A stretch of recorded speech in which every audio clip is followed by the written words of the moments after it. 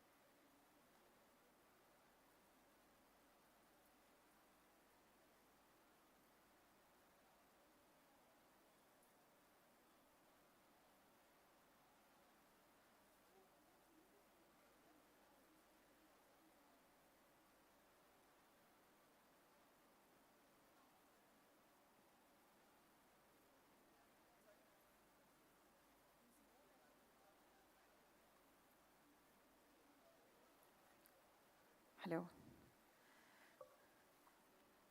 Ladies and gentlemen, please help me welcome Minister of State for Electronics and Information Technology, Skill Development and Entrepreneurship, and Chairman Steering Committee for India, Semicon India Mission.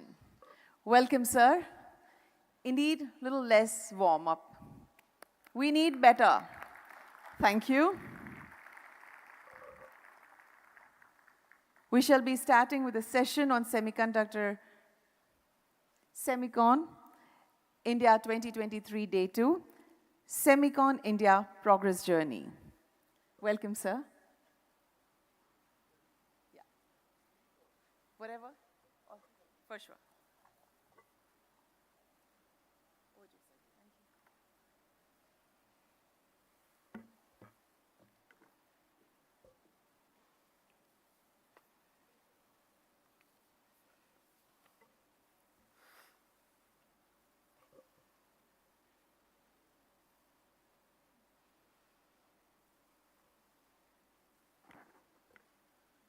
Good morning. Good. So welcome to the second day of the second edition of Semicon India.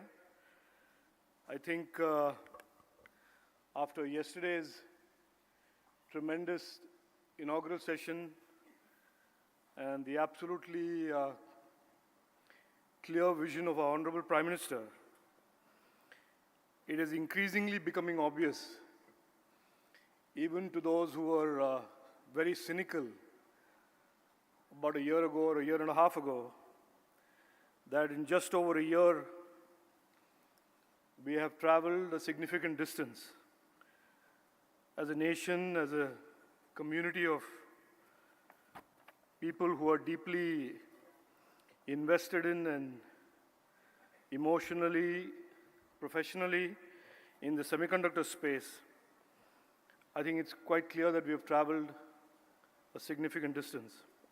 So in just over a year, I think, Semicon India is now a must-attend event in an annual calendar of all those in India and around the world involved in, interested in, and excited by the future of the semiconductor space. SemiconIndia as an event and conference is particularly important to India.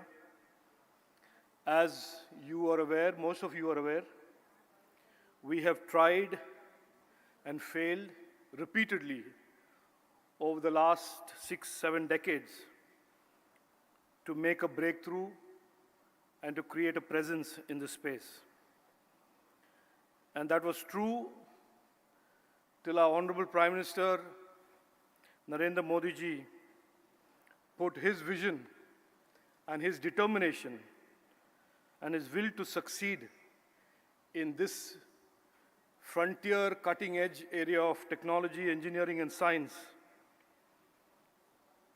to work. So it is from that moment on in December 2021 that the collective desire of so many hundreds and thousands of people all around the world to see India as a presence in the semiconductor ecosystem become a growing reality. So let me share this with you about the progress that we have made, and that is certainly the reason that the organizing committee and the organizers have asked me to speak to you today. The progress that has been made in the last 15 months. A kind of a report card of the India Semiconductor Mission and our ambitions, the ambitions of the Indian semiconductor ecosystem. Much has happened, you are aware of these historic visits in these last 15 months, historic agreements, India and the US with this historic visit of our Prime Minister and his agreement with President Biden of the US, an historic agreement on critical and emerging technologies with the United States of America, an agreement between India and Japan, again in these areas, in many areas including semiconductors, and an agreement between India and the EU via the India-EU TTC, the Technology and Trade Council. So there is almost an alignment now of global interests, the global vision of the future of the semiconductor ecosystem, and India's own ambitions and capabilities. As you know, this whole journey of the India Semiconductor Mission started in December 2021, when the Honorable Prime Minister set aside 76,000 crores, $10 billion, to help fund, invest, catalyze the semiconductor ecosystem in India. I have been asked this question many times. How does this $10 billion square up with the other multi-billion dollars that are being offered by the US via the CHIPS Act, the EU via their EU CHIPS Act, Korea's recent announcement of a multi-billion dollar program, Japan? And my answer to all of you and to all of those who look at the $10 billion as a smaller number is this: that India brings to bear not just the $10 billion, but brings to bear a very broad set of other values to the table. Trusted partner, geography, market, talent, research partner, and if you do the algebra or the mathematics and combine all of that and ascribe a value to it, I can assure you that it is many-fold the $10 billion that has been put as capital. So the value that India represents today is a significant value, like I said, cutting across a spectrum of attributes ranging from being a trusted partner, partner for talent, and also committed to attracting and creating investments in India across the ecosystem. Let me quickly give you a report card on some of the various areas of the ecosystem that have been put into motion, to being built, are being built, have been built. As you can well imagine, this is not a short-term program. the vision of our Prime Minister to build the semiconductor ecosystem is very future-oriented. It is a decadal vision. It is a vision that will span multiple years. And so therefore, to give you report cards on an annual basis is really to give you a perspective of the milestones that are being met as we go towards that end goal of creating a seriously viable and a significant presence in the global semiconductor value chains and ecosystem. Let me first tell you about future design and innovation. It's an extremely important part of our vision, our goals. It plays to our Prime Minister's very important expectation from the tech space in general, that design and innovation is an area that should showcase and must showcase the talent of our young Indians, and that in a lot of ways, as in the semiconductor space, design intensity and the impact of design impact the future of performance, that Indian startups and design in India in general should become a much more influential presence in the future of semiconductor and devices. So far, so to start with, $200 million or about 1,200, 1,400 crores have been set aside that the government is willing to invest, bootstrap, and help startups and companies build in the whole design and innovation space. So far, 7 startups have been approved for funding, and their products or devices or ICs range from AI to vector processors to image sensors and a broad spectrum of applications. This program is gaining slow and steady confidence. I think it was, in a lot of ways, a very new thing for startups to get into deep tech and to semiconductor design. And expectedly, we haven't reached the critical mass in terms of numbers of people to apply for this program, but certainly I can see from the over 35 startups that have applied for this program that there is an increase in the momentum and increase in awareness and confidence amongst our young startups to participate in this. The program, we are envisaging that this program will now expand to include larger companies as well, both foreign and Indian, that intend to get into the semiconductor design space. We are even willing to look at suggestions that are being made where big foreign fabless companies can design in India and have the intellectual property owned or co-owned in India, either in partnership with startups in India or on their own, and be qualified for financing support under the Future Design DLI scheme of the India Semiconductor Mission. It is certainly an exciting area because a lot of our government programs or our initiatives or our ambitions, design and innovation of chips is at the intersection of it. We have programs and ambitions in high-performance computing, quantum computing that the Honorable Prime Minister mentioned yesterday. In 2 months' time, we will be having a global India AI Summit. We have ambitions in the electronic space and goals in the electronic space. If you look at the various areas of the tech economy and the digital economy that the government is focusing on and growing, investing in, catalyzing, ranging from high-performance computing to electronics to AI, chips, products, devices are all lying at the intersection, all the applications and services that are going to be used and developed as a consequence of this. The focus on products and systems in compute, mobility, automotive and IoT industrial is again an area that that focus again plays to more and more of semiconductor design and devices that will be required and creates an opportunity for many, many startups and companies to do the same. Under this future design and the design innovation ecosystem and our initiatives there, we are almost all into RISC-V. We have launched a Digital India RISC-V program, and a whole large number of startups and incubation centers built around academic institutions like IIT Chennai are focusing on the future of RISC-V, future of devices in the RISC-V space, and which is branded DIR-5 for the Indian equivalent of it.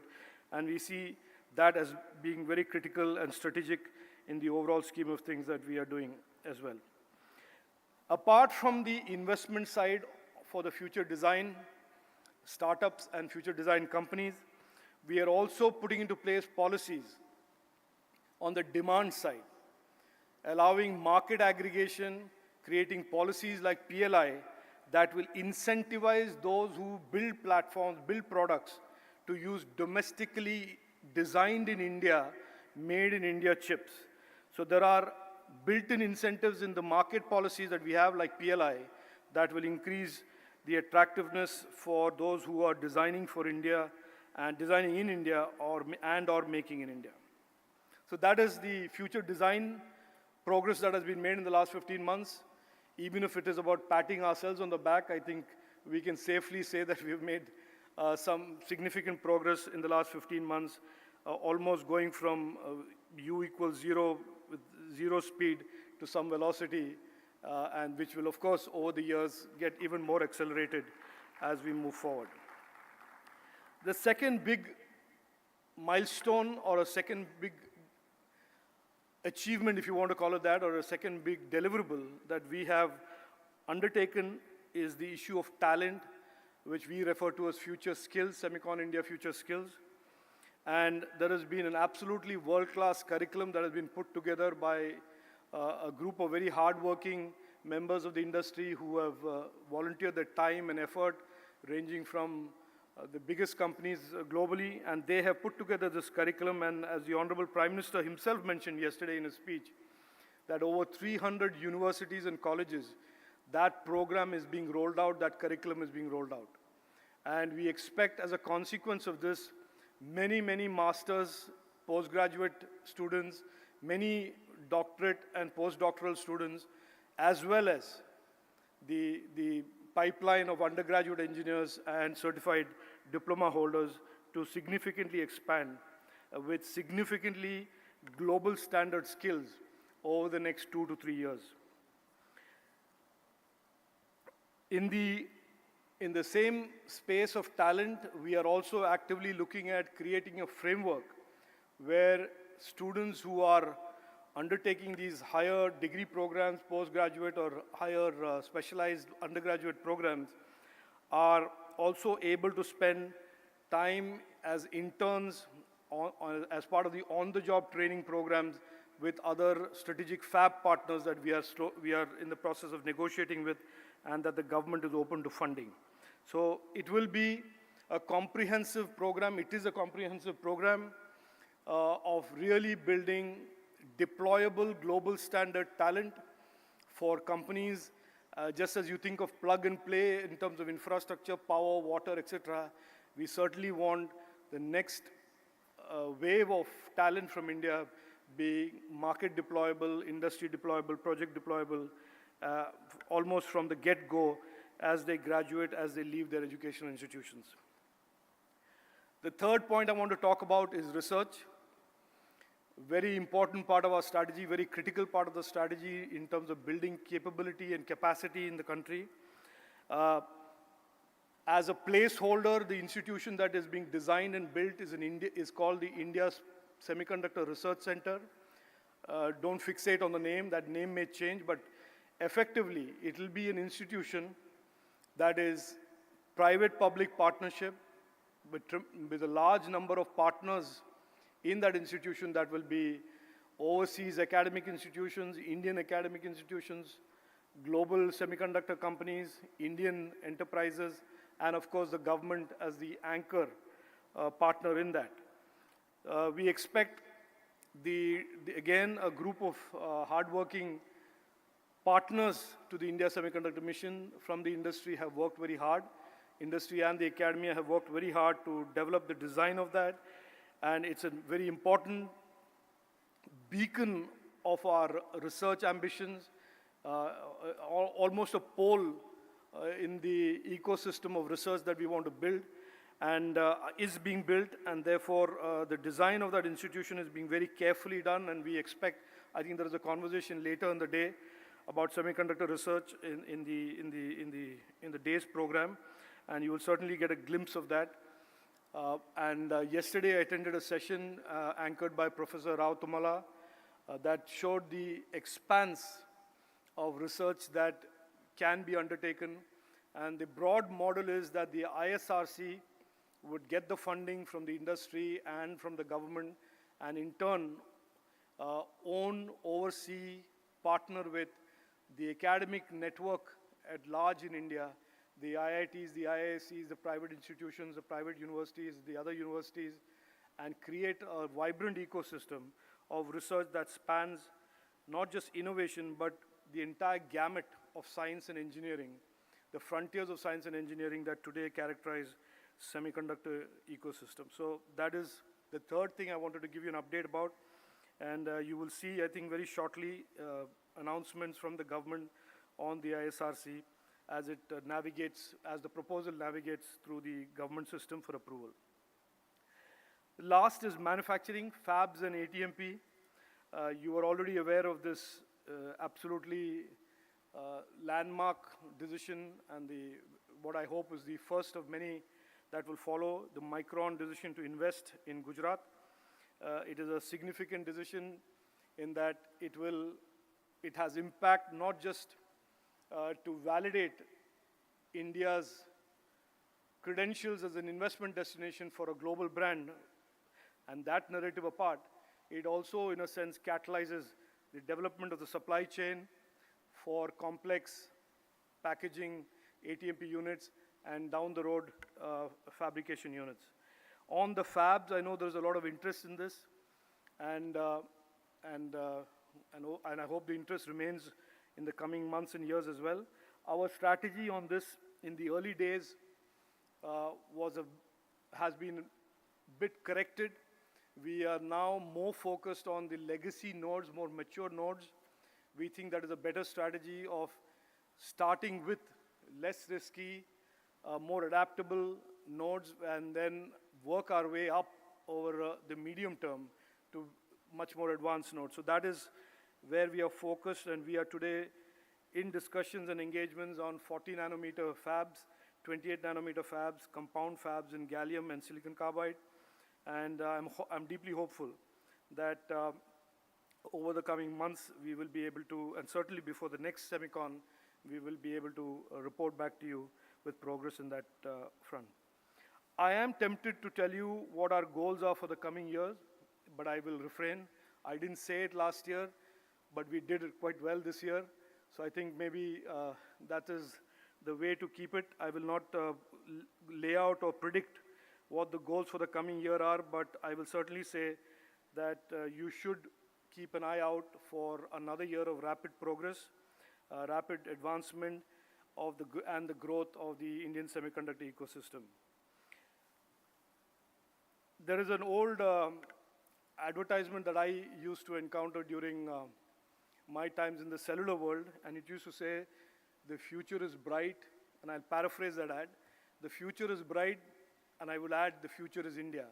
I think when you look at the progress of the last 15 months and you try and extrapolate what the future of the Indian semiconductor ecosystem will look like, I think the English version of what the Honorable Prime Minister said yesterday, "Yahi samay hai, sahi samay hai," this is the time, this is the right time, can also be added, can be bolted on with "the future is bright," and the future is the Indian semiconductor ecosystem.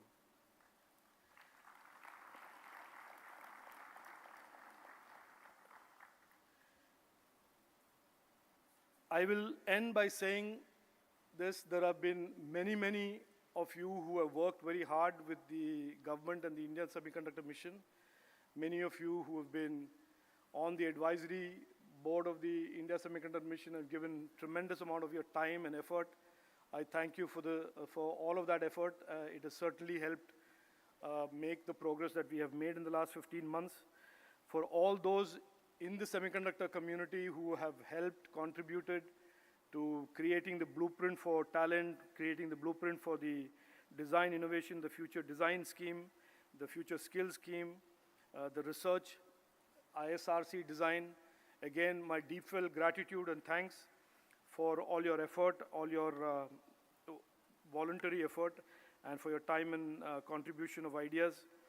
I will end by simply saying, restating what I consider a good way to describe our goals and ambitions in the government of India, and in terms of what the Prime Minister's vision really means. And I use this phrase to sometimes simplify what really our ambition is.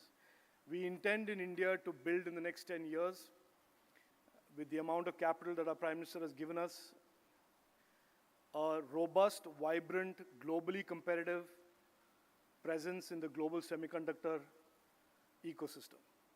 And we certainly want to do what countries to the north of us took $200 billion in 25 years and could not succeed. I am absolutely confident, after seeing what the SemiconIndia first edition was and seeing the second edition today, that we are on course to achieve those goals and ambitions, and those goals and ambitions will certainly become center to this vision of New India that our Prime Minister is laying out in front of all Indian citizens. Thank you. Jai Hind.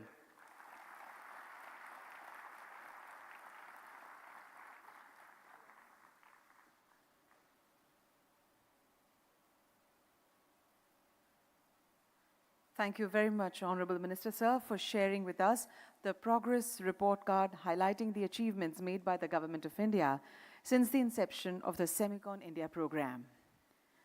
Let's move to our next session, Next-Gen Computing. Next-Gen Computing encompasses various emerging technologies such as quantum computing, artificial intelligence, edge computing, and advanced data processing techniques. These technologies are imperative for enhanced efficiency, increased processing, as well as adopting stringent measures to ensure security and privacy, which are now vital to carve socio-economic progress of the society as a whole. I would now call upon Shri Balaji Bhakta, CEO, Ventana Microsystems, for his keynote address on digital autonomy and sovereign data center infrastructure powered by RISC-V. Please extend a warm welcome to Shri Bhakta, who is an accomplished semiconductor executive, technology entrepreneur, and investor.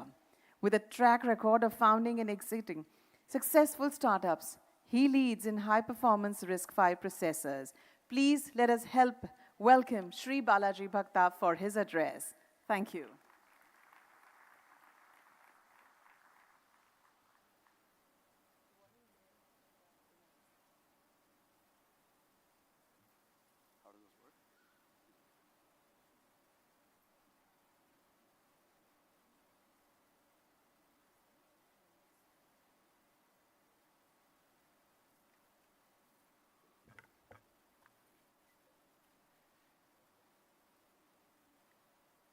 Good morning.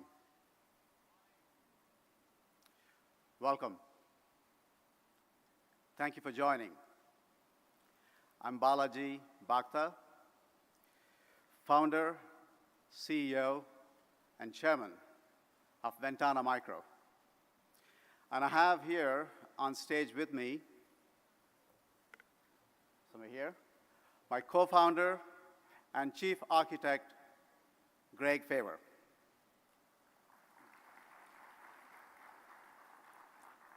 Thank you. We are delighted to be here.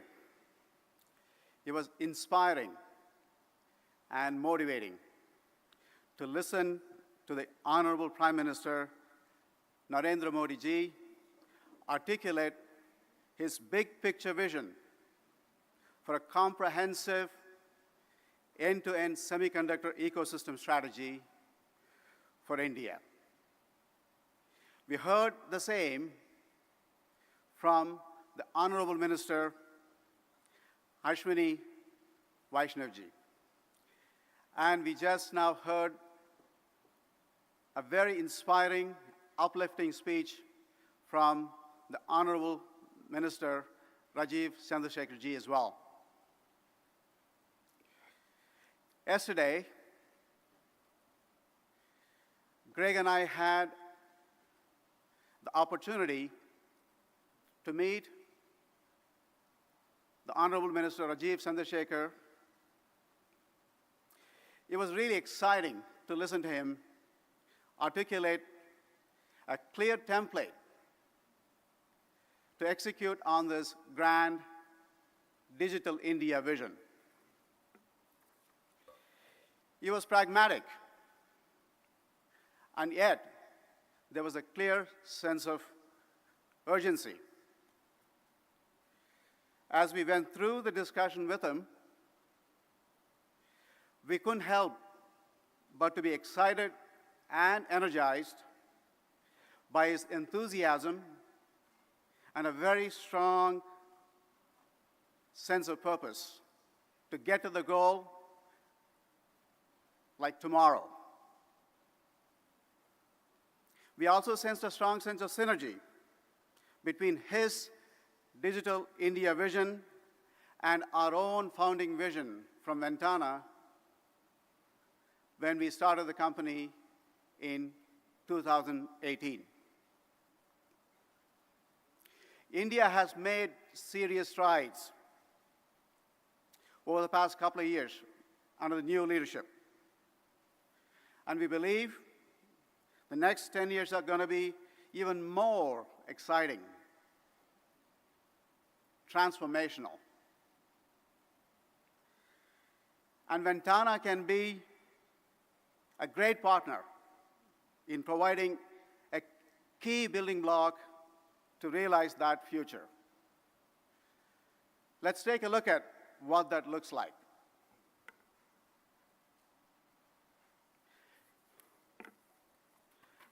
Now, a brief introduction to Ventana. Again, there. Ventana was founded in 2019 by a team of highly experienced industry veterans with a proven track record of delivering data center class processors for generations, for decades. My own background, I'm a product of India, a proud engineer from India, moved to the US in 1991, and I founded my first startup in 1992 out of a single-bedroom apartment in Fremont, California. Started a company called Shuttle Technologies. Incidentally, that was the first ever large, fabless semiconductor company out of India. We built products in India and sold in millions to the likes of Apple, HP, Sony, etc. This was way back in the early 90s. So for those who doubt India's capabilities in being able to deliver world-class semi, let them know we started the journey way back then. After building that company to a $38 million revenue stream, we got the company acquired by a public company. Then I went on to start another company called Plattis Communications, which invented ISRC. If you look at any world-class storage systems today, you would know ISRC is the protocol on which world storage runs. That was founded by me and a bunch of other engineers who also have come from India. And that product was also largely built out of Hyderabad. After Plattis was acquired by Adaptec, I was there as a GM for a couple of years, and then I was recruited to go run a large BU at Marvell Semi. I ran multiple successful businesses within Marvell in the high-performance compute, storage, networking, basically data center space. And having done that for a few years, 5 years, built that business from practically nothing to over $1 billion, I thought there was an opportunity to do something compelling in the semi space by creating an alternative to x86. Back then, you realize that Intel dominated the scene, AMD was kind of slipping, and we thought there was a great opportunity to build an alternative to the x86 monopoly, and that led to the creation of a company called Veloce, world's first ARM processor company that was capable of running data center applications. That's where I met Greg. Incidentally, Greg was introduced to me by my dear friend and elder brother, Vinod Dham. He's here in the audience. Say hello to Vinod Dham. So he was the one who introduced me to Greg, and the rest is history, as they say. Greg and I partnered to create world's first 64-bit ARM processor. When we set out to do that, ARM did not have 64-bit at all. We, along with Greg and the team, went out and created the entire spec along with ARM and made 64-bit ARM happen in the first place. Not only did we do that, we actually took that 64-bit architecture to the data center space by creating an entire systems platform, server-class ecosystem around it. So that's the beginning of our journey. Now let's talk about Greg for a quick bit. Greg is, in my opinion, one of the top CPU architects in the world who has been building continuously, hands-on, high-performance processors for 35 years. How about a round of applause for Greg? A lot of people have done things in smaller increments, but Greg has been building processors.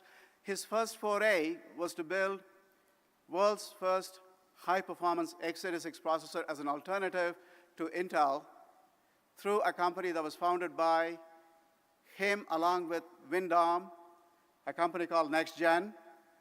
They went on to revolutionize by creating a real viable alternative to x86, and that processor came to be known after NextGen was acquired by AMD as K6 and K7. So if you want to look at AMD, AMD had many, many lives, and one critical step that really helped them relaunch themselves was the baby that AMD, that Greg has put together called K6.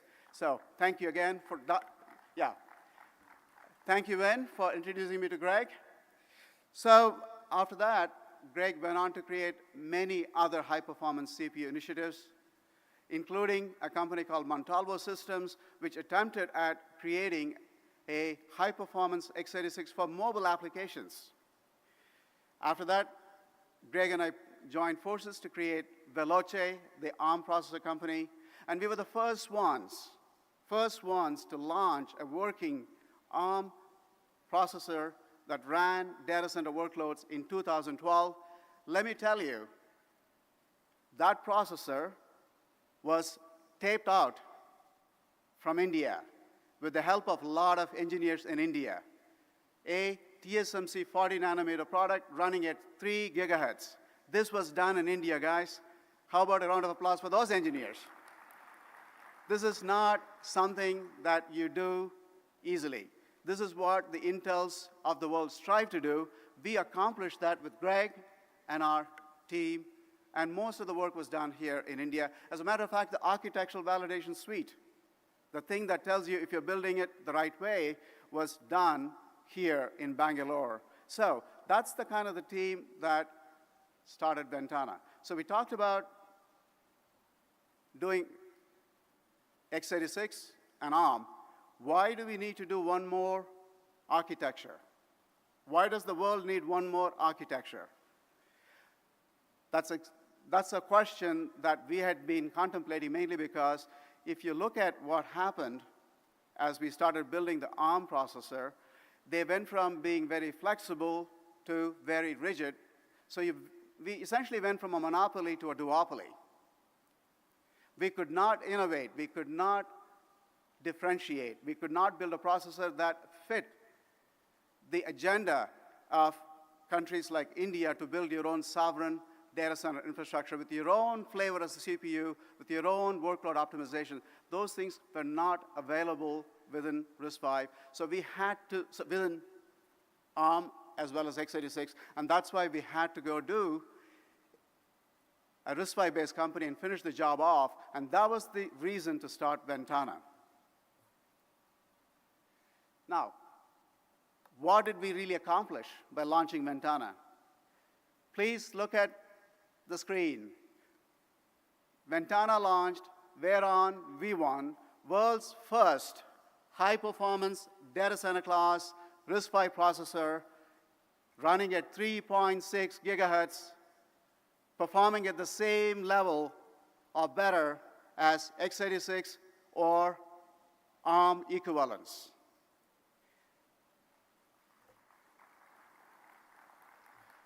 Who would have imagined RISC-V could get to this point? We essentially bridged the performance gap that existed between RISC-V and the other architectures by introducing Veyron.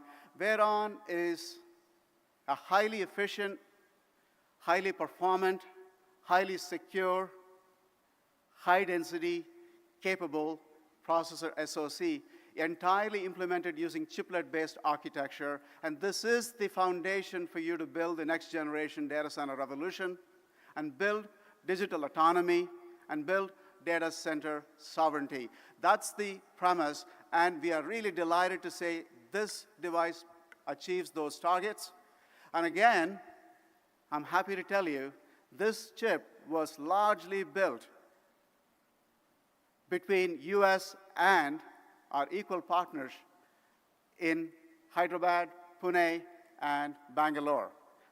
So the tip, you're talking about a 5 nanometer, 3.6 gigahertz chip being taped out mostly from Bangalore. So that's another major milestone India can celebrate, high performance.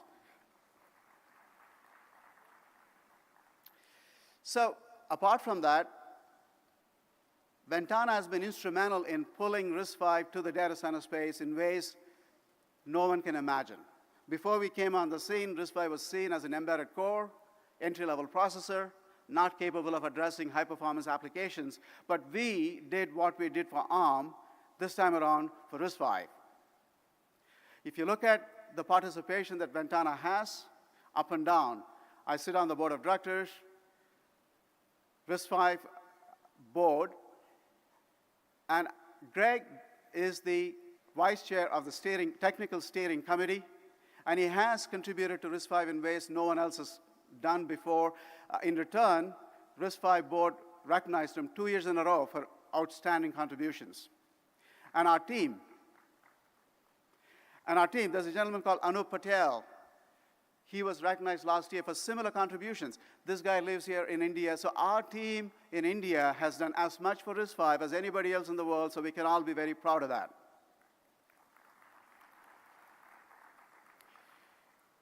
You can read the quote from Mark Himmelstein, the CTO of RISC-V International, the accolades he provides for Greg. On the heels of that, Ventana has been recognized as one of the top 10 semiconductor companies by CRN 3 years in a row, putting us in the same league as NVIDIA, Intel, AMD, Qualcomm, Broadcom, etc. So we get to be in the same league as some of those large companies, not because we're that big, but we can make that kind of impact. Impact matters when it comes to the next generation architectures, and that's what Ventana brings to the party. Look at who's who. Pretty much all of the European countries know Ventana. All the Asian countries know Ventana. Anybody who wants to build a high-performance processor and a next-generation data center architecture to take care of the sovereign interest knows Ventana, and we're delighted to bring that capability to India and have that be a building block to fulfill the Vision India mission. In terms of what we can do with applications built around and how we're going to be able to fulfill the digital autonomy and sovereign compute infrastructure priorities of India. We have seen this articulated by Honorable Prime Minister Shri Narendra Modi ji yesterday very eloquently. We are the company that can help bring high-performance chiplets, the entire systems building blocks around that, so India can build its own sovereign infrastructure, which ensures the data privacy. The Prime Minister was talking about how important it is to have data in the country, not let it leave, and not let it be just residing on someone else's data center like AWS or Google or whatever, but building your own infrastructure, keeping data in-house, and using the data as the next oil to fuel India's ambitions to dominate and become third largest economy in the world. So for that, RISC-V is going to be the foundation, and Ventana's Veyron V1 chiplet can be a huge enabler. The supply chain and economic growth ambitions of India are also tied to the same key objectives, and we can help get India to realize those goals by bringing in RISC-V chiplets and cores to power India-based semiconductor products and the entire infrastructure. You know, if you look at semiconductors, building successful data center class processors is not for the faint of hearts. It's not an easy thing to do. I have seen large hyperscalers spend hundreds of millions and billions and try to build this and fail. Why is that? It's a hard thing to do. First of all, since 2008, there has been a massive consolidation in the semiconductor space, making semiconductor talent pool scarce. Most of the talents have been sucked up by these large companies and leaving very little. So in order for you to build a large data center class SoC, you need to have strong CPU expertise. And it's not easy to find those expertise everywhere. If you can get that expertise delivered to you in a chiplet form, and if you can leverage that chiplet form and build your own SoC for a fraction of the cost in a fraction of time, not $200 million per project, but $20 million per project, not 4 years, but less than a year, then you break the cycle and you can realize India digital autonomy powered by RISC-V, enabled by Ventana. This is the vision we really set out to accomplish, and we are delighted to be here to be able to build a world-class high-performance processor and chiplet and enable SoCs to be built locally in India, leveraging those chiplets, and go after several competitive applications. So the blueprint for Indian digital autonomy looks like the blueprint for Indian digital autonomy powered by RISC-V starts with design and manufacture of products in cloud, HPC space, automotive, generative AI, edge compute, cell phones, notebooks, and pretty much every product that an average Indian consumes today can be built with our chiplets, and this is the vision that we would want to have India succeed at, and Ventana can help with that. And next is, if you want to be building a sovereign data center architecture, this is what an AWS architecture looks like. You can pretty much build every one of these servers, every one of them, be it a storage server, database server, every one of them can be built with what we have today, and you can deploy your own AWS here very, very soon. And to talk about some of the technical underpinnings of this, I'm going to have Greg touch quickly. Well, hello, everyone. So with this slide, this first on the left shows the traditional approach with either PCI attached, possibly FPGA-based solutions for doing workload acceleration. Very expensive, very high-cost solution. If you look at ARM, they're trying to go to that middle solution, more monolithic silicon, which still has a very long development time, high cost, and at the end of the day, did you get the right solution that you first defined 3 years prior?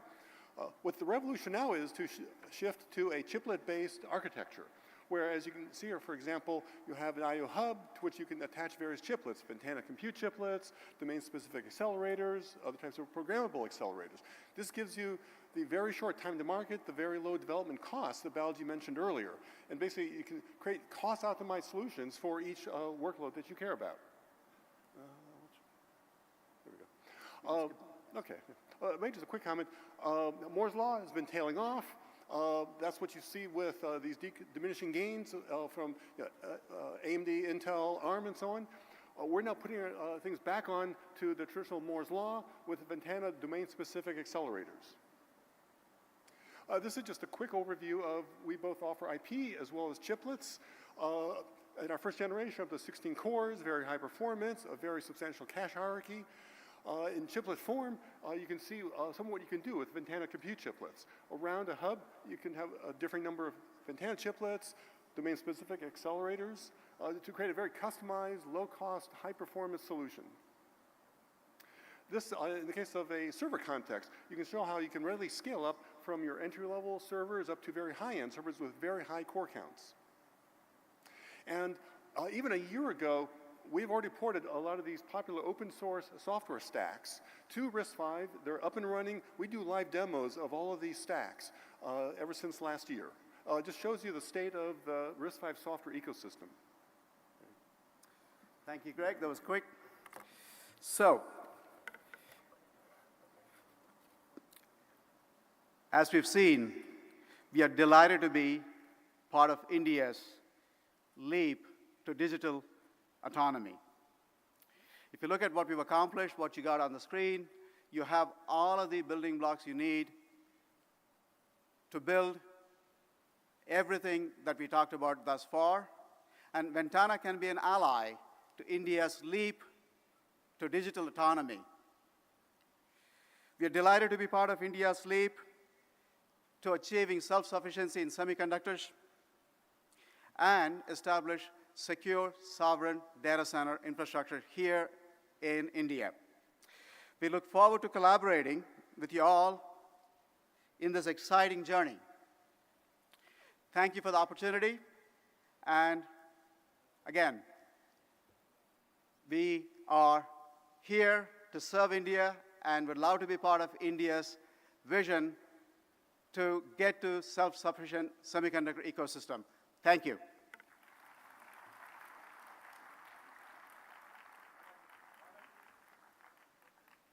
Yes, sir.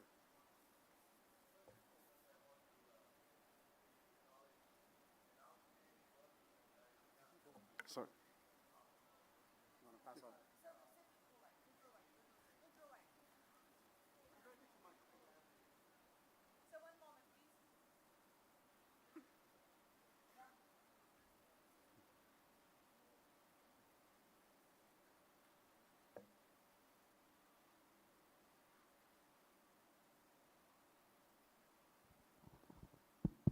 I just wanted to congratulate Balaji and Greg Favor, both of whom I have known, by the way, for, I don't know, 30 years.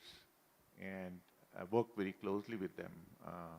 Remarkable professionals for innovating. By the way, what you heard here was not just what we hear most of the time, taking bits and pieces, putting it together, and creating a solution.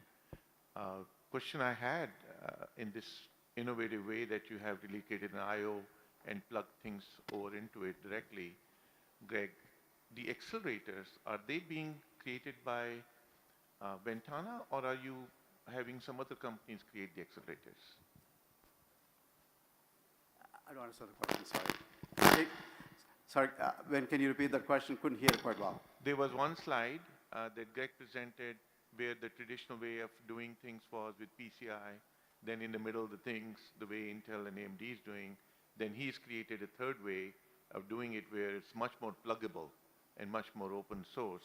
But at the bottom of it, there were accelerators, right? Yeah. And on the top, there were compute engines. So I'm just asking, we in RISC-V, this Ventana company, are creating all the accelerators ourselves? Oh, great question. You build the processor, but you also show the chiplet architecture for accelerators. Are you building them yourself? Win, that's a great question. The answer is yes, we are. Wow. And we will be talking about that pretty soon. Yeah, thank you. That's a great question. Yes, we are. No, that's unbelievable. I mean, this is a fantastic solution, great fit for the India. I'll be talking to MOS, and we'll be figuring out how do we engage with you much more tighter than we are right now. Thanks. Win, thank you so much. Thank you. Thank you all.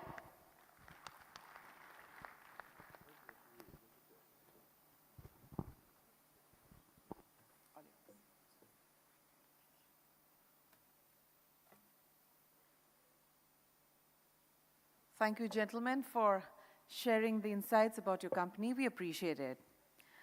Please help me now extend a warm welcome to Sri Raja Koduri, CEO, Mihira AI, for a keynote address on machine intelligence, Silicon, Art in India. Sri Koduri serves on the board of directors for Tenstorrent Inc. and a pioneer in RISC-V and AI Silicon. With prior roles at Intel, he spearheaded high-performance computing and GPU initiatives. Please give a big round of applause to Mr. Koduri. Thank you. I think this is fine, right? This is fine? Or maybe a little higher? And this is my clicker? Yes. Forward.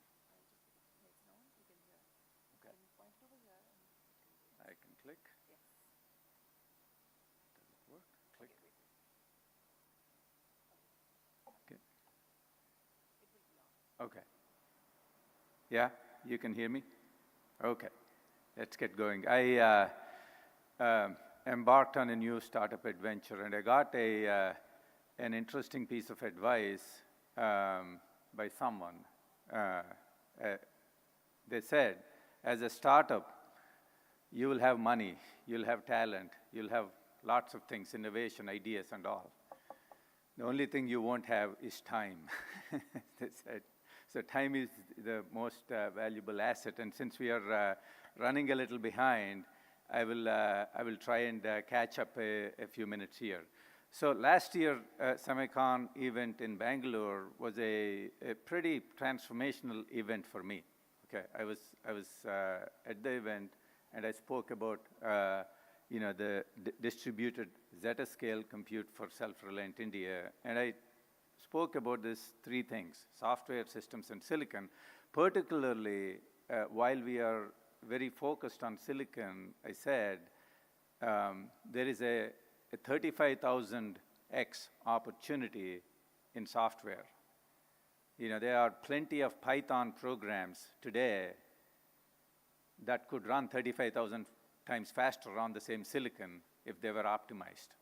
So we could be building new silicon like Moore's law, this, that, and all for 1.2x, 10%, 20% gain, while there is thousands times opportunities sitting in software. And some of those bottlenecks are in the system design and all, and I was urging people to say, hey, we need to spend more time on software and systems connected to silicon. And long story short, rather than ask other people to do, I decided to plunge in myself into the software system side, while staying connected to the silicon aspect of it. So here I am to tell you what I am up to, right? And I left Intel 4 months ago, and what I've been up to in the 4 months. My first observation was there is a lot of talent above Python. People who understand Python and above Python, low-code, no-code applications, amazing amount of talent, geniuses working in that space. There is also, in my neighborhoods, lots of geniuses working in the atom space, people who do silicon design, et cetera, et cetera, et cetera. You heard a lot about that yesterday, today, and all. But what I found is there is not much in between. Between Python and atoms, the amount of expertise is very, very, very, very thin. And and most of the good people there all have gray hair like me, or no hair at all. So that's the problem statement that I'm after. And since the last Semicon event, explosive things happened, right? I mean, it's just not the progress in India. This whole thing with large language models, right? ChatGPT happened after last year's SemiconIndia. Over 100 million users in 3 months, $4.4 trillion economy, and I think that's a lowball number, frankly, that is projected for a global economy. So that's, an incredible amount of stuff. And my personal pursuits for the last 30 years have been high-performance computing, immersive experiences is the computer graphics side, but more importantly, that these things are accessible to everyone. That has been my, personal passion forever. And I was fortunate to participate in this industry from going from petascale to exascale. And I hope, within the next 5, maybe 10 years, I get to see the Zeta scale as well.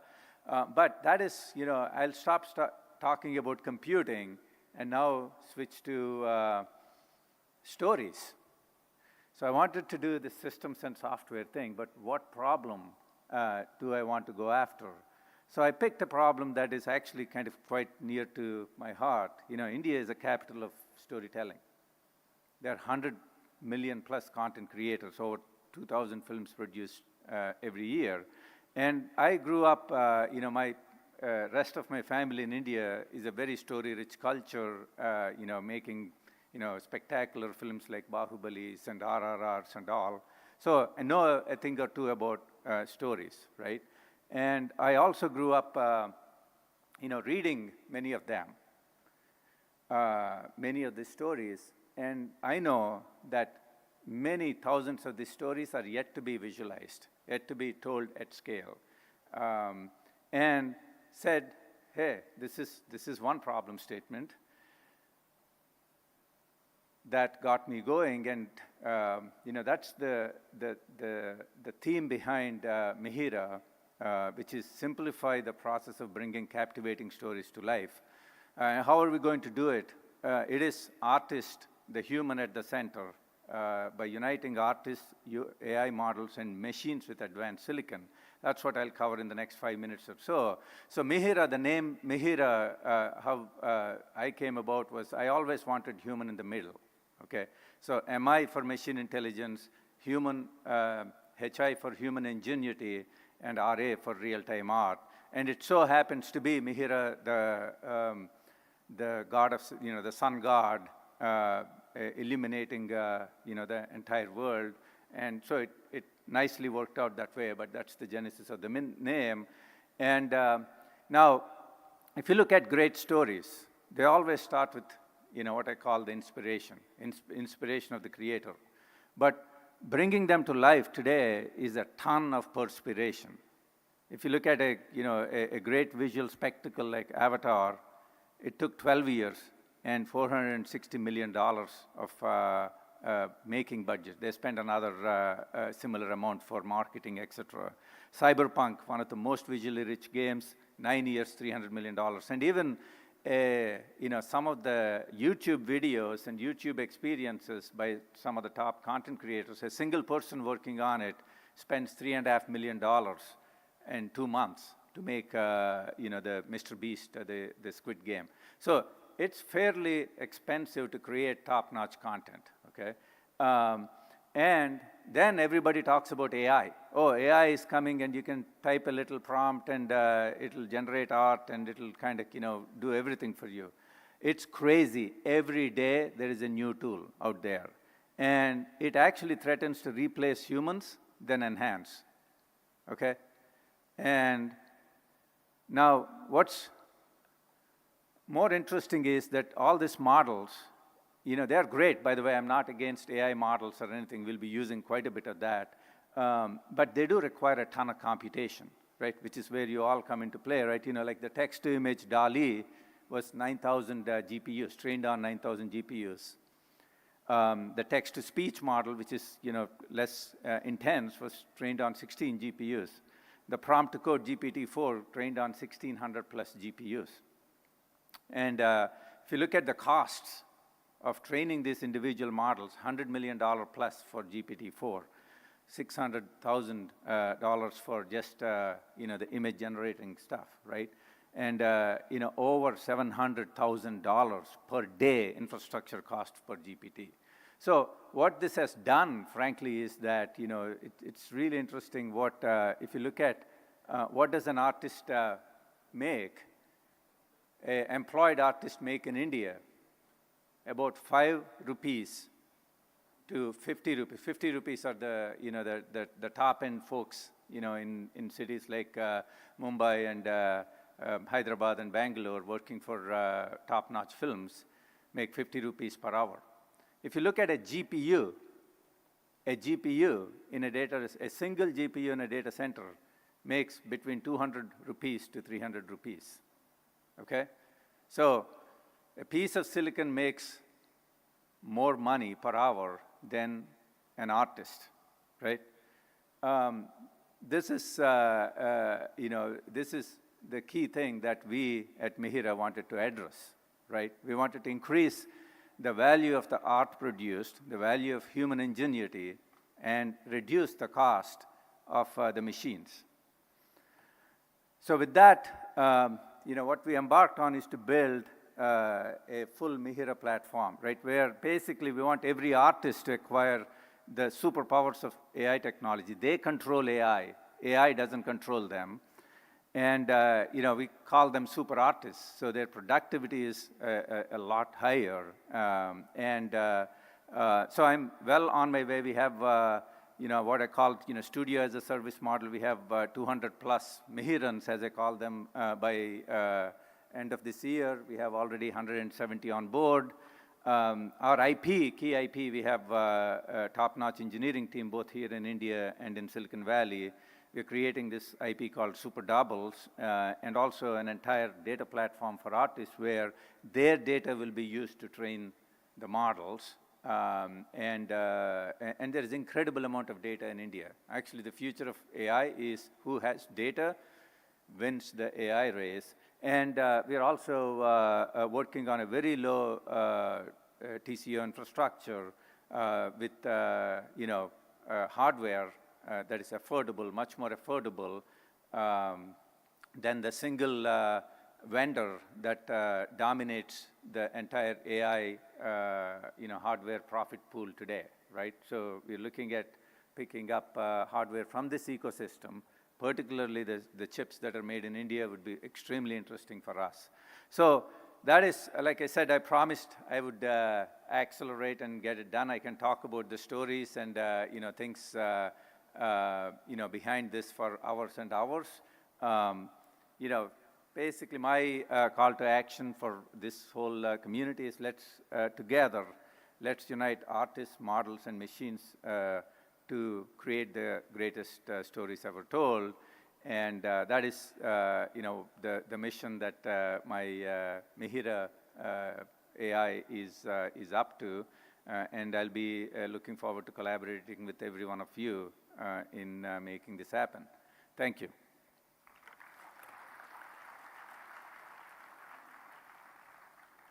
Good. Questions? I'm available, actually. Let's keep it going. So I'm available rest of the day. If you have any questions, please reach out. Thank you.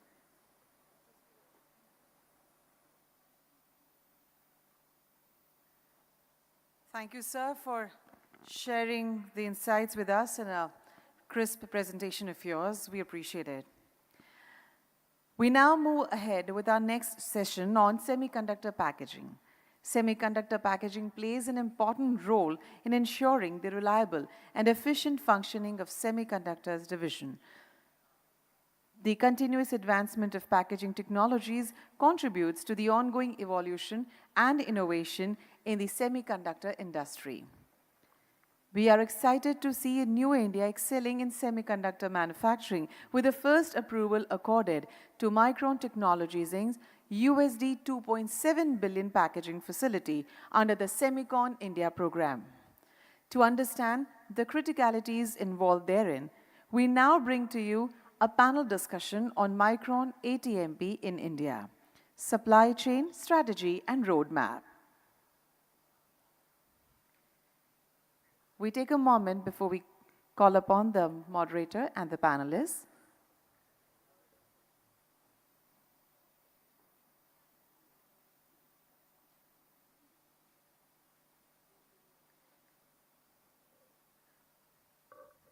We have one gentleman joining on video conferencing, Shri Chanping Chong from K&S. Can we connect?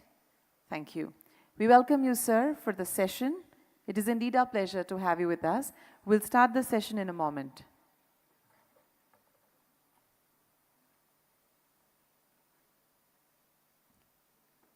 Sir, you're probably on a mute. Can you just unmute yourself?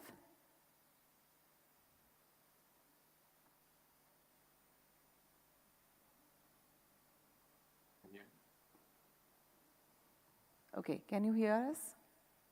Yeah, I can hear you loud. Okay, thank you. Can you hear? Yeah, I can hear you too. We ready? Good. Team? Yeah. Okay. So we are ready for the session.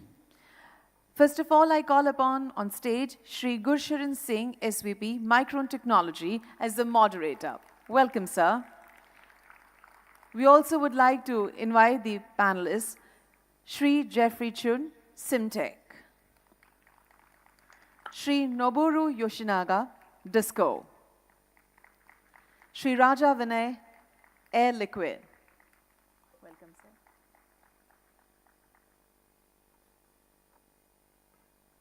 More the merrier. Big round of applause for all of them. Thank you.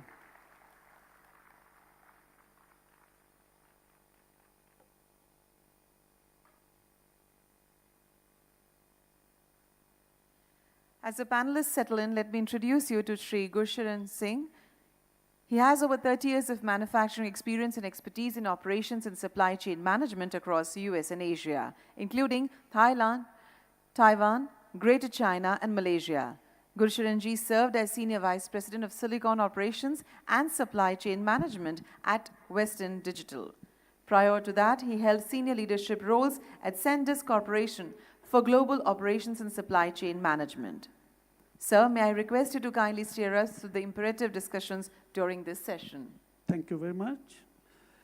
First of all, I'm very pleased to be here at Mahatma Mandir and honored to be part of the initiatives to transform wafers into chips and make Modi's vision and all of you's desire to come true. So thanks for having me here. I welcome you together. I welcome all of you, and together we are going to build India's first assembly and test factory here in Sanad in the coming months, and we look forward to commission this factory by end of 2024. Of course, it's going to need a lot of efforts, but especially I want to call out ISM and also Rajiv ji and Ashwini ji's efforts to really make this as a reality. So we are going to start with, first I'm going to introduce the panelists here who are going to be our co-partners or participating in us setting up the assembly and test units here. So we have here Mr. Jeffrey Chun, CCO. He is the Chief Customer Officer at Simtech. So Mr. Jeffrey Chun, who is currently the CCO of the business group and leads the sales organization, which is globally located in every key semiconductor market close to major customers. His company, Simtech, is an integrated circuit packaging substrate supplier to Tier 1 semiconductor companies and has been concentrating on developing and manufacturing advanced PCBs since 1987. Next to him, Yoshinaga-san, Executive Vice President and Representative Executive Officer of Disco Corporation. We have Yoshinaga-san, who began his career in Disco Corporation in 1982 after graduating from Nihon University. He has more than 40 years of experience managing global sales and operations teams and is currently the Executive Vice President and Representative Executive Officer of Disco. His company, Disco Corporation, produces advanced equipment and processing tools for semiconductor companies. In particular, the highly precise dicing and grinding tools needed to cut wafers into small dies. Another panelist who's on the link here, Mr. Chong Chan Pin, is a technology industry veteran with more than 24 years of engineering and operations experience in semiconductor and electronics industry. He is currently the Executive Vice President and General Manager at K&S Products and Solutions Group. His company, K&S, design and produce a slew of advanced interconnect packaging equipment solutions for thermocompression and bonding, ball and wedge bonding, flip chip and wafer bump equipment.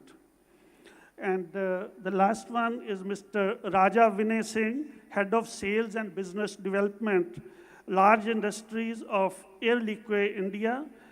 Mr. Raja is Head of Sales and Business Development for Air Liquide, as I said. He has over decade experience in industrial gas sector and positions of increasing responsibility across sales, business development, strategy, and project development. His company provides ultra-high purity industrial gases to semiconductor manufacturers. For example, core gas, like liquid nitrogen, is used in various manufacturing steps and is highly critical to ensure stability of manufacturing processes. So before we go further, we are going to play a short video on Micron just to familiarize you what we exactly do.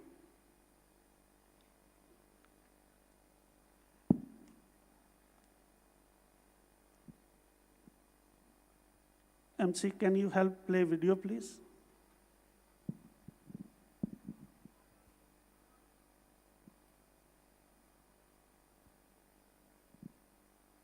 Sound?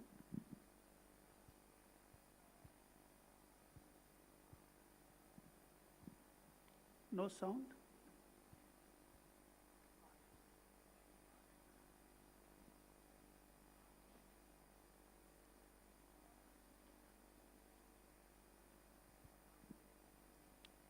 Can we have sound, please?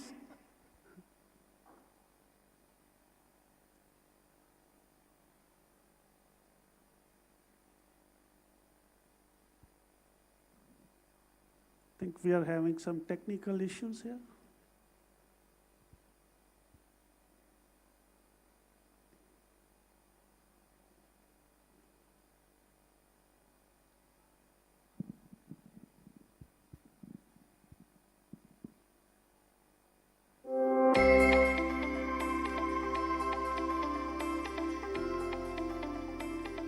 For over 40 years, Micron has been a world leader in innovative memory solutions, transforming how the world uses information to enrich life for all. 2.5 quintillion bytes of data is stored, shared, and streamed every single day. It's all around us, in our connected devices, machines, and gadgets. It's captured in our data centers, stored in a cloud, and surging through networks. The story of every Micron chip starts on the design board, where engineers lay out billions of electronic components using computer-aided design tools to determine how the memory chip should be constructed. It can take years of research, thousands of process steps, over months to build a single chip. Join us on a virtual tour of Micron's global assembly and test manufacturing process. After front-end fabrication, wafers are transferred using an automated material handling system to the component assembly area to begin the wafer thinning step. A chemical polishing process ensures uniform wafer thickness before being attached to an adhesive backing and split into individual dies using a diamond-edge saw. For the die attach process, good dies are picked by a robot arm from the wafer and attached onto a circuit board. Gold wire is then used to establish connections. Finally, dies are being encased in protective packaging at the encapsulation step, ready to be tested. Every Micron chip undergoes rigorous testing under accelerated stress conditions like extreme heat to ensure the highest quality. Additional speed testing is carried out to verify that each part meets or exceeds the required speed specifications. Each qualified part will be laser marked with part numbers and key identifying information, optically scanned and inspected to ensure strict fit and form specifications. Many of Micron's finished components go into memory modules and solid-state drives, where automated surface mount equipment assembles memory and other components onto printed circuit boards. The final products will be packed using an automated packaging system for shipment to our customers. Micron is happy to announce its plans to build a new semiconductor assembly and test facility in India. Located in the Sanand Industrial Park in Gujarat, Micron will invest $825 million to build and operationalize the facility over the next few years. Built and operated with our sustainability goals in mind, the new leading-edge DRAM and NAND assembly, testing, marking, and packaging facility will be 500,000 square feet initially and will create up to 5,000 new Micron jobs and 15,000 community jobs over the next several years to meet future industry demand. At Micron, we value collaboration because that's where the best ideas are born. Our team members, partners, customers, and leadership work closely together to deliver our products. We set a high bar for ourselves and our industry because transformation always starts from within.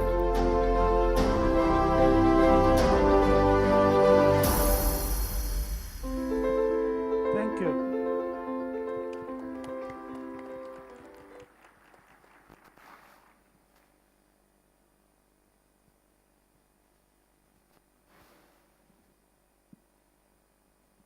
I think I need help.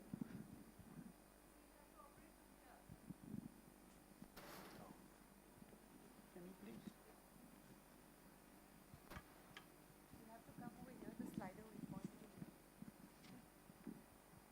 Come here. You point over here. Your presentation is here. Hello, can we have the presentation of Sir, please? Yeah. Thank you.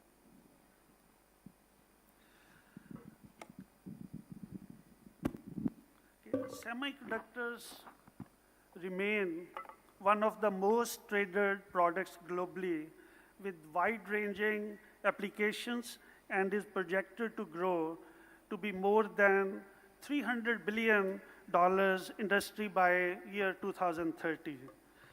Micron is the 5th largest semiconductor company in the world with 11 global manufacturing sites and more than 44,000 team members.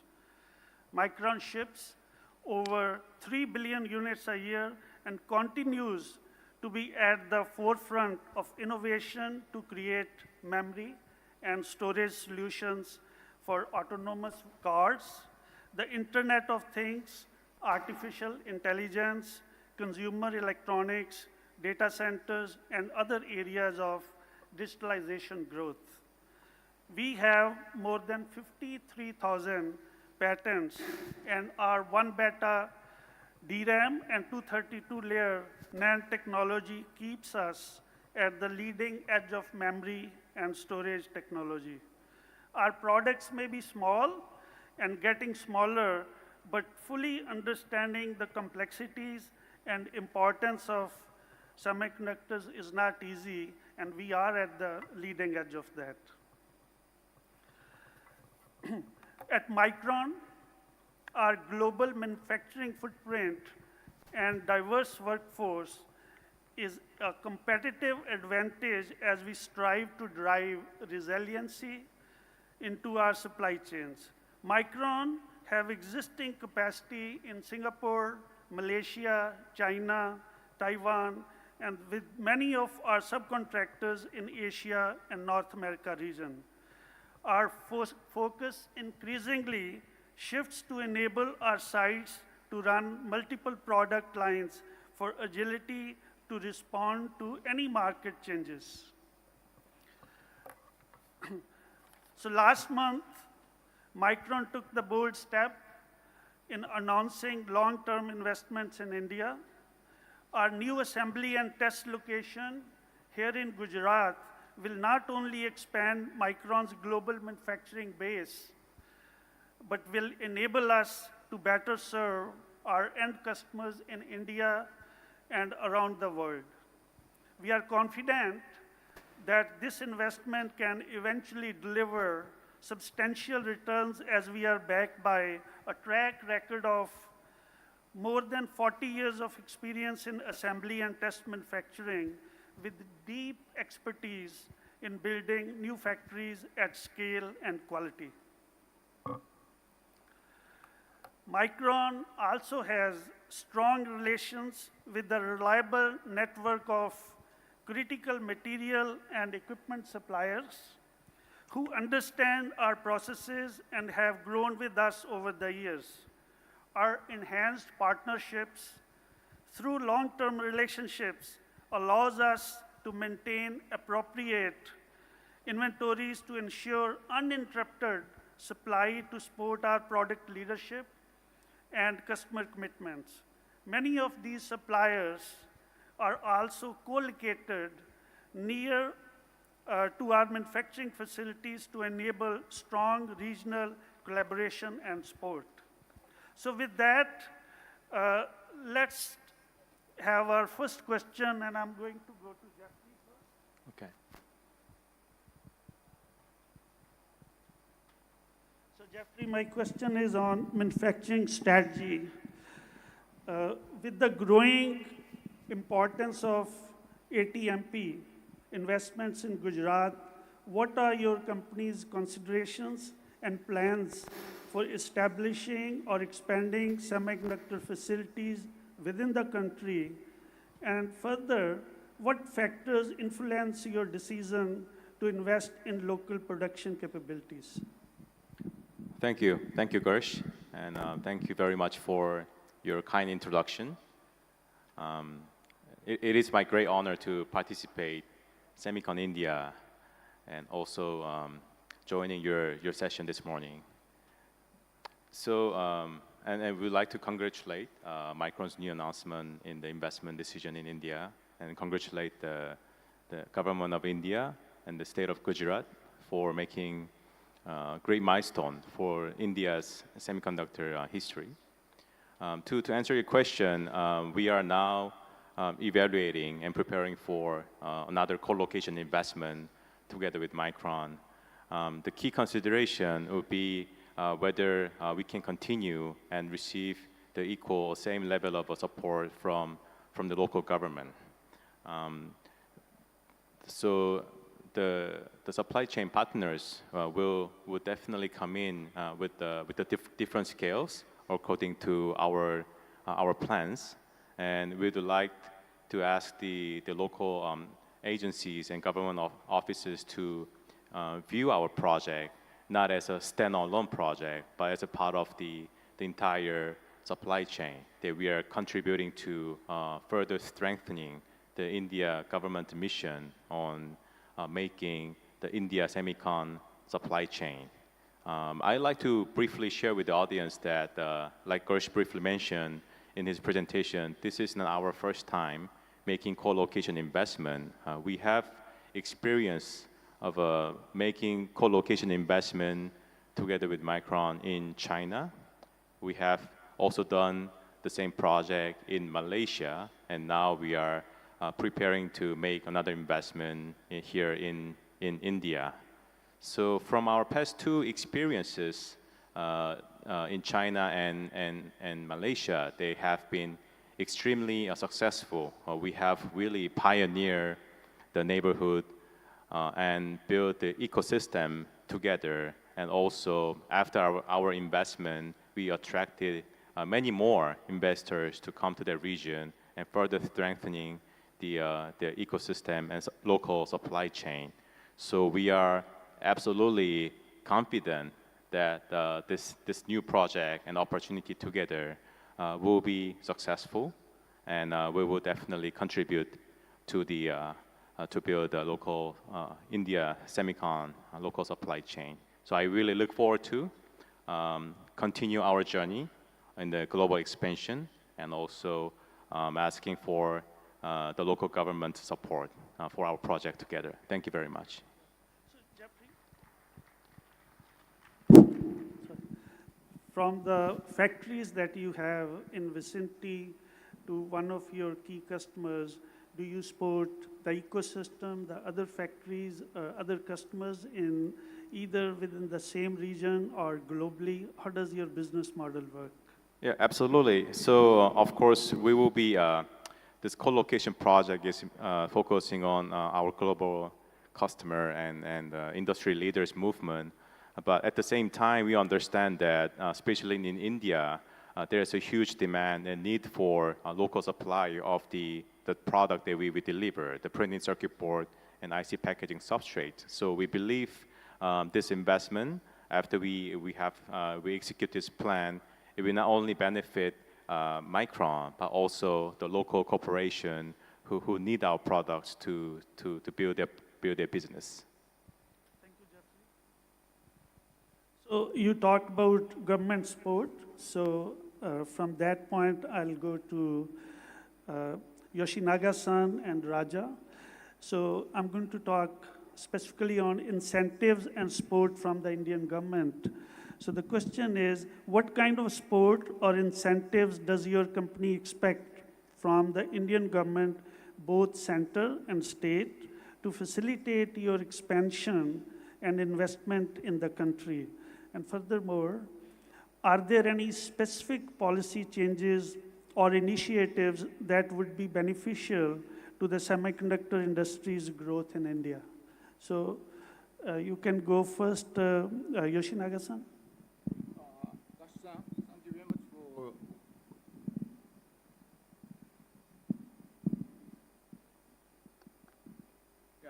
thank you very much for the invitation for this occasion.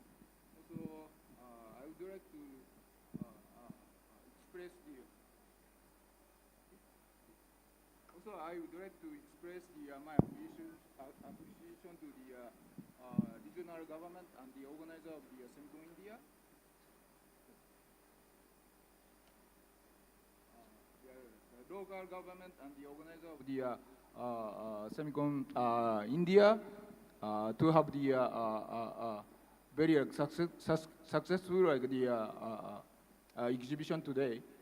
Then for your question, first of all, I would like to highlight that DISCO has already got 25 working experience in India as the kind of partner of the ecosystem.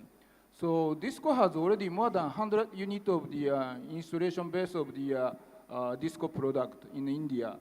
So we are supporting the entire semiconductor or India semiconductor industries since then. Then with the bigger chip manufacturer like the Micron to invest the huge money and establish the very advanced assembly and the test facility in India, actually we have to provide the very fast support. Even yesterday we have to provide the support for the Micron, I believe.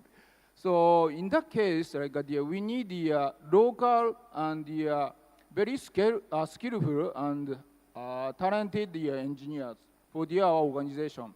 I'm sure at the end of the day, the DISCO have to establish our own organization in India.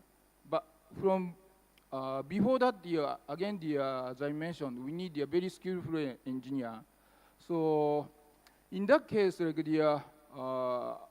would like to ask even the federal government or the regional government to introduce the kind of the talent to our companies, even as the fresh graduate from the universities. Also, from our point of view to support the Micron, we have to have we have to establish the application laboratory, including the clean room, to do the kind of the failure analysis or to provide the training or to improve the productivity or the qualities. So we have to invest a certain money to the India. So if the local government to provide a certain privilege to DISCO, then it's very helpful.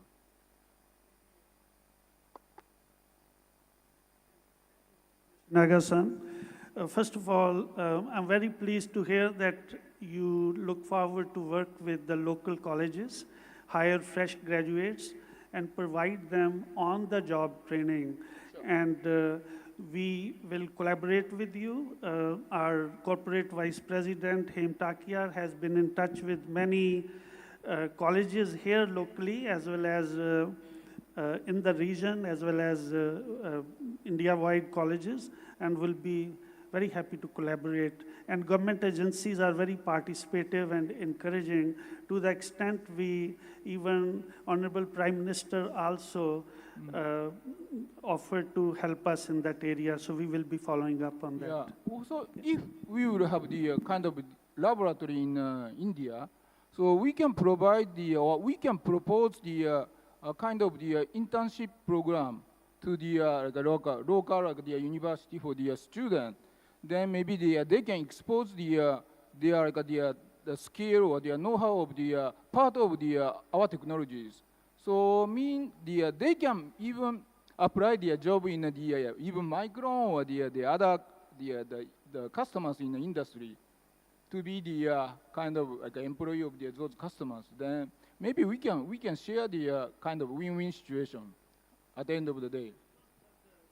Great to hear that not only you are looking at supporting the companies in India, you're willing to hire the fresh graduates, provide them internship as well as on-the-job training, and offer opportunities in your overseas operations. So this is great news for the. Yeah. Okay. So Raja, your comments, please.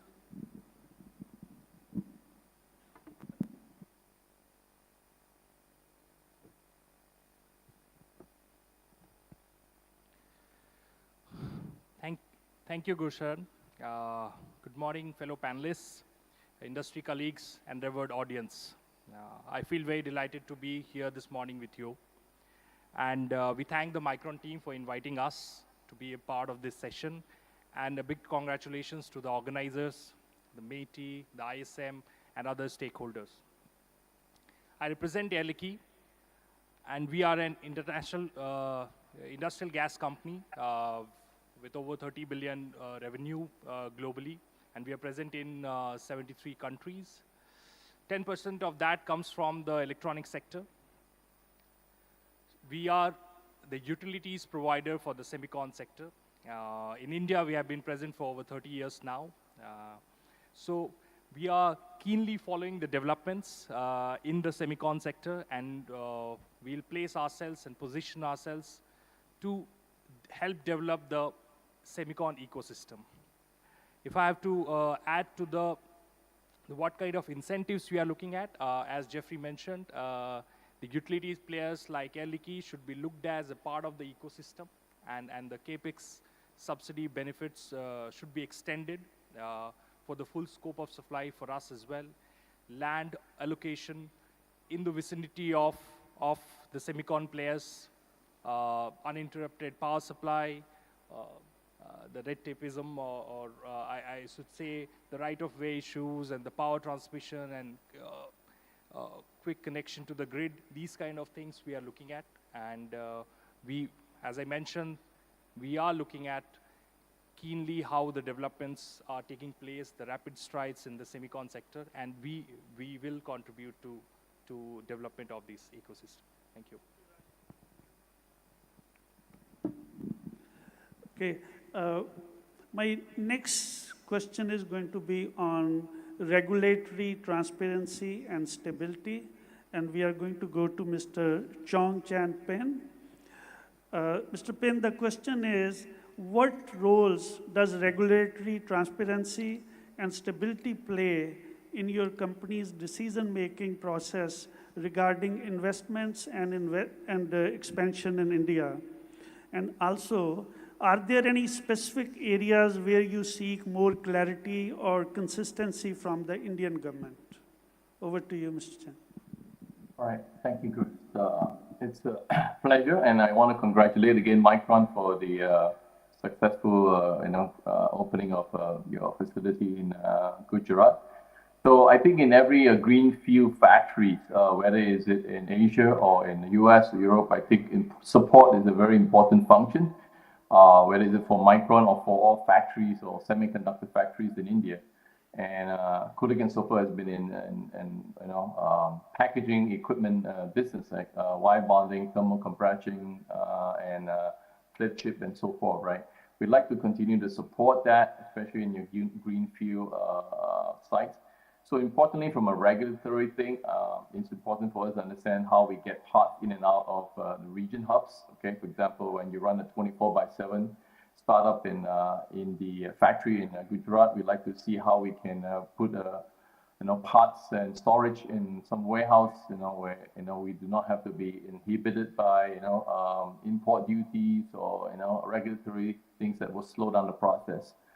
Every minute of downtime is a loss of potential revenue for every company. So we like to see how we can facilitate our parts, our storage, our hubs of spares, and all this is important to support whether it's Micron or any other factories in India, right? We currently have a software team in Bangalore, and we support that through all our software development, and we want to continue to see how we want to explore the opportunity of expanding that team. Especially now you have this new facility in Gujarat. We like to see how we can work closely with Micron to see how we can exactly to grow the talent pool in Gujarat to support Micron. So from a regulatory concern or point, I think important is for us to understand all these things before your first equipment rolls into the factory, so that we understand, we try to overcome some of the hurdles or blockages so that we ensure a smooth flow of parts and equipment into your factories and support, right? We will probably be flying in experts from whether it's the Singapore hub or the US hub, depending on the equipment sets.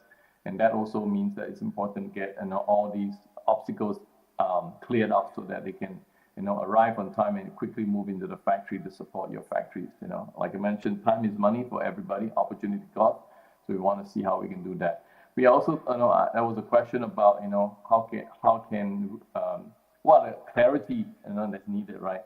We don't really have a clear entity right now in Gujarat. That will be clear up if you could help us understand whether we need to have a local entity, we need a JV entity, we need some kind of entity to facilitate things going into Gujarat, for example, or any other factories in India, right? This is kind of like still pseudo new for KNS. We would like to explore the journey together. And like I said, any kinds of entity or ways of getting around those problems so that we can actually move things quickly for you, right? You're going to run 24/7, 365 days operations. We need to get parts in, people in, and make it as easy as possible so that we give you the high uptime of all your equipment availability. Thank you. Very much. We really appreciate KNS and specifically your personal commitment to make the operation successful and grow the ecosystem, as well as participate in the cluster formation. So to make this session more interactive, I would welcome questions from the audience at this stage.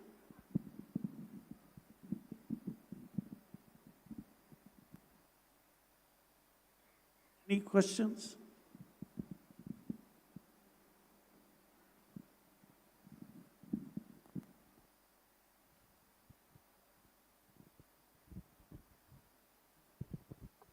So in place of any question, I want to clarify that there is no need to have any obligatory kind of industry tie-up with if you want to work in India. You can directly set up without any JV, or if you want some kind of collaboration, that is also possible.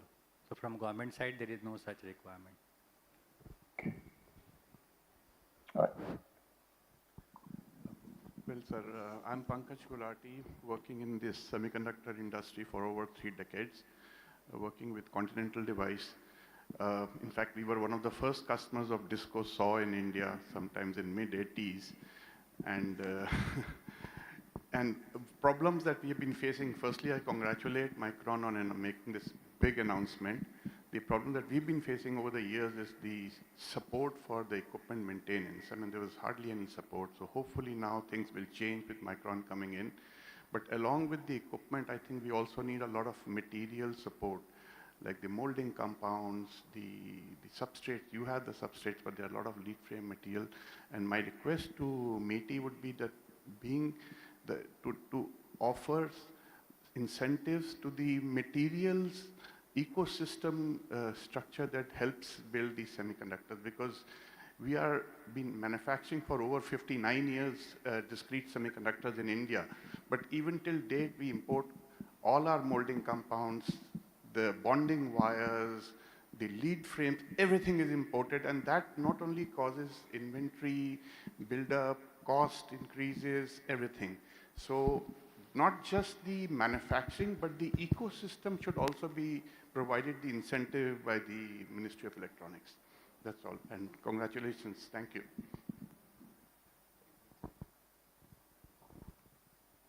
Yeah, I'm sure we have to establish the kind of ecosystem for the entire industries, not only like, the with us. Sure, as you mentioned, we need the supply of all the materials and the equipment.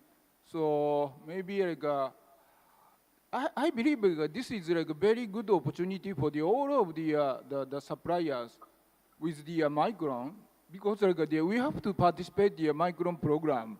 So I'm sure either they have to have the joint venture the program or the direct entity established.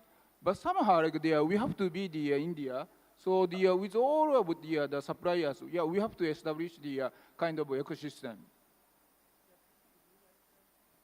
Yeah, sure. So I think that's a great point. So and we have a great experience of fully localizing the entire supply chain in China together. So it's not only it doesn't end from our side, but it goes all the way to our material supplier. So again, the consistency of the government support is really important. At some cases, we might need to also invite our material supplier to invest in India and build their own facility. And as we move along, it will come in a much smaller scale. So so there should not be any discrepancy when evaluating this project, but understanding as a whole supply chain, it is really critical factor to the localization of the supply chain. Yeah.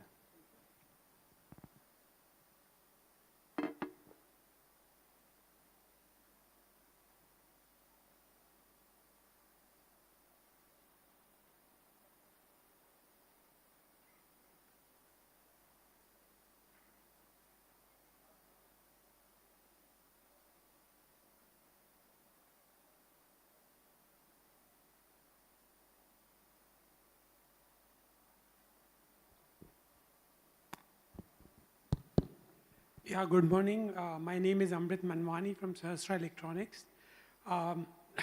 In the SME space, we have set up the first ATMP unit in India. My question is to all the equipment suppliers. When we were setting up the plant, our deliveries for equipment were very, very long as 24 to 30 months, and in some cases, even 36 months. Has the situation improved now, or would we have to face the same situation going forward in terms of equipment lead times? Actually, in the past 2 years, even we Disco also struggled to shorten the delivery time of the tool, but somehow since we are facing the downturn, yeah, we could improve the lead time of our tool, even for the entire industries. Most of the equipment manufacturer could improve the lead time of the tool, I believe. Thank you. I'd like to add a comment here. So I think through the years of COVID, there was a bit of a surge of demand. So every equipment suppliers were trying to catch up in terms of supply chain. I think in 2023, late 22, 23, things have sort of settled down a little bit more to a more sustainable situation. Of course, there are still some critical components. There's a longer lead time, but if you're talking about a very simple wire bond, I think things have gotten a lot better in 2023. And we'll foresee that in going into 24, things would also have been stabilizing, right? Of course, during the years of the COVID, we have also have different ways of mitigating the supply chain issues, dual sourcing, alternative components, different hubs and so forth, right? I think we learned a lot. I think it's not just us as the K&S company, but I think the industry has learned a lot through the COVID years on mitigating the supply chain risk. So I think things are a lot better in terms of supplying equipments for India in the coming years. Yeah. I have a question. Jeff, you put a very valid point that we need to develop a local supply chain for the materials, particularly for the packaging. But the point is that if we develop the local supply chain for the materials, initially who will going to qualify that material to be utilized for the end applications? What is the role which Sematech or Micron would like to take it forward to qualify the local supply chain for the material? Of course, the option is there. You can encourage the people who are well established in China and qualify and to invest in India. But model would be like that if we do have the minerals here itself, let it be developed locally and with the hand holding of the technology partner. But definitely, who will be the qualifying the material? What is your thought process on that, sir? Okay, so the qualification of the local material is really a collaborative effort, not only at our end, but it goes all the way to our customer and our end customer. So yes, it will take some time to process because of the long the qualification steps. But we are very confident that, as I shared with you briefly, we have done this before. We have done this outside Korea. We have done this in China. We have done this in Japan, and we are now evaluating our opportunities of localizing materials in our new location in Malaysia. So we are quite confident that with the support from our customer and the entire supply chain, we can also repeat the same experience and fully localize the material in India. I mean, that's the main motivation of making investment in India. Yeah. So, I really appreciate. What role Micron would like to play in this, sir? Right. So thank you. So strategically, to meet time to market requirements, it's very strategic for us to have local supply chain.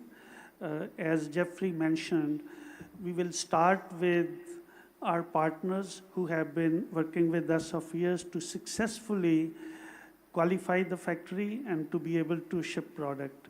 And we'll work with or develop the local partnerships where we can localize the supply chain, and it is going to be an evolutionary process for us to share our learnings and work to develop that ecosystem. But we will be very, very keen. That is the only way you can meet the time to market requirements in a timely fashion. One question to the equipment supplier.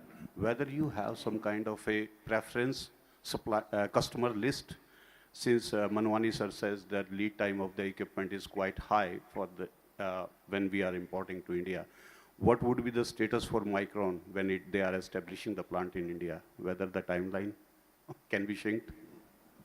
So I can answer on behalf of Yoshinaga-san that we have requested that for us to set up the factory here, we'll be first setting up a training center. As a matter of fact, Micron has already acquired a factory where we had a ribbon cutting day before yesterday, and we are going to ask for, or we have asked for their help to provide us equipment with shortest lead time and prioritize to get it set up here so our young engineers can start learning.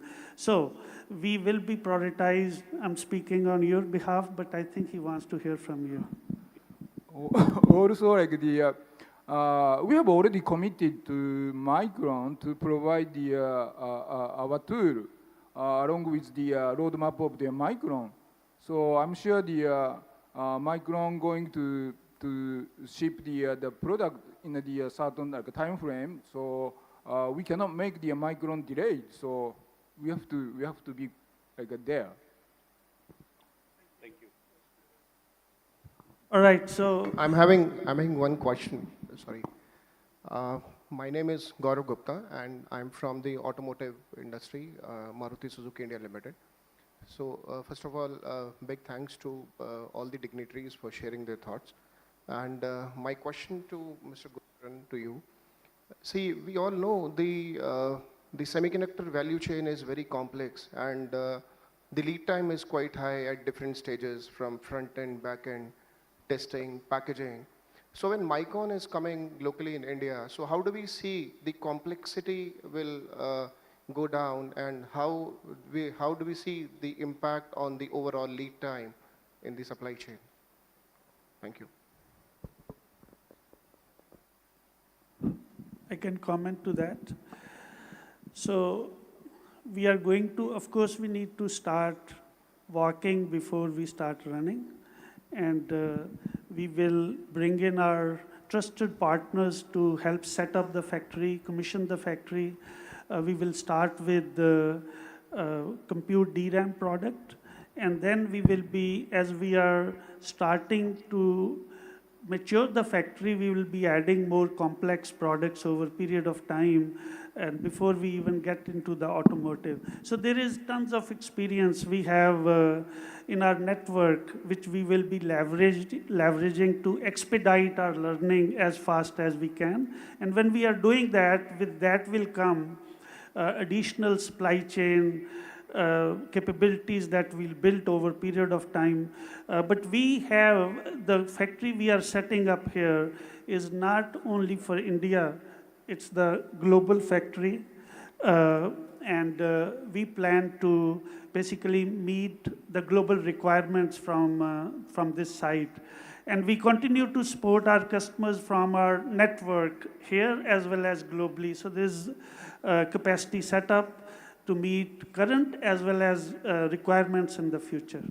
So with that said, I do want to thank the panelists here for taking the time, and some of you traveled, and really appreciate for your insight, information, and taking on the questions. Very interactive session. And we'll be around if there are additional questions. We'll be very happy to take on additional questions and have discussion. So thank you very much for listening, and thanks for your participation. And my special thanks to Mr. Chongchan Pin for taking time, and KNS, we are counting on your support as well, like others. Thank you. Thank you. Yes.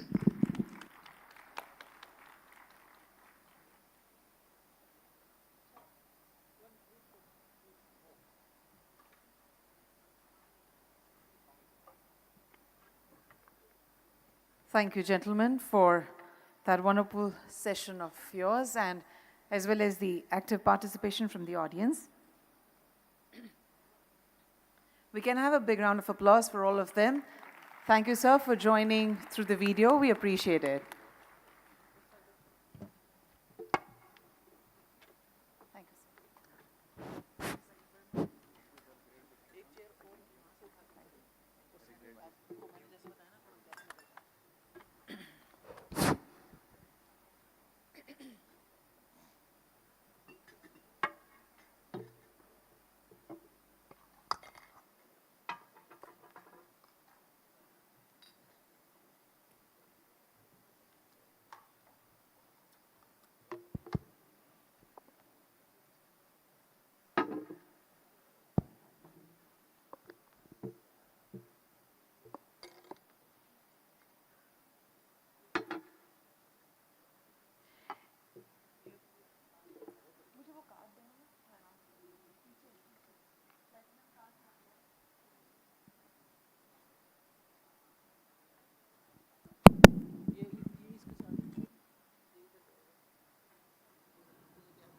Ladies and gentlemen, after this event gets over, I'm going to be super rich.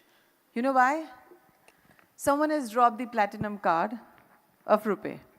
I might encash it with all the digital help from all of you guys. GSC Bank, it's a platinum card. Please, whoever has lost it can contact me. I'm Dhwani. Thank you.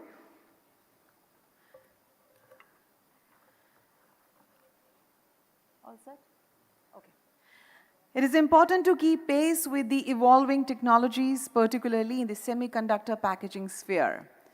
Embracing investments in packaging research can result in attainment of high sustainability goals.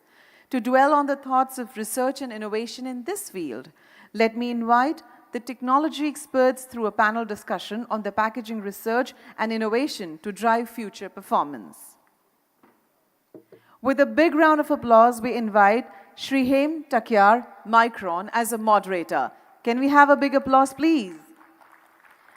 Along with him, the distinguished panelist, Professor Tumala Rao, Georgia Tech. Welcome, sir. Dr. Surya Bhattacharya, IMA Singapore. Dr. Devin Iyer, AMCOR. Welcome, sir. And Sri Amrit Manwani, Sastra. The moderator for the session, Srihem Takyar, holds over 40 years of extensive experience in semiconductor packaging, from design to high-volume manufacturing, product development, manufacturing operations, strategic planning. He has previously held various positions at Western Digital, SanDisk, Novolux, and National Semiconductor Instrumental, at driving several industry initiatives under SEMI. I would request Mr. Takyar to lead this interesting discussion. Over to you, sir.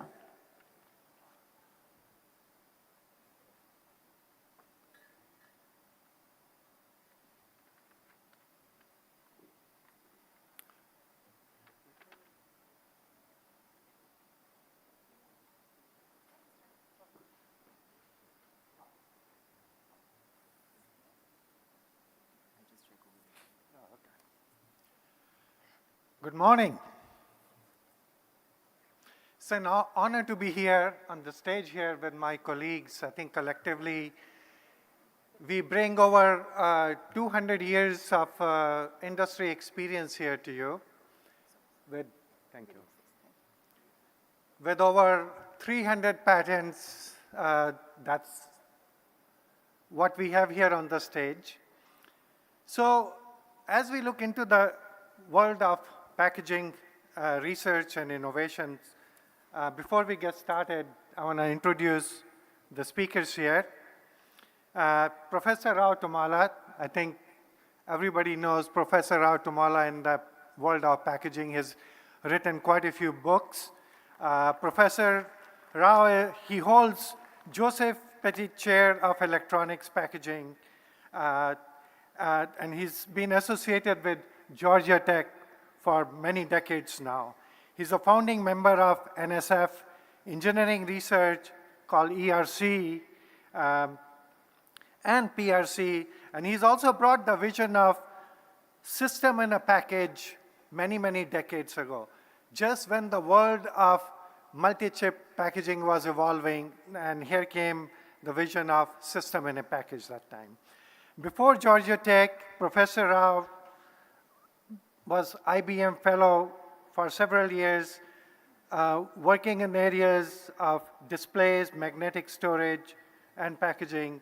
He holds over 70 US patents and more than 300 publications in the industry. Professor Rao.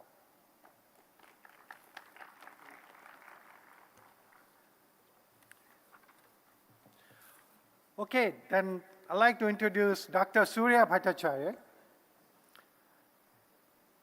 Dr. Surya Bhattacharya has a PhD in electrical engineering from University of Texas.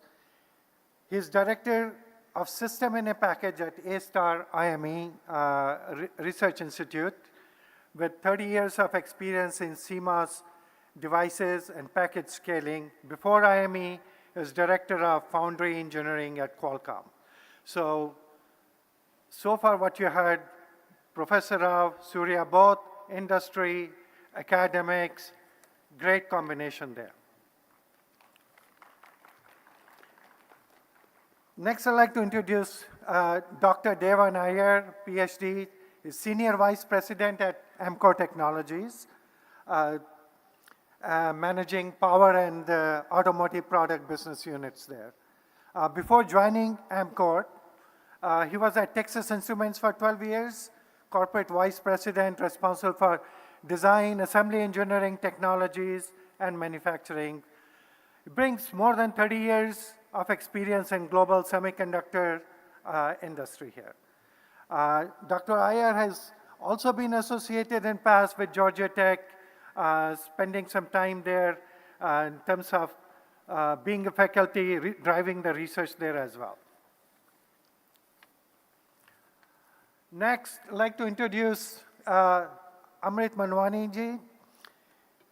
He's truly, if you look at most recent venture, I'll start with that, founding Sahasra Semiconductors, ATMP OSAT plant, memory packaging in India. And before that, Manwani has been managing Sahasra Group. He's been chairman. He's completed several Alcina assignments as well. His ventures have ranged in many states of India as well as offshore in East Africa as well. So truly global experience bringing to the stage here. So with the introductions, before we get started, I thought we like to spend a minute here for us to align and recognize what does the world of packaging research and innovation landscape looks like. Very often we associate the world of packaging with what we see in front of us. But there is a lot more to packaging research, and that's the part that we don't normally see. So if you look at packaging research, it links to just about every element of product development, flow, and the supply chain. And you heard about the supply chain earlier today. Starting with the system architecture, the chip IC layout, global interconnect optimization, I/O design, the interconnect technology, the fab packaging interaction, the ESD, and package design. Package design is typically what we often talk about, the thermal, the stresses optimization, all of that. And of course, that has to link with the manufacturing processes and the defect management. So one key reason I'm trying to emphasize, when we think about packaging research, it's all of these elements that really matter, and they all need to be linked, they all need to be addressed.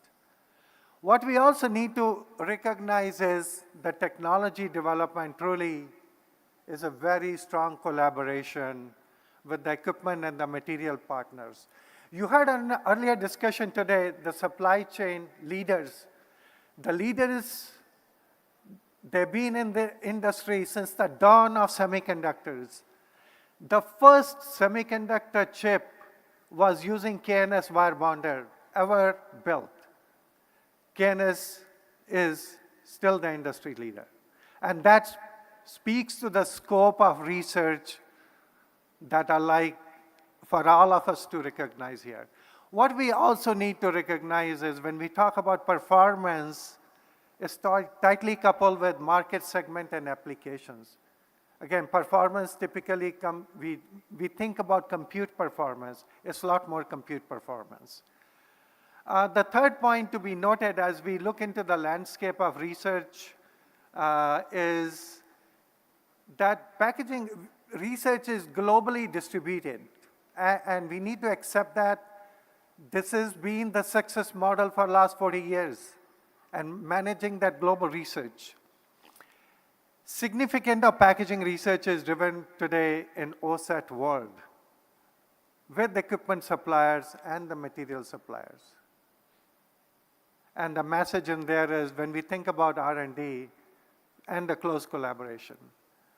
What we also need to accept and recognize is the global competencies need to be leveraged in area of research.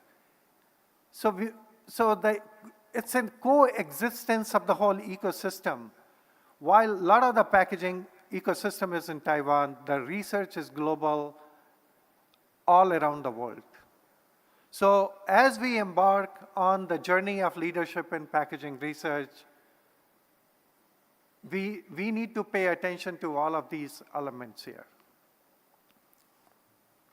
So with that, I think I'll move on to the panel discussion here.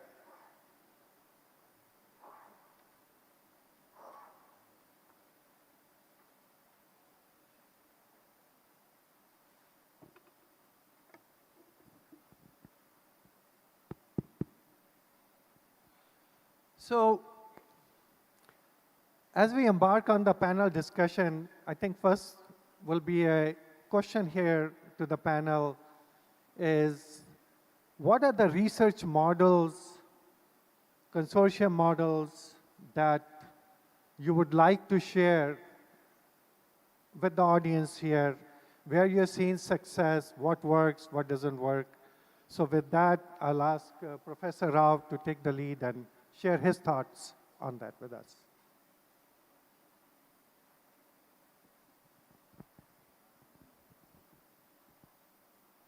Morning. First, thank you very much, Ham, for including me in this panel session. First, I want to congratulate you, Gurshu, and your CEO, and the entire Micron team for taking the very, very bold step of putting manufacturing for the first time on a large scale, okay, in India. That's wonderful. I view this as next to what TI did, okay, bringing the design center in 1987. So this is the second biggest milestone, okay, in adding to this number of technologies that India needs in becoming the entire, what I call a system country. The end goal for India, in my view, should be system country, because India already has design and software. If you bring manufacturing, the only thing we need to do is really what you said is packaging, research, and development, which in my opinion, India is totally capable of, like no other country. Okay, I don't have the time to go into the details, but I see that clearly, that India, okay, with its massive IITs, okay, a lot of faculty all under one roof to be able to do what I call large-scale R&D like no other country, okay, inviting a lot of companies to come to India just for R&D alone, okay? So that gap will be gone as well. So going back to the question of a global, so let me also say for a minute that I've been in this business for a long, long time, both at IBM and Georgia Tech. Packaging has changed a lot, okay? Most of you think of packaging means I have this device, I got to package it. That's the wrong way to look at it. The end goal of packaging to me is a system. If you think of system, okay, the system needs to be ultra miniaturized. Okay, ultra miniaturization leads to highest performance. It also leads to least amount of materials. Okay, it also gives the highest reliability and lowest cost. Anyway, look at that system focus. Packaging is all about system. Packaging is not device. Unfortunately, we thought of packaging to be device, and therefore, in my opinion, we lost 40 years. Okay, well, thank God for a company, system company like IBM, which looked at it entirely different way. Okay, even at IBM, when I was there 40 years ago, we invented so-called chiplet-like technology. It's the same, up to 144 chips on a very large substrate. Okay, so here we are talking about the same thing in a way. Okay, but the point of all of that is, we should have taken packaging to mean system as opposed to device. So therefore, I keep on preaching here in India, that the end goal of everything you do in India must be system level and system level, system level.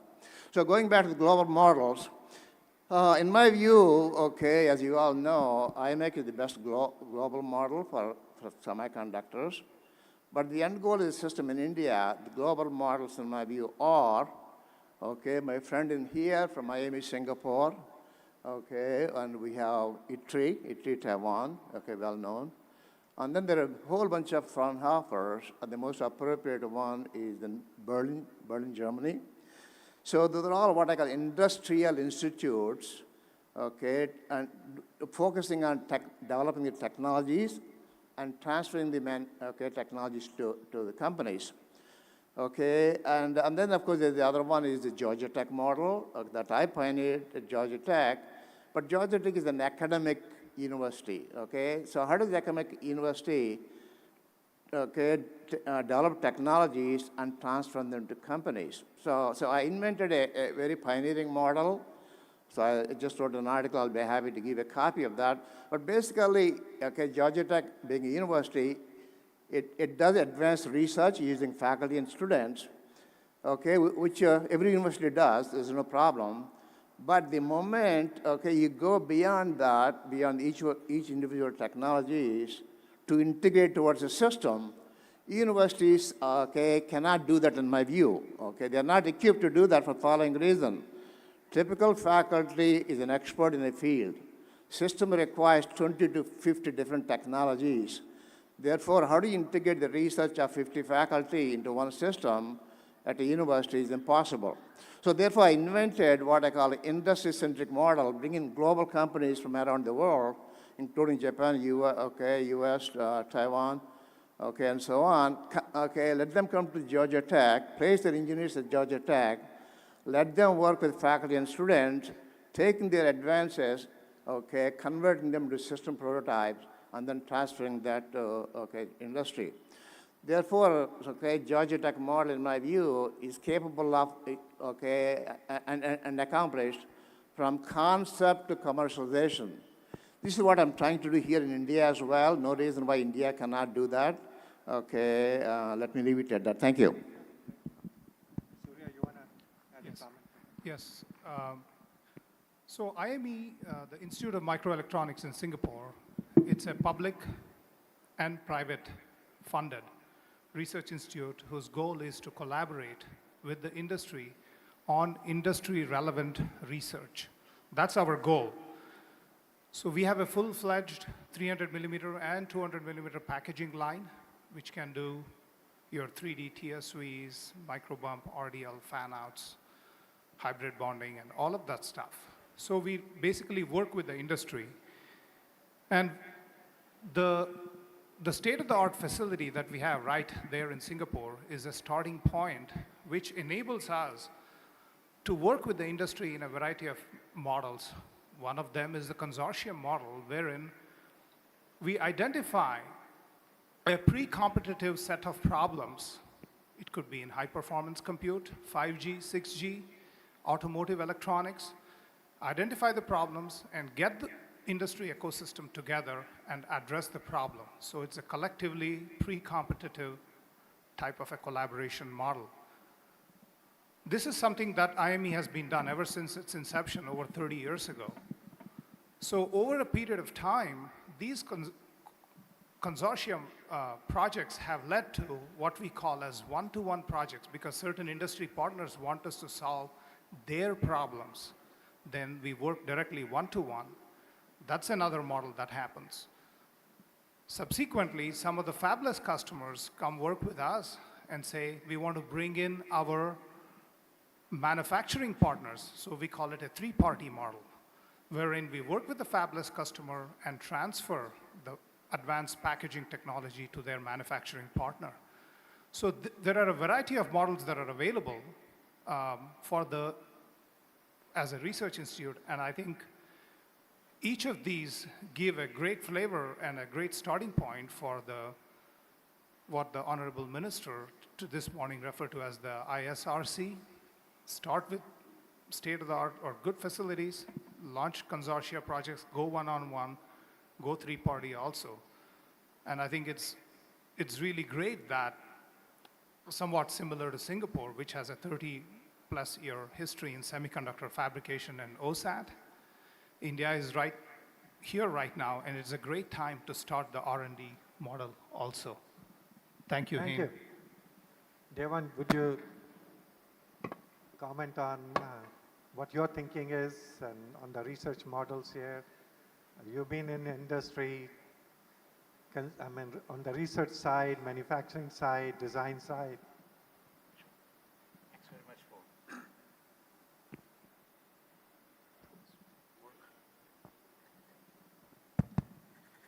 thanks very much for having me in this panel, and congratulate Micron leadership team to have the first assembly and test factory over here, following the footsteps of Texas Instruments, who came in and started the design center and the design capability in 1984-85 timeframe. Being a graduate from IIT Kharagpur, 40-day 4 decades ago, spending about 35 to 40 years between General Electric's, Infineon Technologies, Texas Instruments, and right now in Amcor. So it's an OEM, IDM, OSAT experience that I'm sharing. And I had the opportunity to be at IME Singapore, developing the advanced packaging capability in mid-90s, late 90s, and part of Georgia Tech Packaging Research Center with Dr. Autonomy as well. So that's my brief experience. Answering to the research models and how research development can lead to productization. Setting up the research goals, having the industry partnership, Surya and Dr. Tumala mentioned about collaboration with industries. That comes in as number one requirement to be successful, to lead the research to development, pertinent development in the industry, in the Indian environment. Let that be high-speed computing. We heard about that earlier this morning. Let that be in 6G communication for future requirements of connectivity, or let that be in automotive or industrial applications in the Indian market or in global market. What is the most important thing is to connect the future requirements of the industry into the research program. And my sincere advice there to be not to duplicate what has been done, not to try to do the research what industry can do, look for what are the requirements 5 years to 10 years from now, and develop research programs and get the required funding. What industry can do is the 2 to 3 years ahead of the curve. Industry would do that, they will get into the productization. What R&D institutes and IITs and IISc can do, along with the other universities here, is to figure out what are the research requirements. Let that be in any of the applications that I mentioned earlier. Translate that into the design capability. India is excellent in design, circuit design. Co-package design is extremely critical. Chip package, PCB co-design for the future requirements, not for tomorrow's requirements, but for 5 to 6 years ahead of the curve.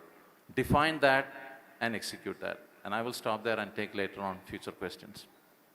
Thank you for the interesting thoughts there.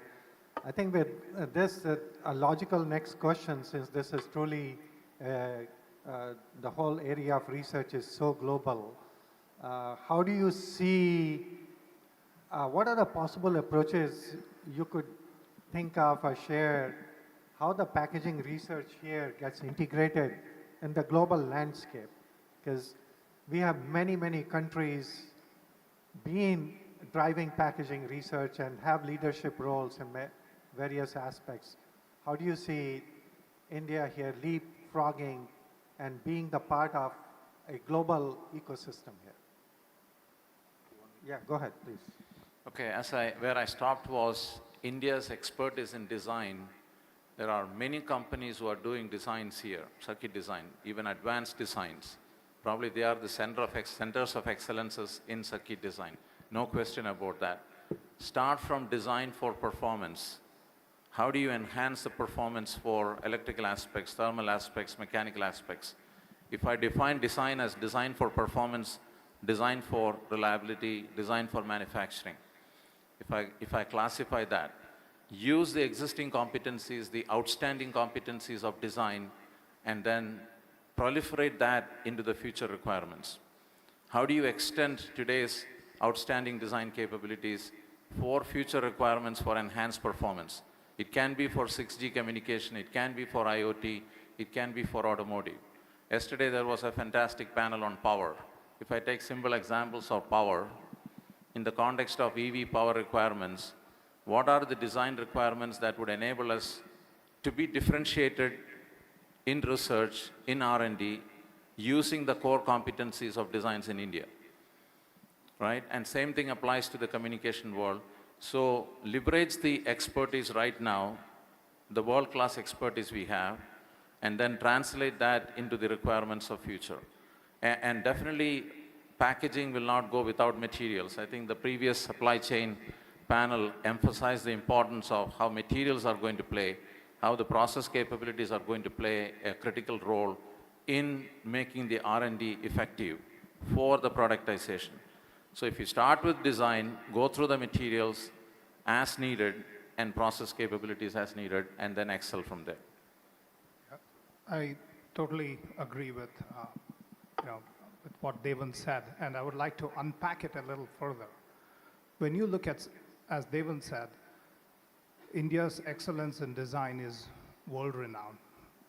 So how do we translate it? It can be readily translated into what Rao likes to call as the D&D, right, Rao? Design and demonstration. System design and demonstration.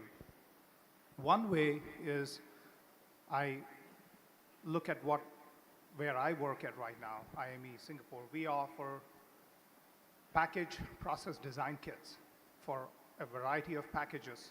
It could be the power packages that Devan talked about, RF packages, high performance packages that was talked about with high bandwidth memories and CPUs and GPUs to make interposers and 3D stacked devices. Using those, the Indian experts, we had a session yesterday with over 70 faculty with specific identified leads by Professor Rao. They can readily start using these design kits and design them. These systems subsequently, as ISRC is coming up to speed and setting up the state-of-the-art facility, these designs can be fabricated right a few hours away from here in Singapore. Can design and test it. The beauty of design is it allows for so much creativity which is available from the professors. So that's something that would make it immediately relevant, the work that is done here. And as the state-of-the-art facilities come on board at ISRC, guess what? That creativity is going to go through another hockey stick at that point. Yeah, thank you. Professor Rao.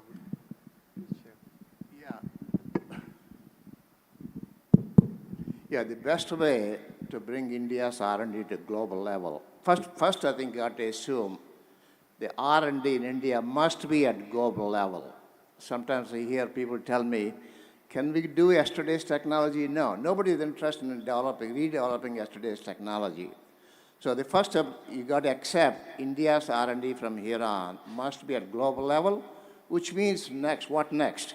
What's the next generation of technologies, okay, that India should develop? So that automatically, if we can undertake global level R&D in a massive scale, which India incidentally is capable of, unlike almost any other country, for the following reason again.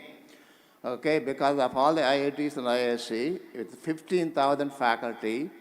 So in my opinion, all you really have to do is take about 100 faculty, each advising about 4 students, and therefore that's a 400-person plus 100 faculty, 500-person R&D team, okay? And let's suppose they undertake about 50 projects with that 500-person team. So all of that from the academic world only, doing a global level. While you're doing so, okay, you need to make sure that you're able to attract a lot of companies to come and be part of that. If you don't bring companies, the value of the global level, okay, global R&D will not be as useful to India. So as you develop R&D to global level, okay, you will more than likely, in fact, I'm sure you'll attract a lot of companies to want to work with, okay, to want to work in India with Indian faculty.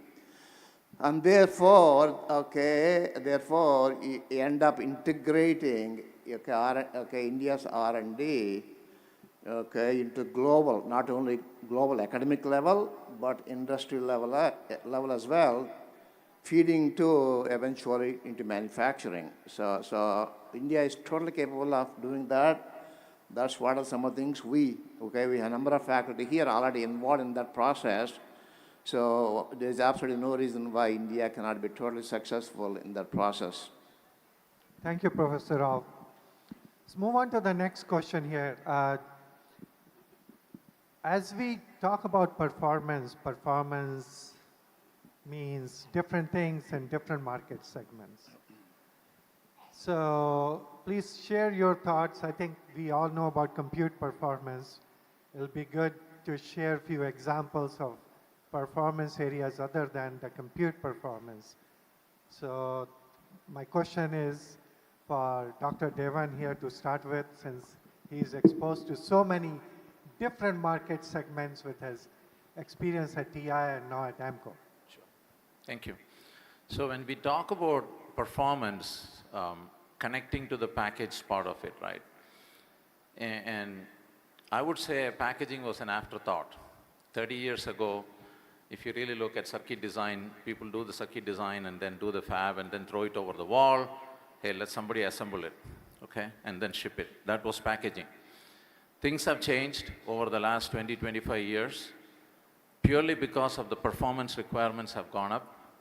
Those performance we can define in the terms of high-speed computing, wireless connectivity, IoT, sensors, automotive, industrial, all the communication, all the market segments, we can talk about it. But the performance requirements for all those market segments are also varying. The chip designs have significantly varied. Accordingly, the packaging did not accelerate to cope up with that pace. So there was a gap. And the good thing that has happened is over the past 20 years, packaging technologies have really started getting accelerated to help up and cope up with those requirements. You saw about at least 20 new types of packages in the industry over the last 15 years. If I take simple packages like QFN, QFN was a package that came up about 20, 25 years ago in the industry, but it got accepted in automotive only 5, 7 years ago. Why is that? Because of the performance requirements were not considered as chip and package together. Okay, so when we talk about performance, each segment has got something to talk about that in defining the requirements. And the good thing that has happened over the past 5 to 10 years is people have started talking about chip and package together. And that I would call it as design for performance, design for electrical performance. When we talk about signal integrity, power integrity, EMI, all the electrical engineers here who are doing circuit design know what I'm talking about. Then there is a part of design for thermal performance, mechanical performance, connecting to the reliability, what we call as DFR in the industry, design for reliability. That's very important. The most important thing I must talk about is design for manufacturing, where cost comes in. The cost factor of packages, you might be surprised to hear that from the industry perspective if I share that. 20 to 70% of the product cost today is package cost. It's not the die cost, it's not the fab cost, it is a package cost. The packaging community as a whole have understood it, and if you really look at the productization of it, 60% on the analog product is package cost, 50 to 60%. On the CMOS side, if you can really look at the cost models that we have done, 20 to 30% can be on the package cost. And cost reduction, innovation in cost reduction, because this panel is talking about innovation, one must consider about innovation for cost reduction. It doesn't have to be innovation for performance enhancement always. Packaging cost reduction is the key factor in the industry today. And one may think that, oh, that's not a cool thing. What research can be done in reducing the cost reduction? But there are innovative ways of reducing the cost by reducing the bill of materials cost. Within the cost, if you really look at it, the bill of materials cost is a primary factor. So how can you reduce the material cost? How can we bring in innovation to reduce the material cost? These are the fundamental things that we can talk about, but not compromising on the performance, what I said earlier, right? Not compromising on the reliability. How can we bring in more and more innovation? And that differentiates the research, that differentiates the R&D from India. If you really want to be in the global roadmap, these are some of the things that will have a huge impact. Thank you, Devan. Yeah. So this is a very good question, very important question actually. So in the past, you all know, we look to device to give us the performance. Okay, everything else is secondary. So, for example, take microprocessor in a small computing system. We look to that processor to give the performance. But as we all know, as Moore's law began to slow down, okay, we need to find a way to get that improved performance. Where is it going to come from? It turns out, packaging now, is critical to compensate for the loss in performance coming from the transistors. So the point of all of that, in summary, is the following. You need packaging even to make Moore's law chips, and then you need packaging to enable systems, and therefore packaging is the highest value add, okay, to give you the performance that you didn't expect in the past. So all that means is really we have to design, we've got to design not only the device as we did in the past, but we've got to design, okay, at system level that includes not only devices, other components like power components, okay, thermal, on and on and on, and interconnections of all of those, and leading to a higher performance collectively as opposed to simply device as we used to. So therefore, it's also consistent with what I said earlier. The end goal of all of them is system. So if you really think of today's system is this, tomorrow system has to be that improved performance, and you got to ask yourself how to design.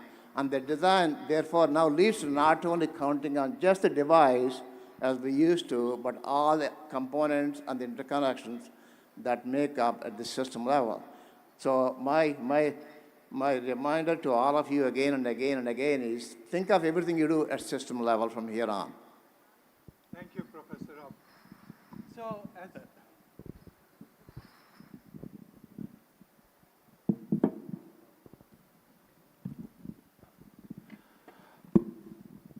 So let's move on from the discussion of performance to short-term, long-term research, and what is the industry's expectation? What would you like to see? So I'd like to start with Amritji here.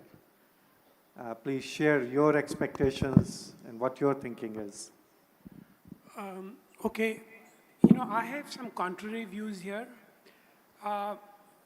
I fully agree that India has to integrate with global research, but we also have to look at some India-centric research, the need of the industry here, the need of the consumer here. So from that perspective, I would say that we have to have 3 stages of development in terms of R&D and future innovation, particularly in the Indian context. In the first stage, what we have to look at is look at the low-hanging fruits here, look at the demand, high demand areas in various segments, whether be it consumer or industrial grade memories, be it in lighting, air conditioning, hearables and wearables, telecommunication where you have need for SPI NAND, and other sectors where there is huge demand. Unfortunately, in the past, whatever packaging that was happening in the country was very low volume, addressed to very small segments of the demand sector or the industry sector. We have to now look at low-hanging fruits where there is high demand, and therefore we have to look at innovation in terms of high volume packaging.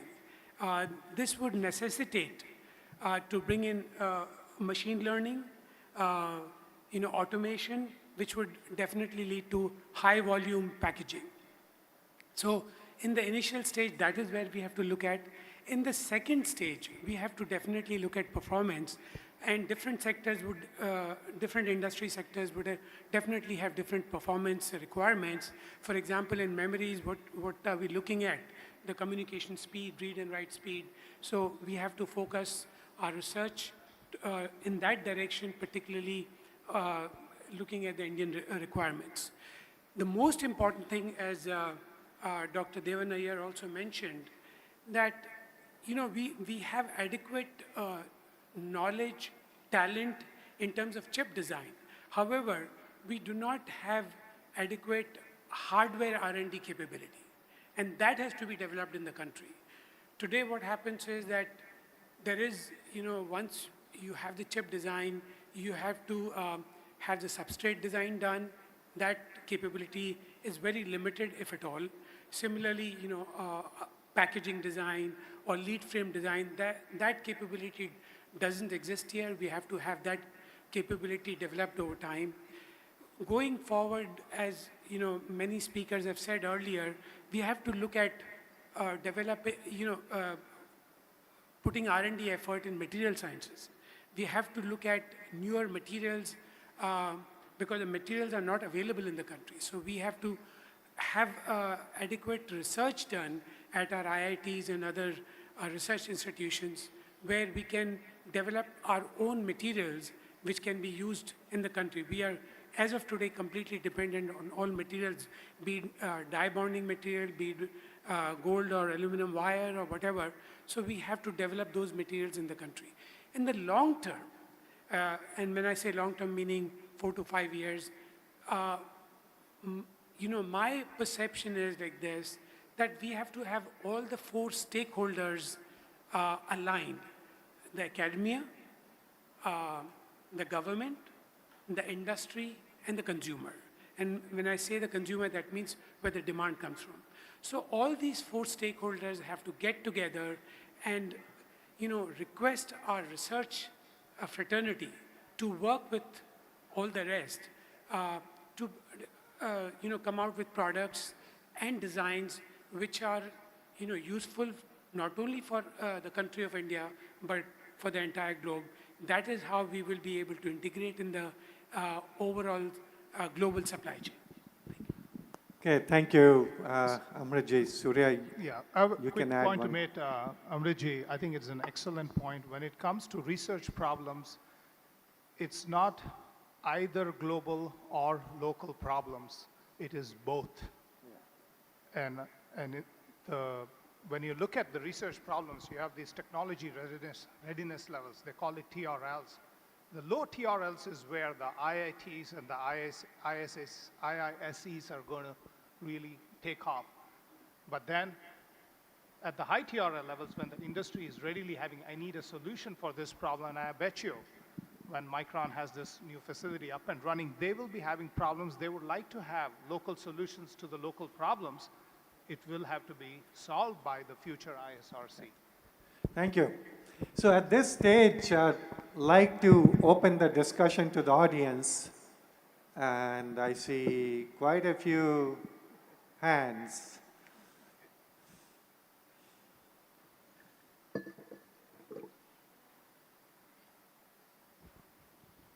Thank you, panelists, to put all the dots in right slot for stepping up the research in which areas India need to focus and the way we need to go from concept to commercial, 1 to 1 or 1 to 3, or advanced materials, or research beyond what we have today.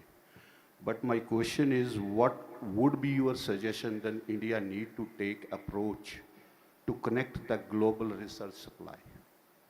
What are your thoughts on that? Means where the global research is going on, how India can contribute or connect the dots out there. Second question is for the power. Power semiconductors also require certain kind of a packaging. So what will be a suggestion and your ideas and how India should adopt that?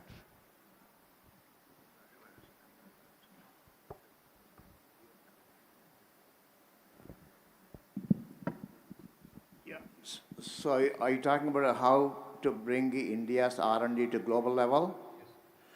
Yeah, so first every R&D must be global.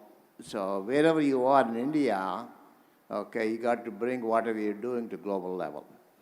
Okay, so if you do at a global level, okay, India being somewhat a lower cost, I hate to bring this cost into the discussion, but you can do R&D here much lower cost than we can do in US. So if you can do really a massive R&D in a number of areas at lower cost than other places, companies will be very much interested in wanting to work with you, okay? So therefore, all you got to do in each area that you choose to do R&D, and we're now in the process of talking about 12 different areas in India, okay? If you integrate all of them, you end up forming a system, all the way from system design to fabrication, integration, on and on and on. So all you really have to do is, okay, think of think of really faculty and students in each area, but also, okay, attract large number of companies from outside India and inside India to be part of that each technology. Okay, I am absolutely sure, having talked to many of them already, that many, many, many companies, in fact, I have not heard a single company out of about 100 companies I talked to in the last 6 months, that they will not be interested in working with India, just R&D alone. Okay, so all you really have to do for India to be successful, in my view, I only see 2 foundational things India need to do, okay, beyond where it is today. One is R&D, okay, massive R&D. The other is workforce development. Okay, if you have those, that's all the companies need from you, from the academic world. Only 2 things. Give the next generation of technologies that are globally competitive, and then develop the workforce, okay, that's globally competitive as well, which are easily doable in my view, because I have done that, to be honest with you, okay, back at home in the US. And you can do actually much better because you really have a very cohesive system in India, unlike US. US universities are, okay, independent. They're all independent of each other. But one beauty of Indian academics is they're all under one roof. And therefore, you can really bring in the best experts, not only from here, everywhere, by topic, and then have them form teams. And if you can propose a global level R&D, which end up being lower cost, so you'll be able to attract lots of companies, you automatically become a global. Okay, that's simple in my view. I just want to add a comment.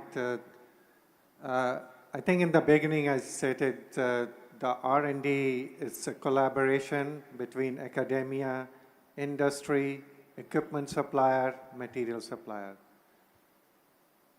Then by definition here, this R&D activity truly is global, because all these 4 elements, they do not exist in one country.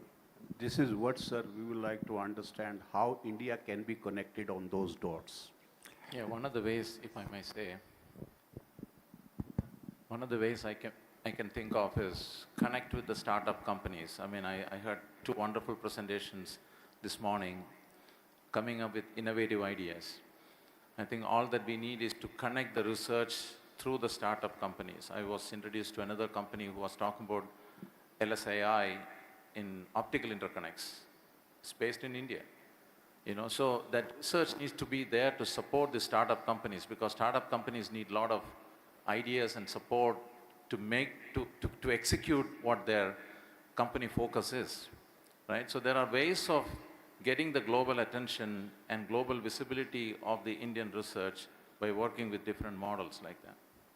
One of the challenges that many of our partners face is they have designs, but they don't know where to prototype, because large manufacturers, they are always talking about how many million units do you want us to ship, but sometimes a startup or a new idea from a top-notch professor from an IIT or an ISC or any other institute, university, will not be able to be manufactured. And I think those are the kind of areas wherein institutes like where I work at help people develop prototypes and even do small volume manufacturing.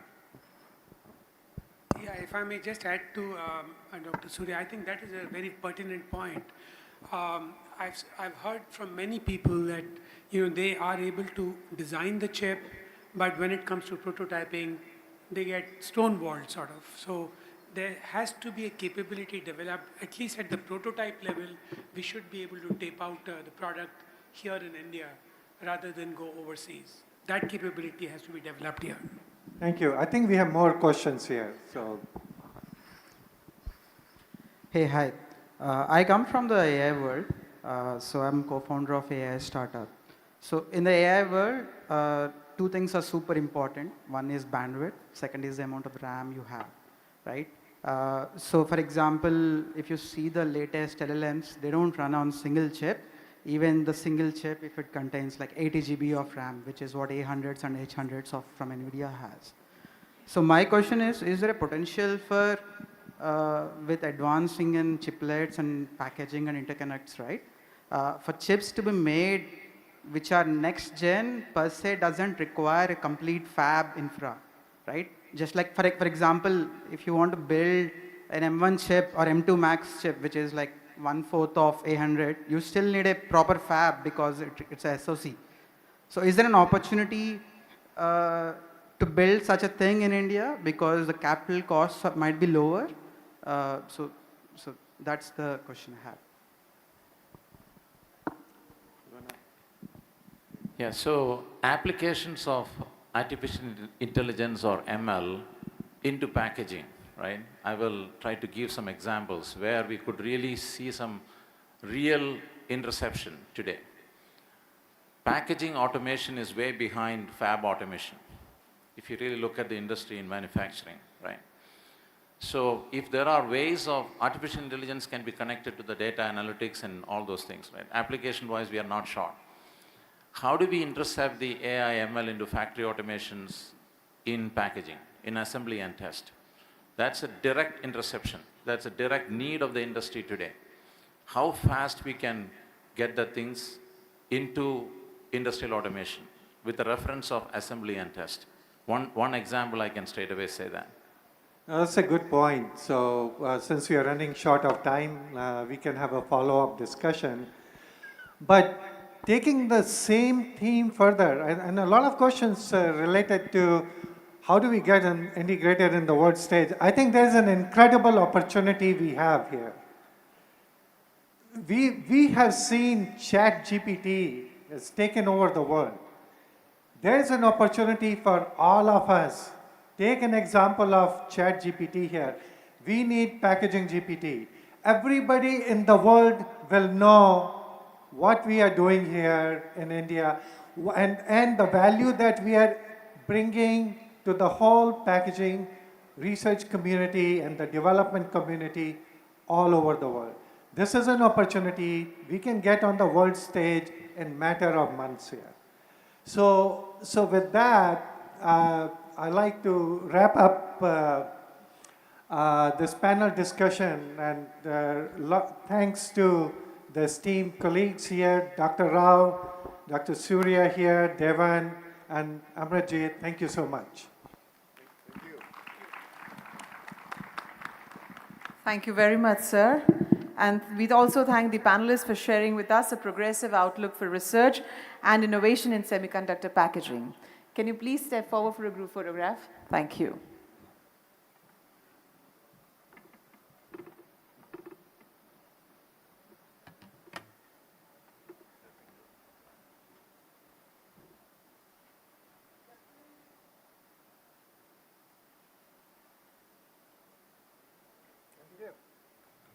Once again, thank you very much, all of you.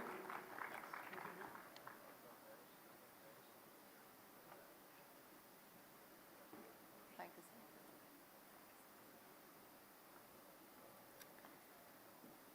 Ladies and gentlemen, we now take this journey forward for another exciting session on next-gen semiconductor for exploring the cutting-edge advancements and future possibilities in the semiconductor industry. The growth of autonomous and electric vehicles in India has steadily gained momentum, and semiconductors have now redefined the automotive industry, transforming our transportation and driving us towards a better future. We shall now showcase the video session of Mr. Lars Reger, NXP Semiconductors, to discuss the growth, opportunities, challenges of autonomous and electric vehicles in India. Namaste. Hello, India, and big thanks for having me at your conference. Big thanks also to the ministers Ashwini Vaishnav, Rajiv Chandrasekhar, and also to the Joint Secretary Amitesh Kumar Sinha, and of course the government teams that enable this gathering here. I'm very pleased to talk to you today. Unfortunately, I cannot be in your country because I was 1.5 weeks ago with our governmental delegation from Germany in India, meeting a lot of you here as well. And of course, I'm super honored to give you my view, the details on how I see the automotive ecosystem and especially, of course, the Indian contribution to that. We have also our NXP booth at the conference, and Hitesh Garg, our country manager, Hitesh is directly working in my CTO team, is there at the conference to answer all questions that you might have to me, to NXP, or to Hitesh directly. So let me quickly dive into the topic. It is, of course, how does the Indian ecosystem work in the automotive world? And, well, India is, of course, a super exciting place for us at the moment. It is an upcoming nation, lots of great trained talent, and a lot of people that, like me, have this strong wish to change the world. So living on the childhood dream to do something meaningful, something recognizable. And how do you do something meaningful and recognizable? Well, very simply, you do something important for mankind. And typically, when we say this, we mean the global megatrends that bring problems to us as society and that need solutions. And for that, I mean, this is not a new slide. This is basically a pretty old collection, at least 15-year-old collection of topics that I'm using regularly. And this is from aging populations to shortening of natural resources to upcoming new technologies, AI and machine learning, robotics, safety and security, and so on and so on. A lot of key trends and sustainable transportation, safe and secure transportation is, of course, one of the key drivers as one big market for us. Now, why is NXP interested in that area and what are we talking about? Well, if you look at the semiconductor market of the last 20 years, then basically what is happening is in this blue phase, there was an area where not a lot of companies were earning money. So that was about laptops, mobile phones, gaming consoles, home entertainment.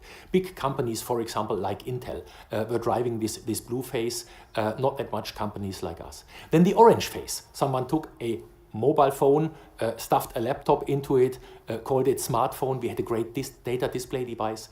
And what we also have is then big storage, big compute. We call it cloud computing. And you could work with data on demand, call an Uber, order a pizza, these type of things. So this orange phase drove different players into the market, the mobile phone, smartphone players. And now what we think is we are entering a phase, the world that anticipates and automates, and analysts are forecasting that there will be 75 billion smart connected devices out there in the market at 2030. And NXP wants to deliver most of the silicon for all of these devices. And this is why NXP wants to be one of the super relevant players. Now, of course, we will not be a monopolist, but for all of these devices, we have the same ingredients that are required. You have to sense your environment. You have to connect to the cloud. You have to calculate a smart advice for your little robot that helps you, and then send this advice to the arms and legs of your robot. And all of that in a trustworthy way, so safe and secure.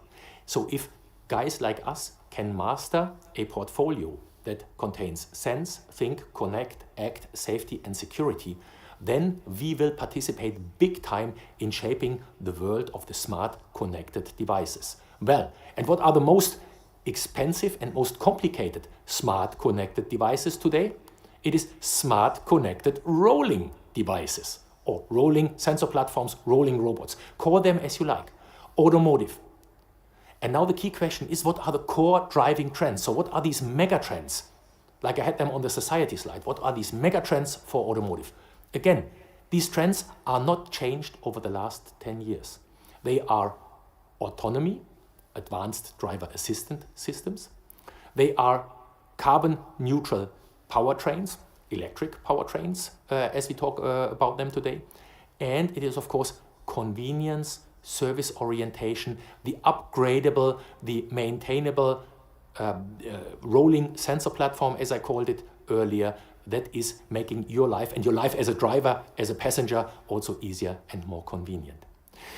For all of that, building smart, autonomous, electric-driven, upgradable rolling robots, you need to change the architecture of how cars have been built and will be built in future. And this new setup of having software-defined vehicles in future requires that we are going into more modern architectures. And now I show this picture here only as a problem description, because it is not that there is a more modern architecture and everyone is converging on that architecture and we run again.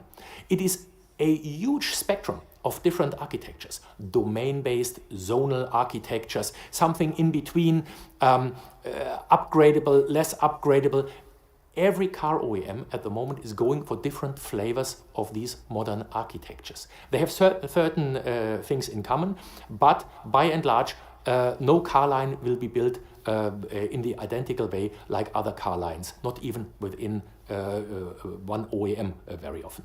So with all of that, what can we do as semiconductor providers? Well, we cannot build an architecture or all the proprietary ingredients for this one architecture, but what we have to do is we have to build platforms, modular systems that help us move to the future faster, so that help us easily scale and build these building blocks. And in the software-defined vehicle, what we, for example, have is we have modular microcontroller and microprocessor building blocks. And we call them in NXP the S32 family. So S32 is our microcontroller and microprocessor platform. And just to give you a little bit of a picture here, we have these S32K platforms, very small body controller, window lifter, trailer hook, sunroof body control, up to the ultra high performance 5 nanometer latest and greatest automotive networking processors that are really big data management devices that are dispatching data to all areas and corners of the vehicle and to the outside world. So in that entire spectrum, we have modular blocks. We can reuse parts of the software. We are reusing parts of the hardware, memory interfaces, CAN IOs, and so on. And what you can see is on that right side, this scale is existing today in silicon. So from orange to dark blue, we have all that silicon in our hands. We can provide this to our partners. And the interesting and thrilling news is a big chunk, the majority of these devices has been developed in our sites in India. So it was co-work, a lot of definition, a lot of verification, validation happening around the world. A big chunk of the product execution is running in India and also of the product definition. So this entire spectrum would not have been possible without strong and major Indian contribution. So for the automotive world in global, of course. Then what we have is we have networking devices that we are carving out of these products. So we are having Ethernet switches and Ethernet physical layers, all largely developed with strong contribution from our Indian teams. So just to give you a little bit of a feeling how important India is on that spectrum. Now, jumping quickly in view of time to the next area, the sensing area. So safe automation, our radar chips, our driver monitoring, safety co-processors, all of that, of course, very much needed for the sensing of the car environment. And we are market leader in CMOS-based radar solutions, so very future-proof radar solutions, having fantastic traction there. Again, strong contribution of the Indian organizations to help us driving these products into the market. And of course, very strong ties and close collaboration we have here also with the Indian car OEMs. If I jump to the next one, user interaction, of course. I mean, these cars are rolling sensor platforms, as I said in the beginning, but they have to react, of course, to me, to Lars as the driver. And how do these cars do this today? Well, for example, via knowing exactly not where Lars is, but where Lars's mobile phone is, via ultra-wideband detection. Very secure, very precise detection on how far is Lars's mobile phone away from the vehicle. So my mobile phone starts becoming the car key. My mobile phone starts becoming a monitoring device where I can steer use cases and where I even can send you a car key to your mobile phone. In other words, I can share my car key even if I'm not in India. I can send to Hitesh my car key and say, hey, Hitesh, you can use my car for the next weekend. So these type of things are working via our ultra-wideband chips. Again, not possible without our Indian development teams. Strong work there and very, very attractive, of course, having a seamless, integrated, convenient vehicle that reacts to you just based on the proximity that you are providing. If you're going from there, of course, what is the view to the future that we are driving? Well, in principle, of course, your car gets a so-called software-enabled digital twin in the cloud. So in the cloud, you have a direct representation of the state of health, state of charge, a driving situation of your vehicle in real time. And in real time, when you see this in the cloud, you can start applying AI, machine learning, optimizing my vehicle, but also learning from all of your vehicles. How are the weather conditions at the moment? How is the sun? Is there fog? Do I need to adjust the cameras for traffic sign recognition? And so on and so on. My car doesn't have to experience that, but can learn it from your vehicles. In the cloud, it gets optimized, and my car gets the information via the digital twin into the analog twin of the vehicle. So these are these roboting concepts that industrial manufacturing has already today, that smart homes try to achieve, and where the cars are also coming in. So we are helping building the digital twin of the vehicle. And in view of time, I could go on now for at least 2 hours. I cannot, but I at least wanted to make sure that you know that we have built a complete showroom next to the booth that we are having here at your conference, but a complete showroom of more than 60 use cases, how to build more modern vehicle architectures, how to build more modern two-wheelers, so not only four-wheelers, how to build more modern smart homes, and how to connect also from charging to driving to smart home management, all these different ingredients also next to you. And let me end on an inspiring note of how I see the world happening in future, because that is a world that anticipates and automates, so reacts around me, adjusts to my needs without me even expressing my needs. And what you're seeing is the following. We have taken in the past your wallet, have stuffed it into the mobile phone, and payment is done by the mobile phone. I take now, as I said earlier, via ultra-wideband, the car key, move it into the mobile phone, and my piece of private electronics becomes my direct link to the vehicle. I have a lot of assistance systems that can adjust, monitor the traffic, adjust how I will be driven or can drive myself to the office. I get a lot of adjustments around me, including monitoring my health and interacting, for example, with the vehicle. And that is this fantastic world that we all can build, that we can achieve if we only have the networked digital twins and the smart connect devices talking to each other. And this is where India is playing a central role in our development organizations and is center stage for execution, but also increasingly for market access. And we are having a lot of these big upcoming Indian unicorns on the one side and big industrial corporations on the other side as our preferred partners, sparring partners and customers as of today. And with that, I'm looking very much forward to talking to all of you soon again. If you have questions, Hitesh is there, or approach me directly via email. You can find that email address on the web. Looking forward to talking to you soon, and have a fantastic continuation of your conference. Thank you.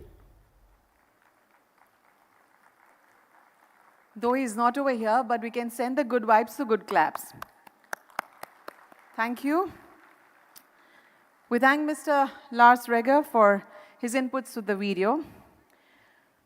With a view to understand the dynamism between emerging semiconductors design and the utilization of fabrication facilities, we invite our panel for discussion on emerging designs driving the fab loading. We take a minute before we invite the moderator, sir, and the panelists.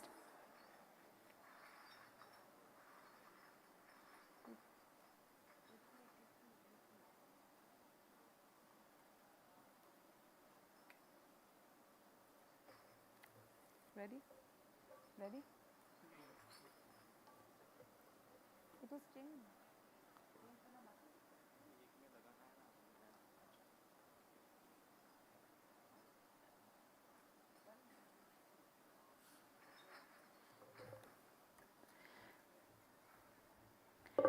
May I now please call upon Mr. Anand Ramamurthy, Micron Technology, as a moderator.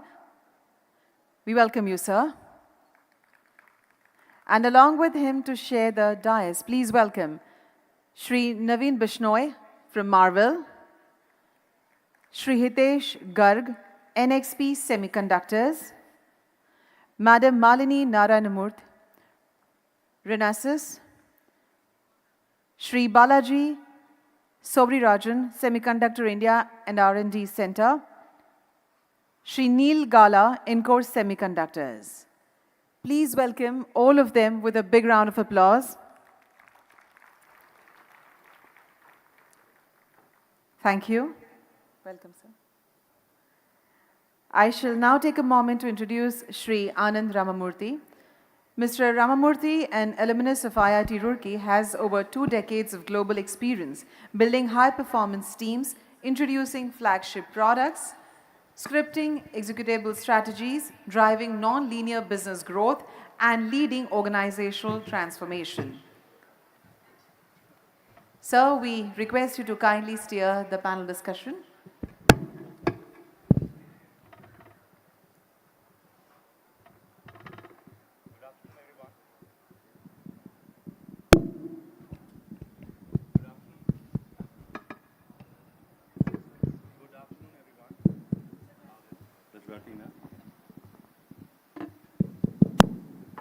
Good afternoon, everyone.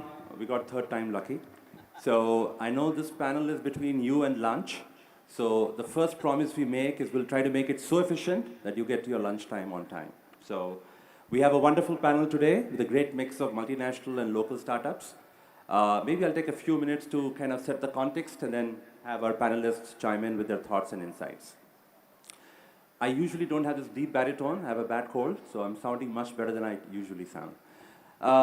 In terms of the context of the topic today, we're trying to understand between all the multinational design centers and the startups that we have in the country, what kind of designs are we working on, advanced designs, emerging designs, what kinds of tools, talent, infrastructure it needs, and eventually many of them will go on to high volume manufacturing and help with fab loading. That's kind of the big picture question we're going to address today. Now, before we get to the panel, I just wanted to share some of my thoughts and comments. I'll try to overlay the Micron world wherever possible. Micron has already gotten a lot of plugs, so I won't overplug. But in terms of understanding the state of the union of design centers in the country, I speak for both MNCs and local startups. And I think what applies to us will apply to many of my peers, right? If you look at the design templates that we have, the design template number 1 is essentially a strategic bet template. Very often, you just take a bet based on the talent base, based on the needs of the company, and you have the operations go and design something. To give you an example, a couple of years back, we took a bet on DRAM design in India.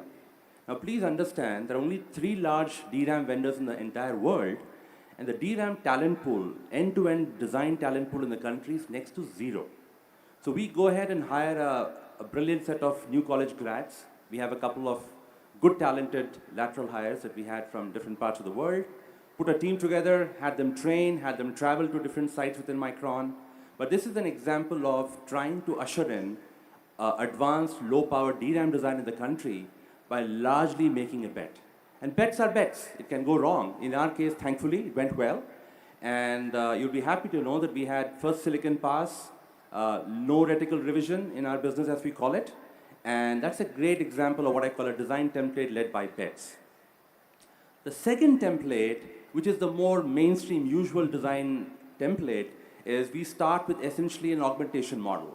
And then there's nothing right, wrong, or bad about it. It's more about a combination of cost arbitrage and the scale of talent that we have in the country.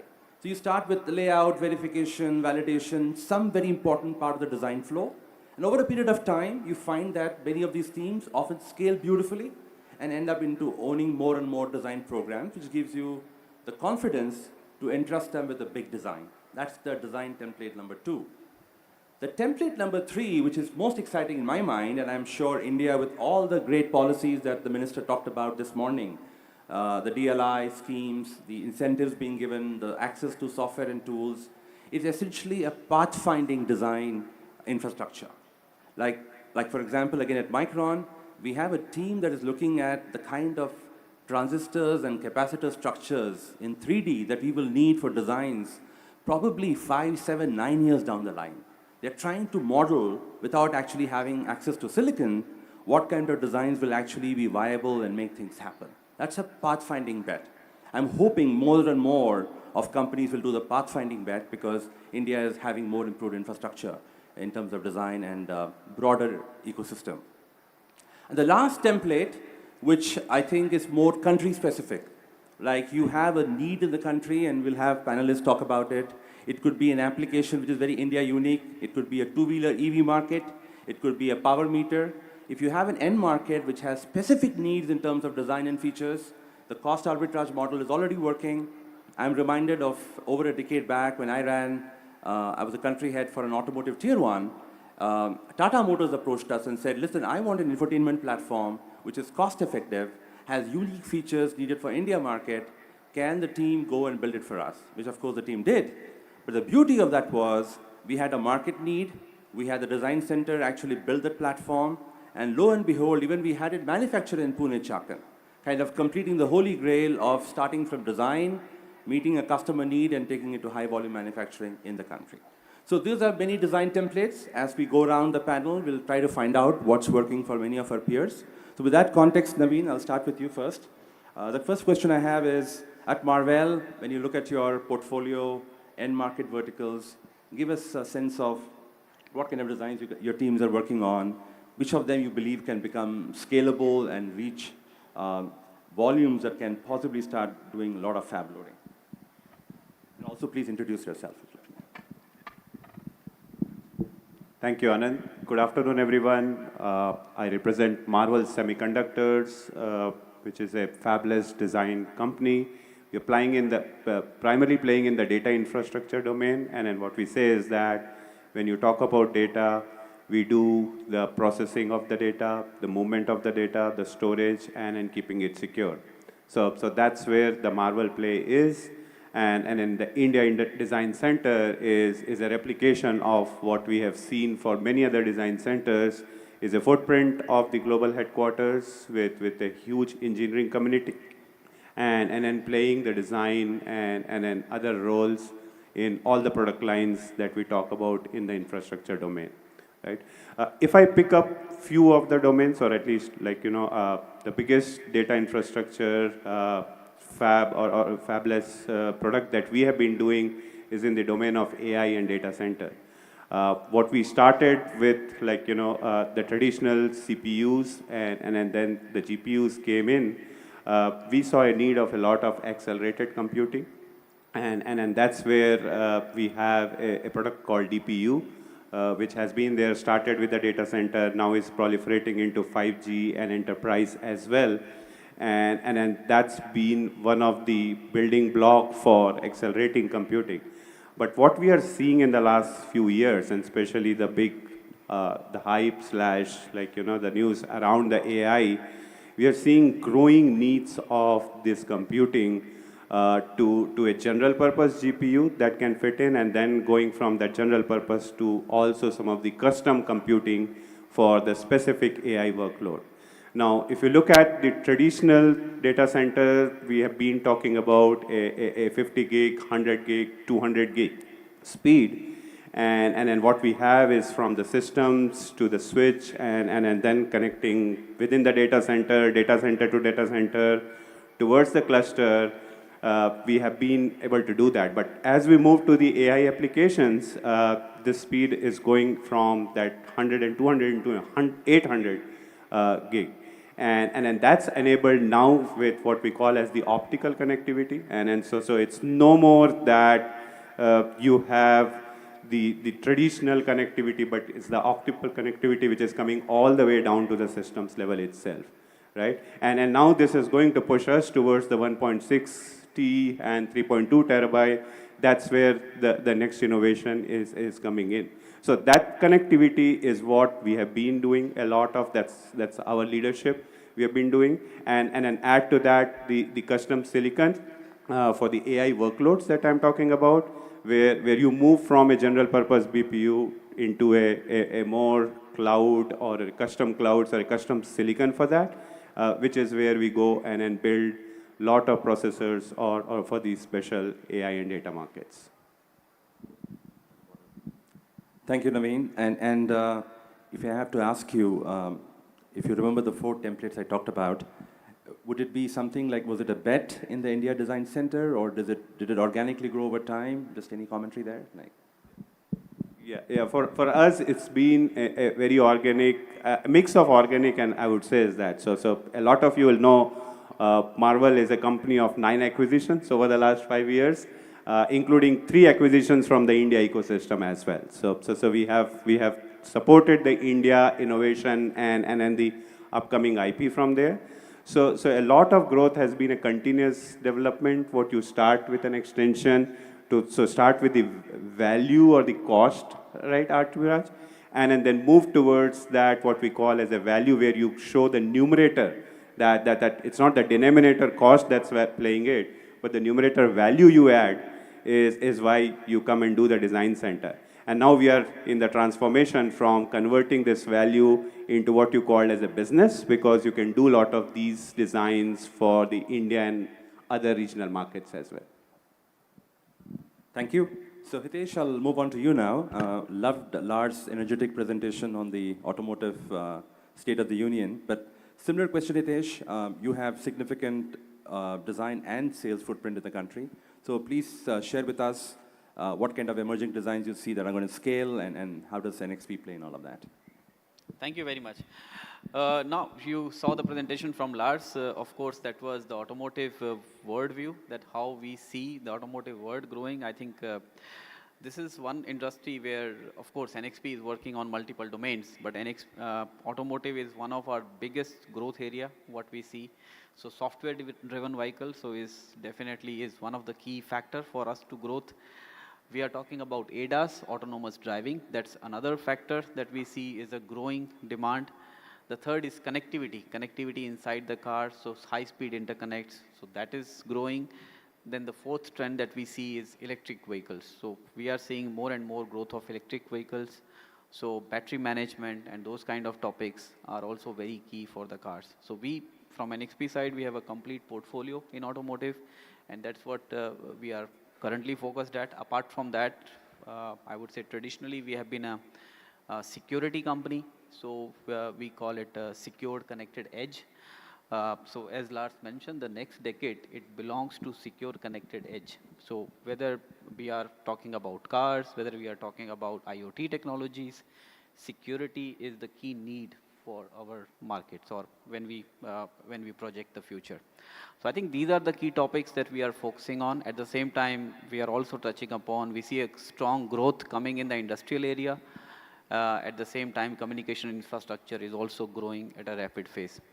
So looking at these markets, we see the semiconductor, as we all project, is going to be a $1 trillion market in 2030. So we see only automotive is going to be around 462. So 40 is quite a lot of significant market share of automotive in the overall world of semiconductor. At the same time, Lars also touched upon about our India center. So he said a lot of designs, advanced designs are done in India. So we have around 35% of R&D of overall NXP R&D is sitting in India. So we are doing the latest and greatest chips. Lars also mentioned about 5 nanometer designs.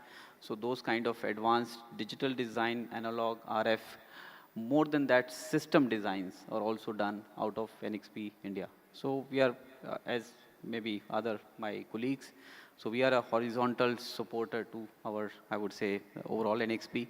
So playing in all the domains, including system and software. Wonderful. Thank you, Hitesh. One follow-up question for you. Would you say that, I think Professor Rao was commenting that R&D should be global, right? And we're all most of us are global companies. We'll have Neil talk about his journey in a bit. Given that, do you see that customer feedback on features, does it really help us to go tweak a platform or an approach, or your PRDs and MRDs? Just give us some commentary on how does the local market feedback, if at all, plays in your overall design objectives? No, absolutely. I think we are already there. I don't see there is still a talk about that we are not global. I think for last 5 to 10 years, we have all been playing at a global level. And of course, whenever we are doing the design, so it's for the whole world market. You asked about the customer feedbacks. Of course, we have the key customers. The lead customers are now sitting in India, and we are interacting them on a daily basis. They are giving us feedbacks. Not only feedback, we are kind of defining our roadmap also with those customers. So it's getting more and more globals, but defined in India, but going for the global scale. Wonderful. Thank you. I'll move to you now, Malini, and the question is similar, but maybe on top of the question around the kind of advanced designs that Renesas is working on, also give us some commentary on talent, skilling, infrastructure that you are keeping in mind while building these teams. Okay, hi everyone, and I represent Renesas. So the purpose of Renesas is to make lives easier. Now, if I go to a teenage kid and I say, how can I make your life easier? They're going to say ChatGPT. Now, that's one way of thinking about it. But at Renesas, we work on things that make our everyday life easier, all the way up to things like automotive driving as well. So if you look at the different verticals that we have automotive, we have infrastructure, industrial, and IoT. And in each of those, we develop chips to sense, to compute, to move data around, and to actuate. So just a simple example, just to get lots of students out there as well.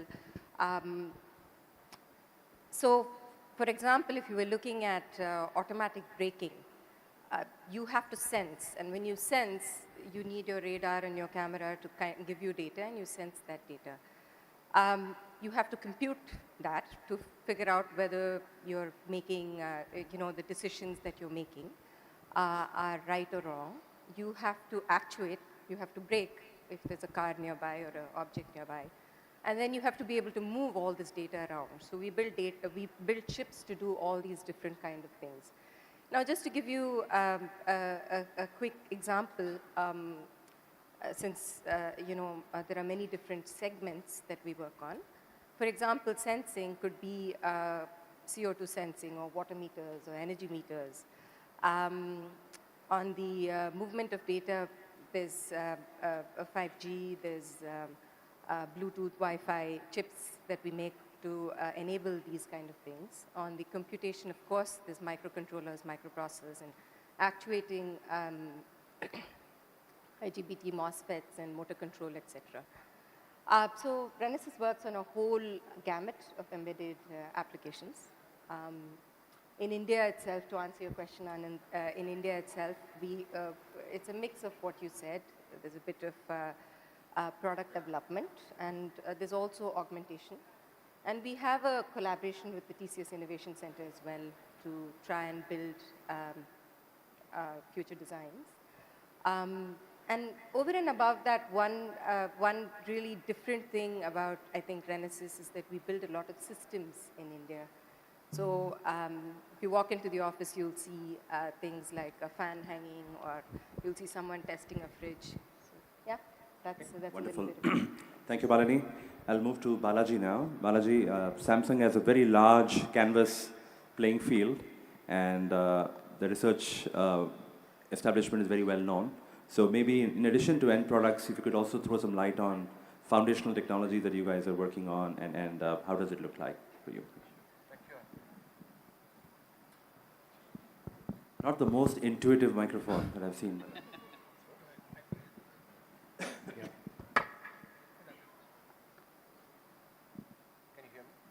I wish I could help. I struggled myself. Sure. Thank you. So thank you, Anand. And I'll try to link what we are doing in Samsung in India, research center, and also to the templates, what you're talking about, by starting with some of the growth segments and what are the core technologies that are driving the growth segments and what we do at India there. So if many of us spoke about, even the previous presentation spoke about automotive, EV, I think Malini spoke about, again, automotive and industrial applications. Naveen spoke about AI, right? These are the core technologies, right? So automotive, industrial, IoT, HPC, these are touted to be the most fastest growing technology segments in the next few years to come. If you have to look at some of these technologies, I would say some of the core foundations that are driving this, first one is connectivity. If I have to look at connectivity, we all speak about, when we talk about 5G modems, right? We talk about, we want low latency, we want high bandwidth, we want high density, but a variation of that, when you look at it from an industrial point of view, we can work with low bandwidth, I can work with high density, and I can work with high latency, right? So this is what we call as red cap, or the new technologies that are coming in, which will be critical from an industrial IoT point of view, right? So the reason I'm talking about both these things is if I look at automotive, if I talk about industrial, some of these technologies from a connectivity point of view are critical, and at our research center in India, we do a lot of work on these fronts. So this is one. Second driving factor I would talk about is sensors, right? And sensors, we spoke about importance of sensors in the automotive side, but even in the industrial, sensors are going to be very important. And sensors are not just about radar, LiDAR alone, but if you look at automotive image sensors, if you look at industrial image sensors becomes very important. We are very proud of the fact that we are leading design house, including in India, research center, on the image sensor front. But image sensor on a mobile and image sensor on automotive, the needs are extremely different, right? On a mobile, you want best color, best clarity, and best photograph to be taken. But as far as automobile is concerned, I really don't care about colors, right? If I have to look at a milestone or a speed limit milestone that's coming up, right? I don't really care about clarity, color, or whatever it is. So how do you optimize these sensors based on the applications? So that's another challenge, right? So we look into that as well. Now, if I have to look at the third critical anchor, right, which is HPC. So today, many people spoke about the importance of RISC-V and importance of AI throughout the sessions today. And AI workloads are going to drive a lot of the future HPC at the data centers. Now, in this context, what is very important is to look at memory specifically, right? If you look at memory, as far as AI workloads are concerned, there's going to be a lot of data movement as compared to a normal applications like if I look at a mobile phone also, right, between the processor and memory, the amount of data transfer between the CPU and the memory is going to increase significantly, and people are now talking about something called as memory wall and how do we overcome that, right? So here technologies like HBM, and more importantly, HBM combined with technologies like PIM, right, processor and memory, becomes more important so that we can optimize on bandwidth and we can optimize on power as well. And if I have to extend this a little bit more, if I have to go to the storage, right? As far as the storage is concerned, again, AI is all about not moving a huge amount of data to the storage, but it is about moving smaller chunks of data to the storage. And from that point of view, how do you optimize, right? That's where semantic SSDs or memory semantic SSDs become more important on the storage rather than normal SSDs.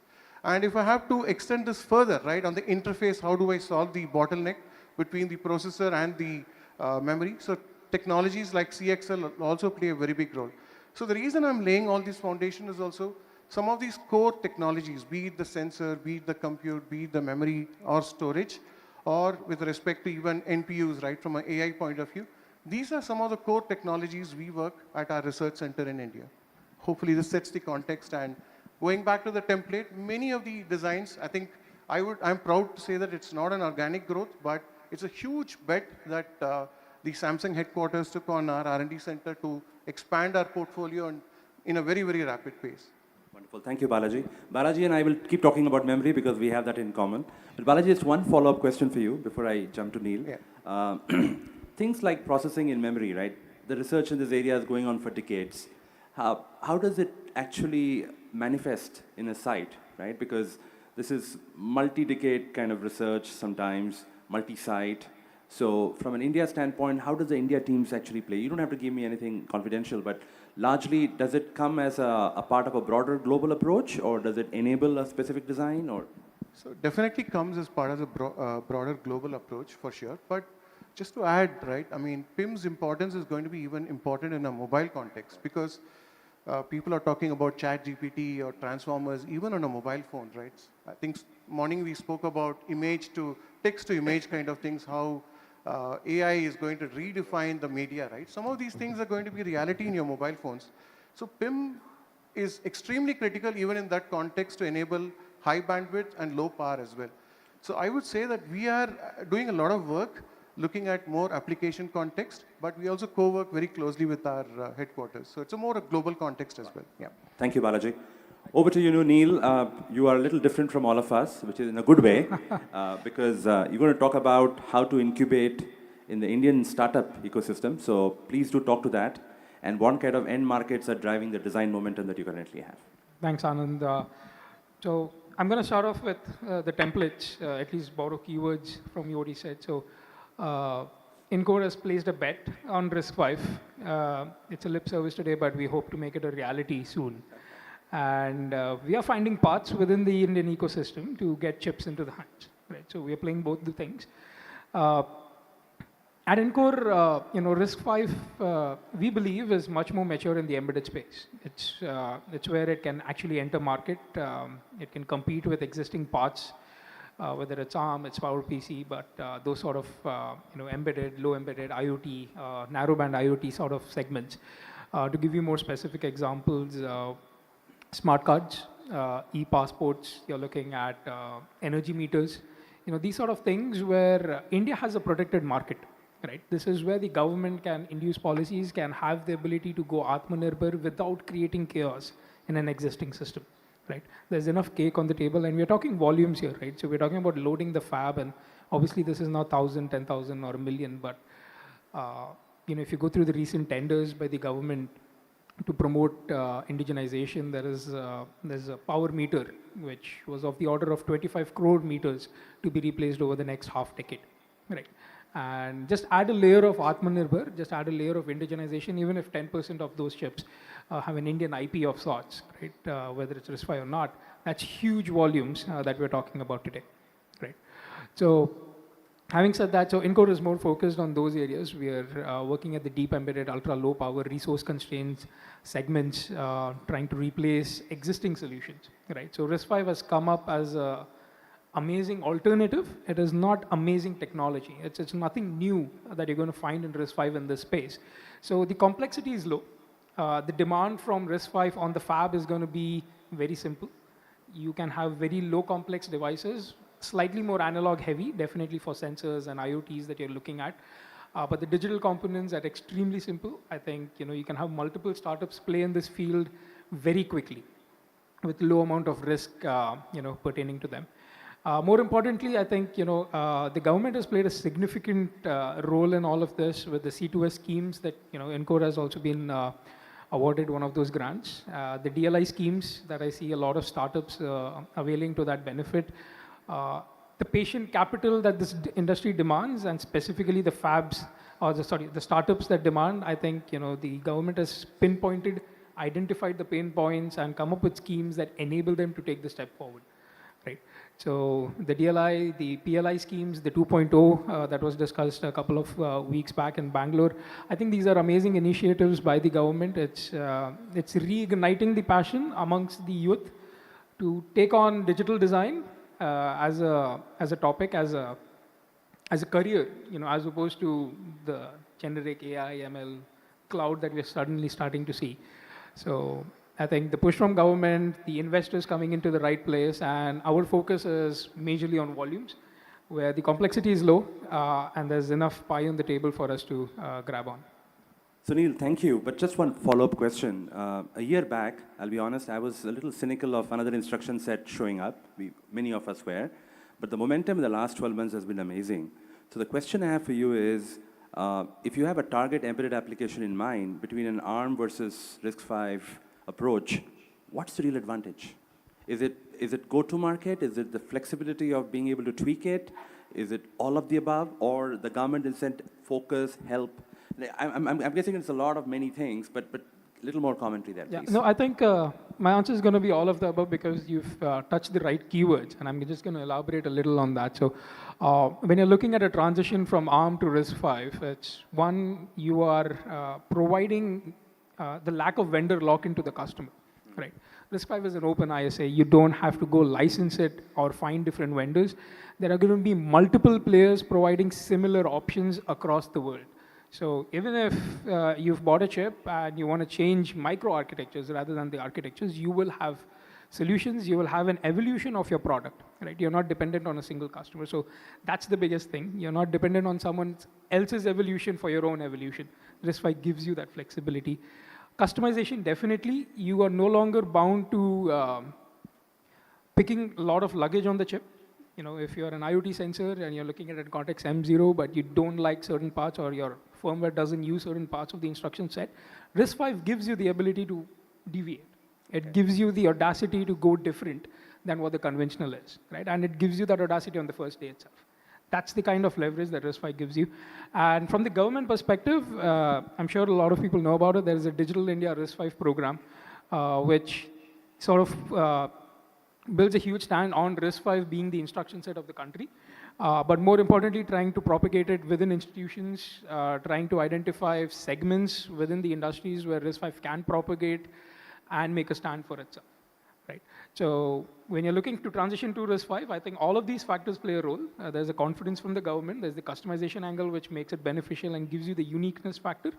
And obviously, it's a good business model for you to evolve your product. Got it. Wonderful. Thank you so much. I think we are probably 6 minutes away from lunch. As I promised, we'll probably not keep you away from lunch, but in the interest of time, if my panelists agree, we can open up for questions. I think the intent here was to give to all of you a sense of the kind of exciting, some high volume, some cutting edge, some disruptive designs that all of us are working on in our respective design centers. Many of them are poised for growth and scale over the next many years and help with the whole concept of fab loading globally and at someday in India, once we have that infrastructure up and running. So with that, I would like to open up for any questions from the audience, and then I see a hand over there. Yeah.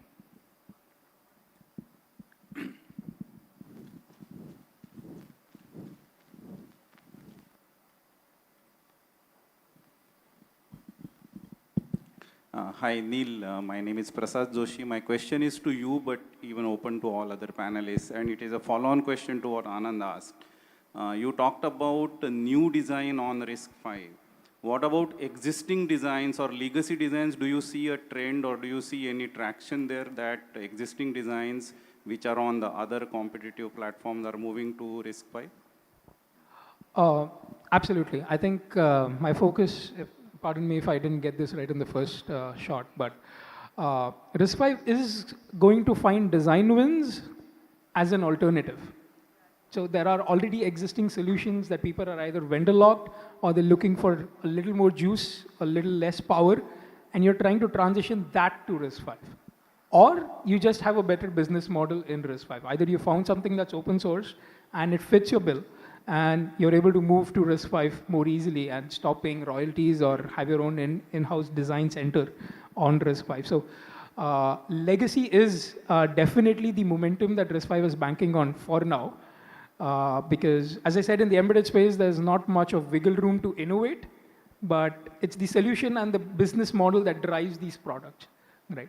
So just to give you an example, we have done, I mean, in my previous avatar of working at Shakti at IIT Madras, we had actually worked with Indira Gandhi Center for Atomic Research, where they were transitioning from a 30-year-old ISA and a microarchitecture to RISC-V in a way that would not be RISC-V, but they wanted to be on an open ISA to start with, right? So there is definite momentum in the kind of track that you're choosing. Just one additional comment. Good question. This morning when I think Bhakta talked about RISC-V getting into possibly a data center workload type applications, I felt more empowered because just sticking to IoT embedded would have made me a little nervous personally, personal comment. But the fact that you're beginning to navigate the entire spectrum of workloads and applications means you're becoming, in my mind, authentic as an instruction set, right? You're not just playing to a very point, because we know that IoT embedded, though very exciting, has its own challenges in terms of scale sometimes, because you will compete with ARM day in and day out, right? So that I felt that flexibility was amazing. Good to know. Wonderful. Good question. Hi, good afternoon. This is Kishore Narang. I'm just a product and system designer. I think my question is for Neil. I love this, democratization of innovation, which we are talking about through RISC-V and all this kind of thing. But I'm a bit skeptical and maybe confused. Please help me get clarity. You're talking of the basic core being customized for different use cases, different like smart meter and all that, and I've been doing. But do you know what it takes to, what kind of maturity time from the core to customized cores, the silicon to a tape out and by products being done, by the time this market that you talk about, smart meter, might be over? And then, are you looking at the startup ecosystem picking one customization at a time rather than what we today have, whether it is NXPs or STs or anyone? They have the core and then they have the customized version for smart metering, for maybe communication, for all those SoCs with different kind of add-on peripherals, whether for communication, RF and all that. Do you see this kind of a democratized startup ecosystem will be able to survive and continue and sustain and cater to the market? So to answer your first question, where does the customization take too long? Are we spending too much time on things and are we losing the train at the right station? I don't think that's the issue. Encore has a solution for smart meters. It has a solution and for different sort of embedded systems. Not allowed to talk them on the public forum, but I'll be able to catch up with you differently. But the customization is an innovation part of Encore, right? So we've built on the tech stack so that you get the customization on day one within 24 hours. Now there's a customization of the core, there's a customization of the SoC, where you say that I want to use the same core for battery management, electric vehicles. I want to use the same core for narrowband IoT. I want to use it in my microwave. That's the SoC changing, but you're able to customize the core very fast for each of those SoCs, right? There are going to be players in the market who now start adopting RISC-V and building custom solutions or custom SoCs on a generic RISC-V core, right? We are trying to bridge that gap as well. So you don't have to go generic. You can go day one without a loss of payday as soon as possible to the market with RISC-V. So I believe that RISC-V enables, that was the legacy of RISC-V, that you can do all of these things on day one with amazing amount of flexibility. I think the only barrier that RISC-V is going to hit is the software stack, right? If everyone goes fragmented, if everyone starts deviating from RISC-V, how do they maintain software? But that's a longer discussion. That's an ecosystem discussion that RISC-V itself has to be involved. And they're definitely doing a lot of efforts in that space in order to move forward. Wonderful. You. Thank you. Any non-RISC-V question from the audience? Yes, please. Yeah.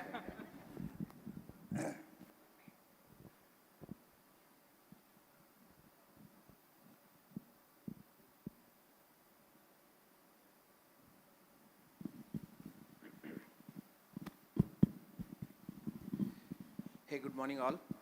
This is Vasu from Phytech. So it's the question for the global semicons. I can see the major players from NXP, Renesas, Samsung.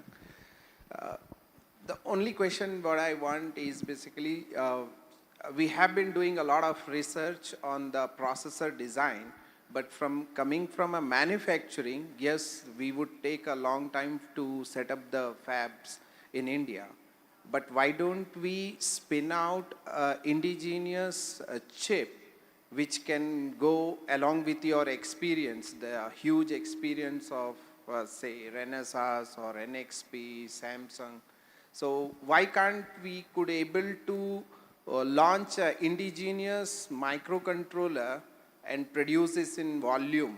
As we know already, there is a lot of market opportunity. So for me, it's very simple.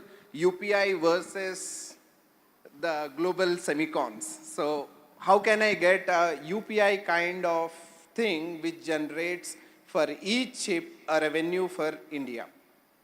How long it takes? It's not a challenge because when you see the Chinese ecosystem, they hardly take 2 or 3 years to spin out. Today, as an embedded engineer, I know that I have been using a lot of Wi-Fi chips, a lot of camera chips based on different new SoC architecture. I am now not taking a name of RISC-V, but it's hardly a couple of years, right? So to the bigger players on Semicon. So I think we got.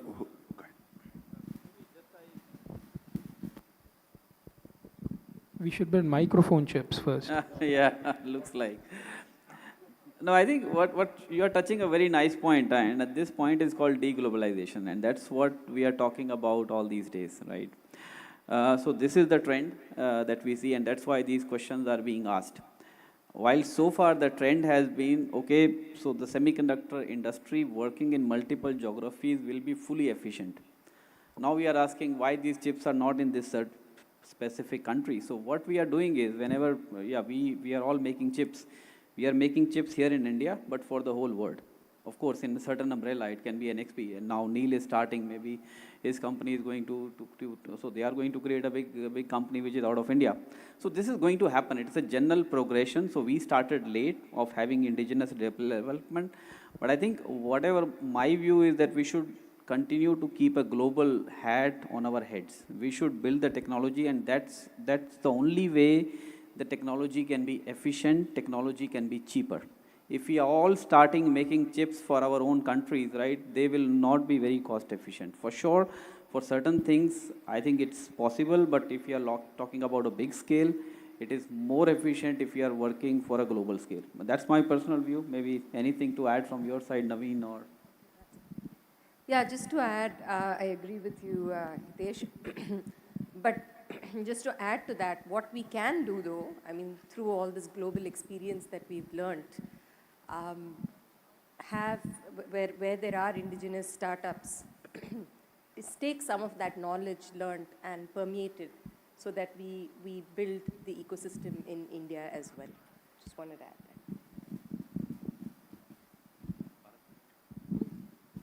No, I think point well taken, but I'll tell this, right? Silicon is at the bottom of the food chain, and the fintech UPI revolution happened at a very different part of the stack, right? You cannot underestimate the amount of effort it takes, and you would know, since you come from the domain.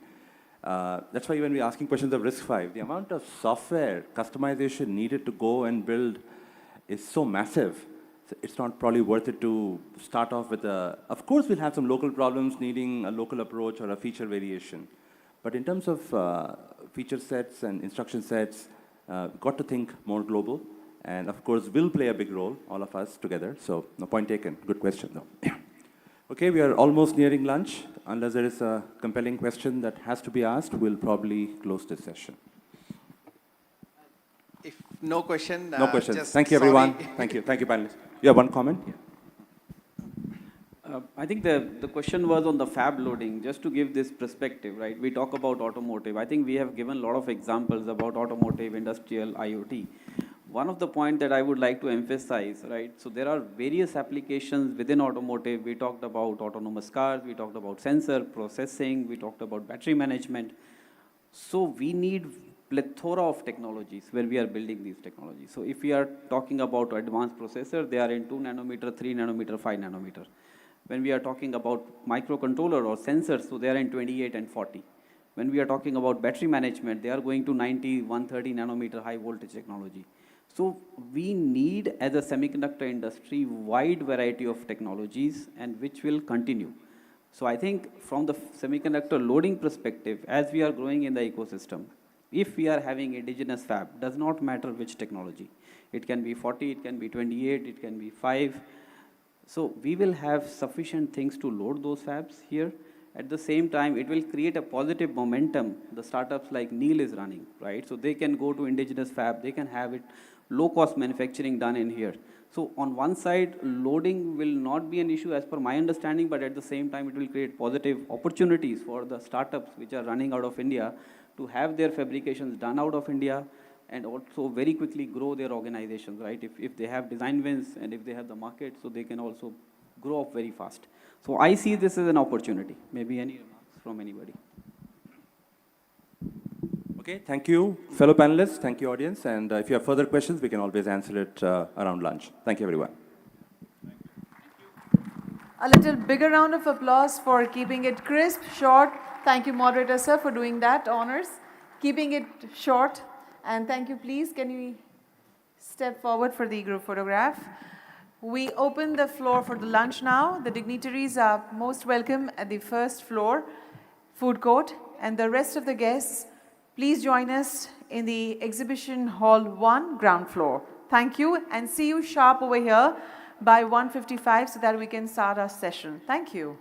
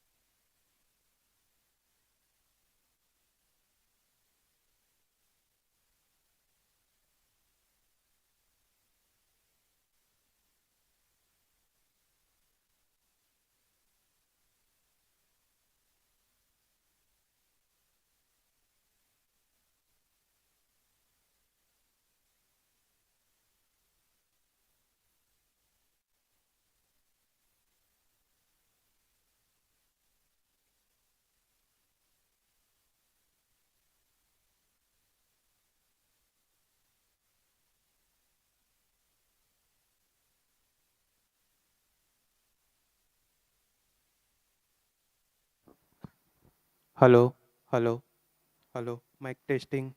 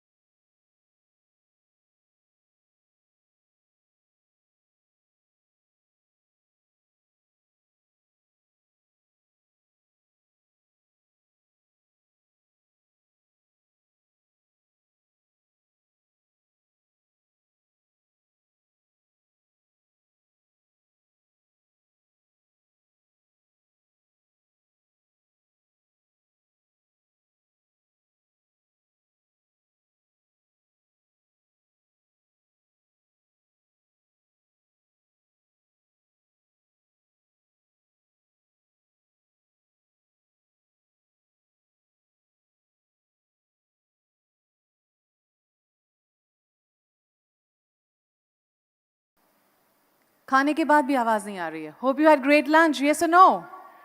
Thank you.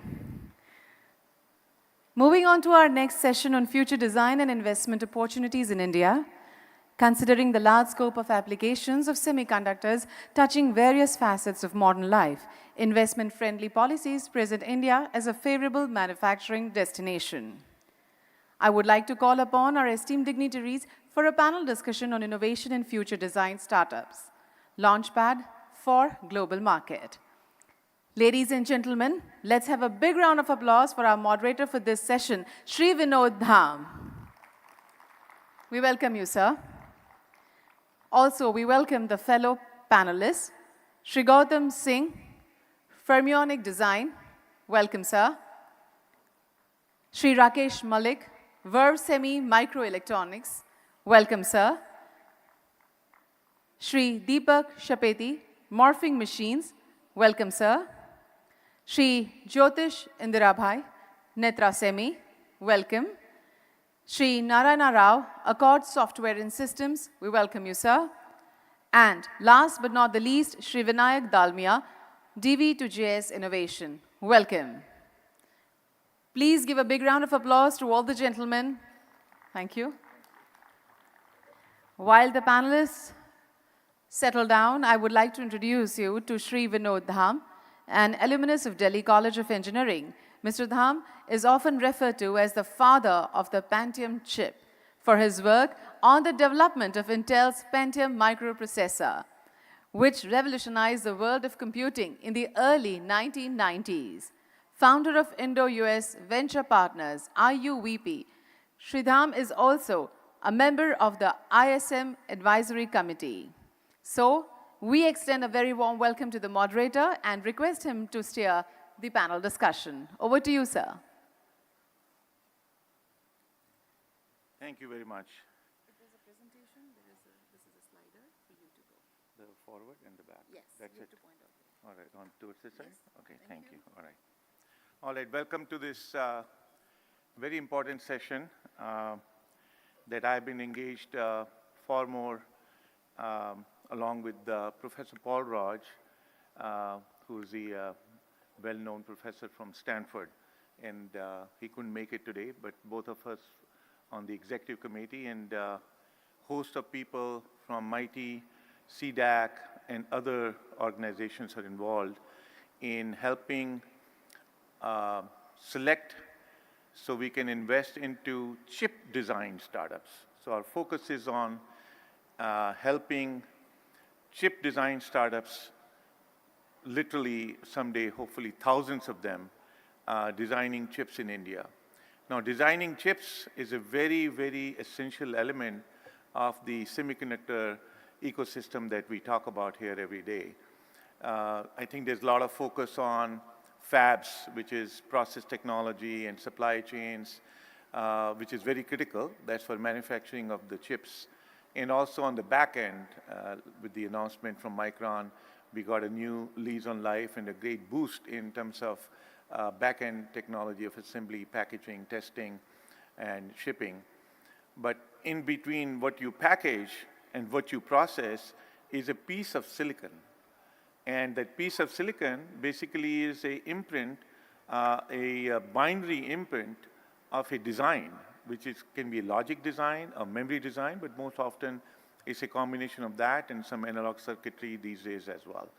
So these chips is what really is the magical thing inside of your laptop, personal computer, or your cell phone that enables it to do the function that it needs for you to be doing what you need to do. So it's a very, very significant, important part of the equation of success for us, recognizing that we need that type of chip designs in India.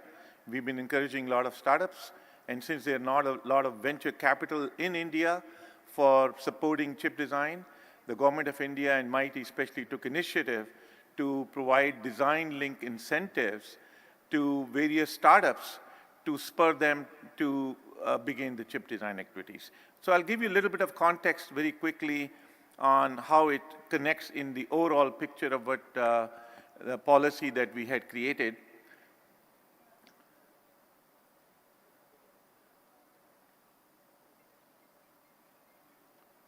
So maybe I should just go ahead and first give you a little simple tutorial that I found when I talked to many people here from different walks of life.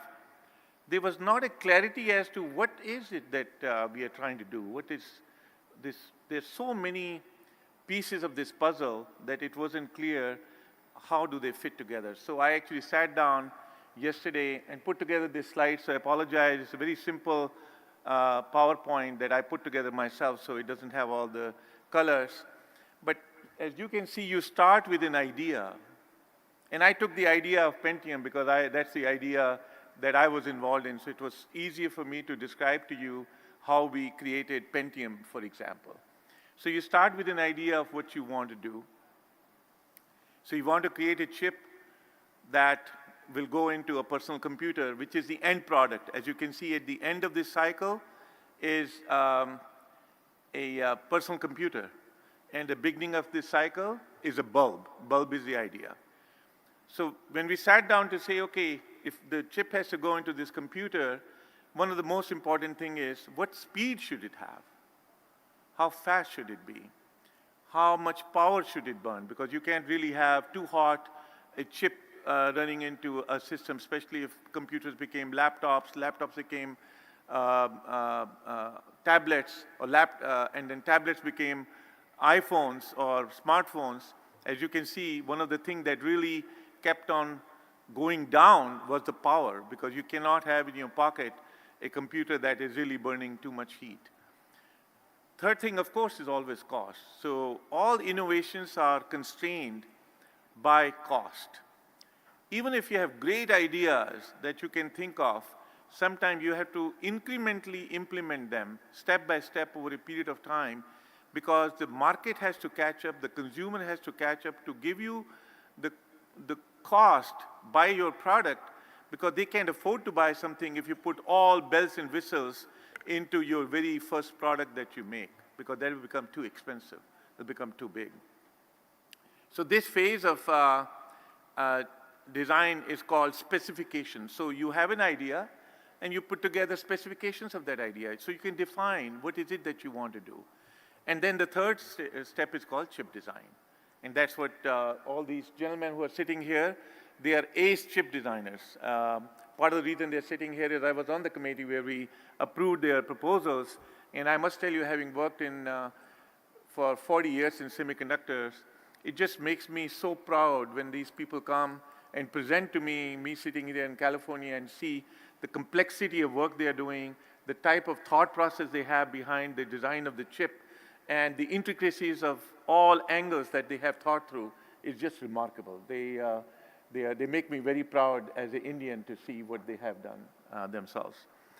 So they are the ones who are chip designing. These are teams of people. They can do logic design, circuit design, then you do timing analysis to make sure you're really still meeting the speed goal that you had originally. So I'm going to oversimplify it just to give you a concept, an idea of what do we do here. Then we do a physical layout of the chip.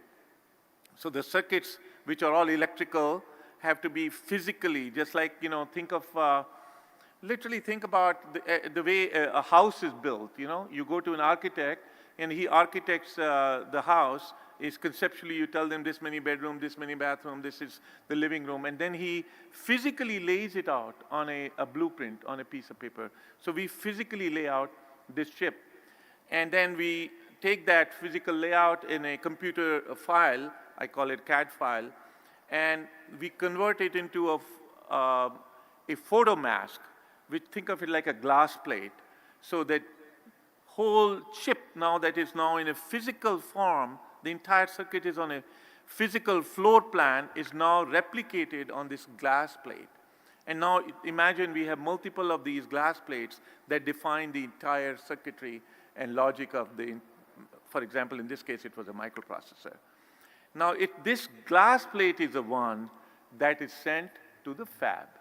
This is the one that goes to the fabrication area or the foundry or whatever other terminology you may like to call it. That's where those people receive this plate, and then they take this plate and they process silicon underneath it through various steps. So what do?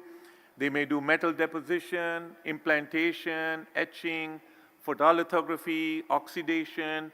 So you see from here, there's a start is a wafer. The wafer actually here shows some colors, but it's really a blank. It's a blank silicon wafer. It looks like a grayish kind of a thing. Then you oxidize it. Then you print on it using that glass plate the pattern that you want, which is a circuit actually. And then you etch in that pattern various places where you want to diffuse or implant various types of impurities. You know, we talked about, Modi talked about conductor, and he talked about insulator. So a silicon is basically an insulator. When you put different impurities in it, you can make it a conductor or an insulator depending on what you want. So that's the reason for doing that, by the way, is very simple. At the fundamental level, it's a switch, an on and off switch. So we are putting on that die, maybe these days 100 billions of these switches on a tiny piece of silicon the size of my thumbnail. Just imagine that. That's how fine the imprint of the photolithography is. In any case, then you connect them together with the metal. Then once that is all done, then you're basically done one part of the wafer fab. Then I just showed for completeness sake, once that is done, you need to wire bond it. That is, you need to connect this chip to the outside world, because if you ever opened a computer, you'll see a motherboard and you'll see these chips and their names on it, but they're all connected to the motherboard with just a little bit of a wire bonding, a little bit of a welding. That's what that is.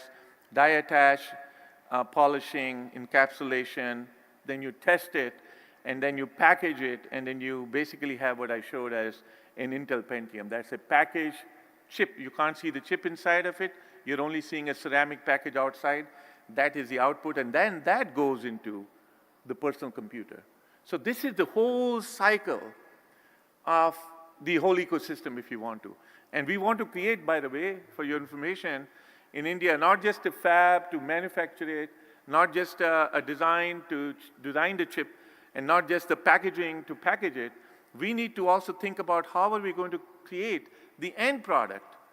Right now, all the end products in India, even though we are now celebrating the fact that Apple is here and they are manufacturing their iPhones here, and a lot of other iPhone manufacturers or smartphone manufacturers are now present in India. But remember, we are basically still getting the chips from somewhere else, and the fabrication is done somewhere else, and those are pretty high-end value chain items that we need to start doing here. So there is now I'm going to go into the next slide that will tell you how we're going to do all of this in India. So the Indian policy that was put together for this job of doing the entire ecosystem is encapsulated in this slide, okay? So set up semiconductor fabs, and semiconductor fabs are for silicon primarily. Silicon is used for, I would say, 80% of what we produce, the digital stuff. But nowadays you have a lot of power needs and other needs for which we need gallium nitride, silicon carbide, which is compound semiconductors. We also need sensors in today's world because you're doing automotive. You need to sense all the environment around you, the cameras, and they need to have image sensors in them. In fact, one of the companies here will talk about that today. And then we also decided to do R&D. We are going to be doing chip packaging, you know, already Micron is in. And then within this $10 billion bucket that has been assigned to this first vertical is set up chip design and design infrastructure. And that means CAD tools and IP. Now, IP is a very important part of this design. IP means intellectual property.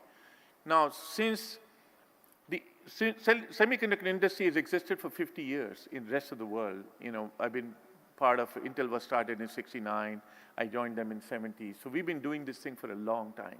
So the longer you've been doing it, the more innovation you've been creating. The more innovation means more intellectual property. It's called intellectual property because it belongs to the company or people who actually create it. And if you want to use their property, you have to license it from them. And then you have to pay some money to license it from them. We want to get to a stage in India where, with tremendous amount of talent that we have here, we can start creating this intellectual property in-house here. So we can trade that intellectual property with the other people whose property we need in order to cross-license each other so we can create a bigger amount of innovation. The second and third verticals I will not talk about, but they are equally important as you see there. One is to give production-linked incentives for electronics manufacturing. This is actually building your cell phones, so building laptops, or building iPads, or building solar panels, or whatever else that you may think about is come into that. And then the last one is all the other industries, battery industry, telecom, automotives, and stuff like that. So there's a $13 billion bucket. There's a total $30 billion to build everything in-house. The reason for building everything in-house is twofold. One is we want to make India Atmanirbhar. Atmanirbhar means we want to be able to do things ourselves, so be self-sufficient. So we don't have to keep on importing. We're importing $110 billion today. Projections are we may be importing $1 trillion worth of electronics from outside the country in a matter of few years. That's a lot of money. And we ought to save that money by trying to do things ourselves. And that's one. And second is, there's no reason why India cannot become, just like today it's known as a IT hub in the world. Anyone in the world who does anything to do with IT has to have a presence in India because we have some of the deepest and broadest set of talents in software programming skills there is in the world. And there's no reason why we can't have a similar type of situation here in semiconductors. So one day people can come here to do their chip designs, do their fabrication, do their system design, do their package design, and the rest of it. Now, we are here to talk just about chip design. And in chip design, there is a program called Design Linked Incentive. And Design Linked Incentive is being given to these startups, like I said, to reimburse up to about 50% of design-related expenditure that they incur in trying to do their project. And the project can be divided into different milestones, and so most of them are very early stage. And we decide what the milestone will be, and we provide the money according to the amount of effort and resources needed to reach that milestone, and 50% of that expenditure, the government of India reimburses once a project is done. But there is an upper limit to it that we don't really give infinite amount of money, so those amounts are smaller, like $2 million to $4 million that we have. Now, once the chip is designed and you deploy it, then we also give a little bit of subsidy, I will call it, because clearly, we are behind the 8-ball, and we are trying to compete with these companies that have existed for eons all over the world. So to give us an extra edge in terms of competition, we give a little bit extra deployment-linked incentive to these companies as well. Now, one of the nice things that MIT has done is they have provided the fundamental tools that you need to design these chips. Those are called CAD tools, computer-aided design tools. And basically, there are 3 big companies in the world that do them. Cadence, they were here. You saw them on the stage yesterday. Synopsys and Mentor Graphic. So the team here has done an outstanding job in MIT to really go into all these places, get them to sign up so that we can have these tools be available almost free, by the way, not almost free, free to all the students. I think there are about 300 universities they're targeting to provide these tools to any students who wants to design a chip. They can download this tool and actually use this tool to design the chip. Now, even for the startups that are sitting here, we'll provide the same facility and are providing to some extent same facility for using the CAD tools, which we have, by the way, taken from these companies on a high volume basis. The reason we did that is if each company goes and negotiates with these companies, the prices would be too high. But if we, on behalf of the entire country, negotiate with them, then we can bring down the price quite a bit. Okay. So this, by the way, is a process, and then I'll go into describing the team. The process is you submit the application. There's some due diligence done to make sure financially it's a viable thing. Then there's a technical evaluation done by a variety of different expert committees. And then it's brought to Dr. Paul Raj and myself to look at and give our opinion and meet with the team and have them present and ask them questions and then see whether this particular concept or idea or the team is a viable group of people to invest money into on behalf of Government of India. Now, mind it, by the way, if I was purely looking at them from a venture capitalist point of view, which is what I was in my previous role, we would be far more diligent in many different ways than we are. The reason being that right now we are trying to cultivate an entire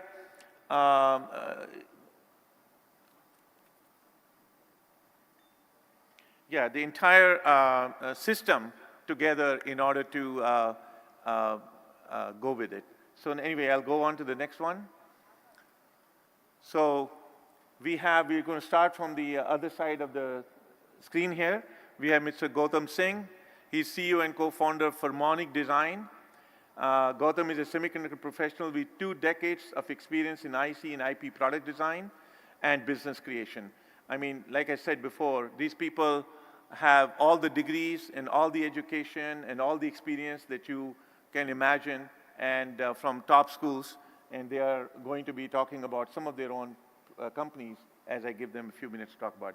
Next one is Rakesh Malik. He's CEO of Vervi Semi Microelectronics, and he holds a BE Electronics and Electrical from Punjab Engineering College. Over 35 years of experience in several positions that he has been involved in.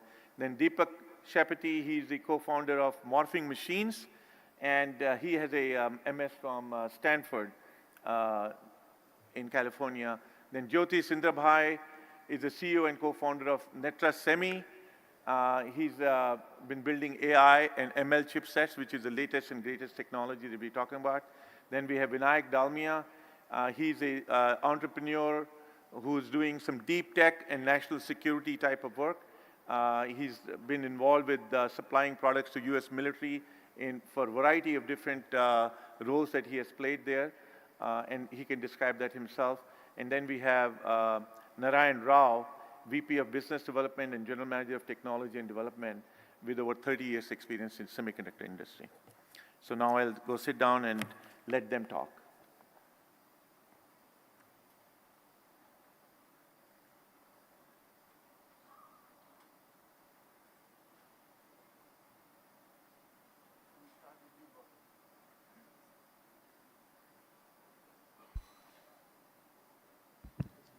All right.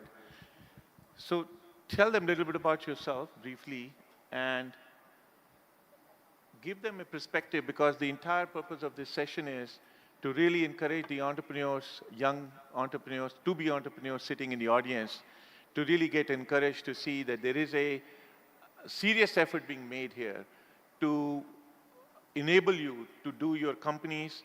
I'm talking about chip design companies. So from that perspective, I'm asking, how difficult was it for you to do a semiconductor chip design company here in India? Please share with us. Good afternoon. Good afternoon.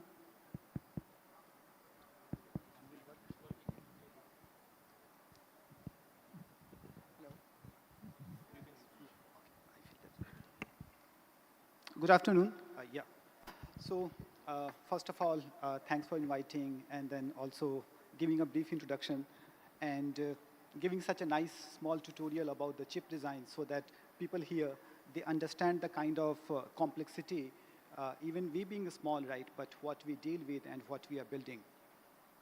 Now, coming to Fermionic, what exactly we are trying to do, we are building a RF beamformer chip, and this is going to go into radar applications. It will also go into ground terminal. Now, you have asked a very interesting question that from India, we are trying to build something which is innovative, and also these are the things which are not simple. These are the complex things. And so I'll not talk about the emotional aspect of this, that like in order to take this plunge, right, you need a lot of courage. And certainly, like the thing is that like people, everyone sitting on this dais, all of them, they are really brave people who have started this journey. So there were challenges that say like when you go and then build a chip, and when your ambition is to build these chips which can stand the test of the time, and also when it has to compete with a global player. Because building the chip is one thing, but the other thing most important when you try to build a company, right, with your differentiated product and solution, you are going to compete with the large companies. And when you put your chip into customer's hand, right, for him, all it matters is that like whether your chip is giving a superlative performance than the other available options, what is there in the market. So certainly there's one thing is that like access to the technology which comes into the play, at what cost you are developing so that like you are not, whether you are in a bootstrap mode or whether you're in a funded mode, you are not eroding that faster. But the main goal is that in spite of all these things, you have to build something which gives a differentiated performance than the other solutions which is available in the market. At times, these solutions, they can be as simple as a power improvement. In other cases, the performance can be entirely innovative in the sense that like you are entirely building a new technology.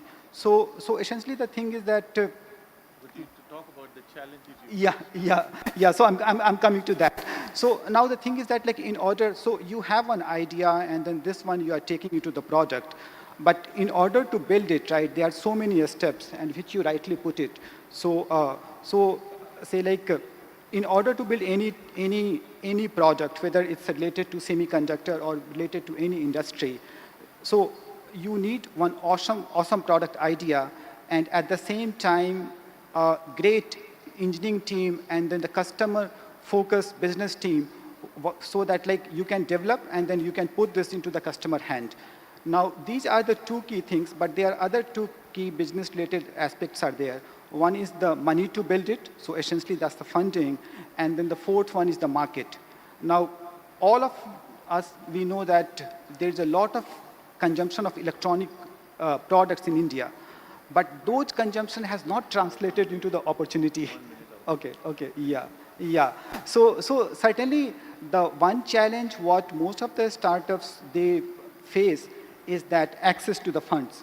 In order to build all these things right, you need say like some money at the seed level so that you can start putting this idea and even in a small prototype you can put into the customer's hand. Now, so this is the one challenge you have to overcome either in a bootstrap manner or in a funding manner. So I'm going to ask you next the question, how is DLI scheme helping overcome part of the challenge of funding that he talked about? Maybe I can tell you a little bit about our journey, just 30 seconds, Please. and then I think I'll come back to your question. It's a capital-intensive business. Silicon is a capital-intensive business. You need a lot of money for licenses, for silicon producing, even manpower, trained manpower. So experience is also needed. So these are the two essential ingredients which anybody who is trying to plunge in should take up that challenge. So that challenge has to be taken up in that way. How we moved on, we decided on the product. So product definition is very important. So we decided that we are good in high speed, we are good in high precision. So that is a product line we choose. Money was a problem, so we decided to go with the IP business first. So we went ahead with the IP business. We developed the products. Within 3 months, we had the IPs. Within 6 months, we had the silicon. And after 6 months, we had the customer as well.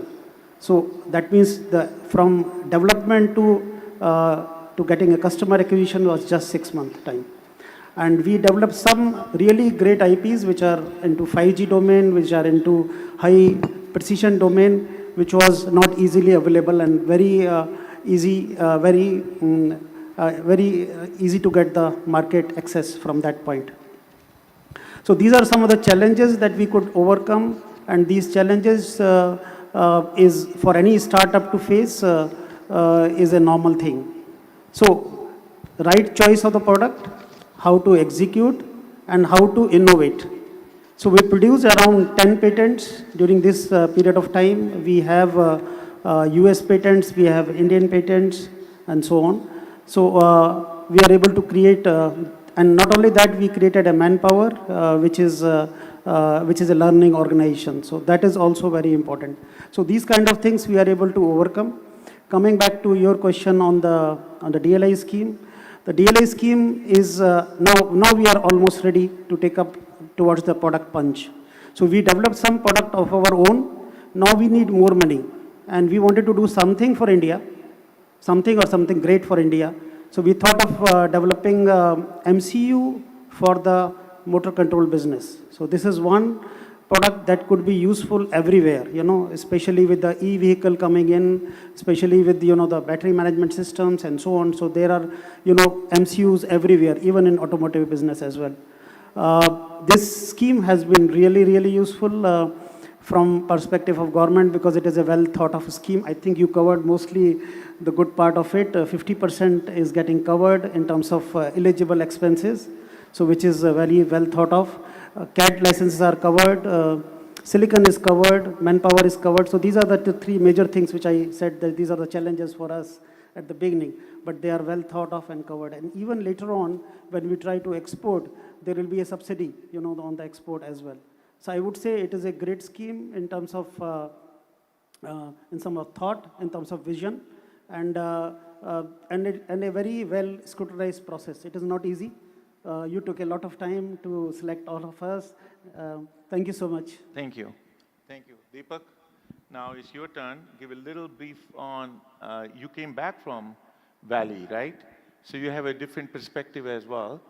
And please also share from your perspective, what else can, we heard that great things that is being done in DLI scheme to help, but there must be more things that we can do. So please highlight those as well. Thank you, Vinod.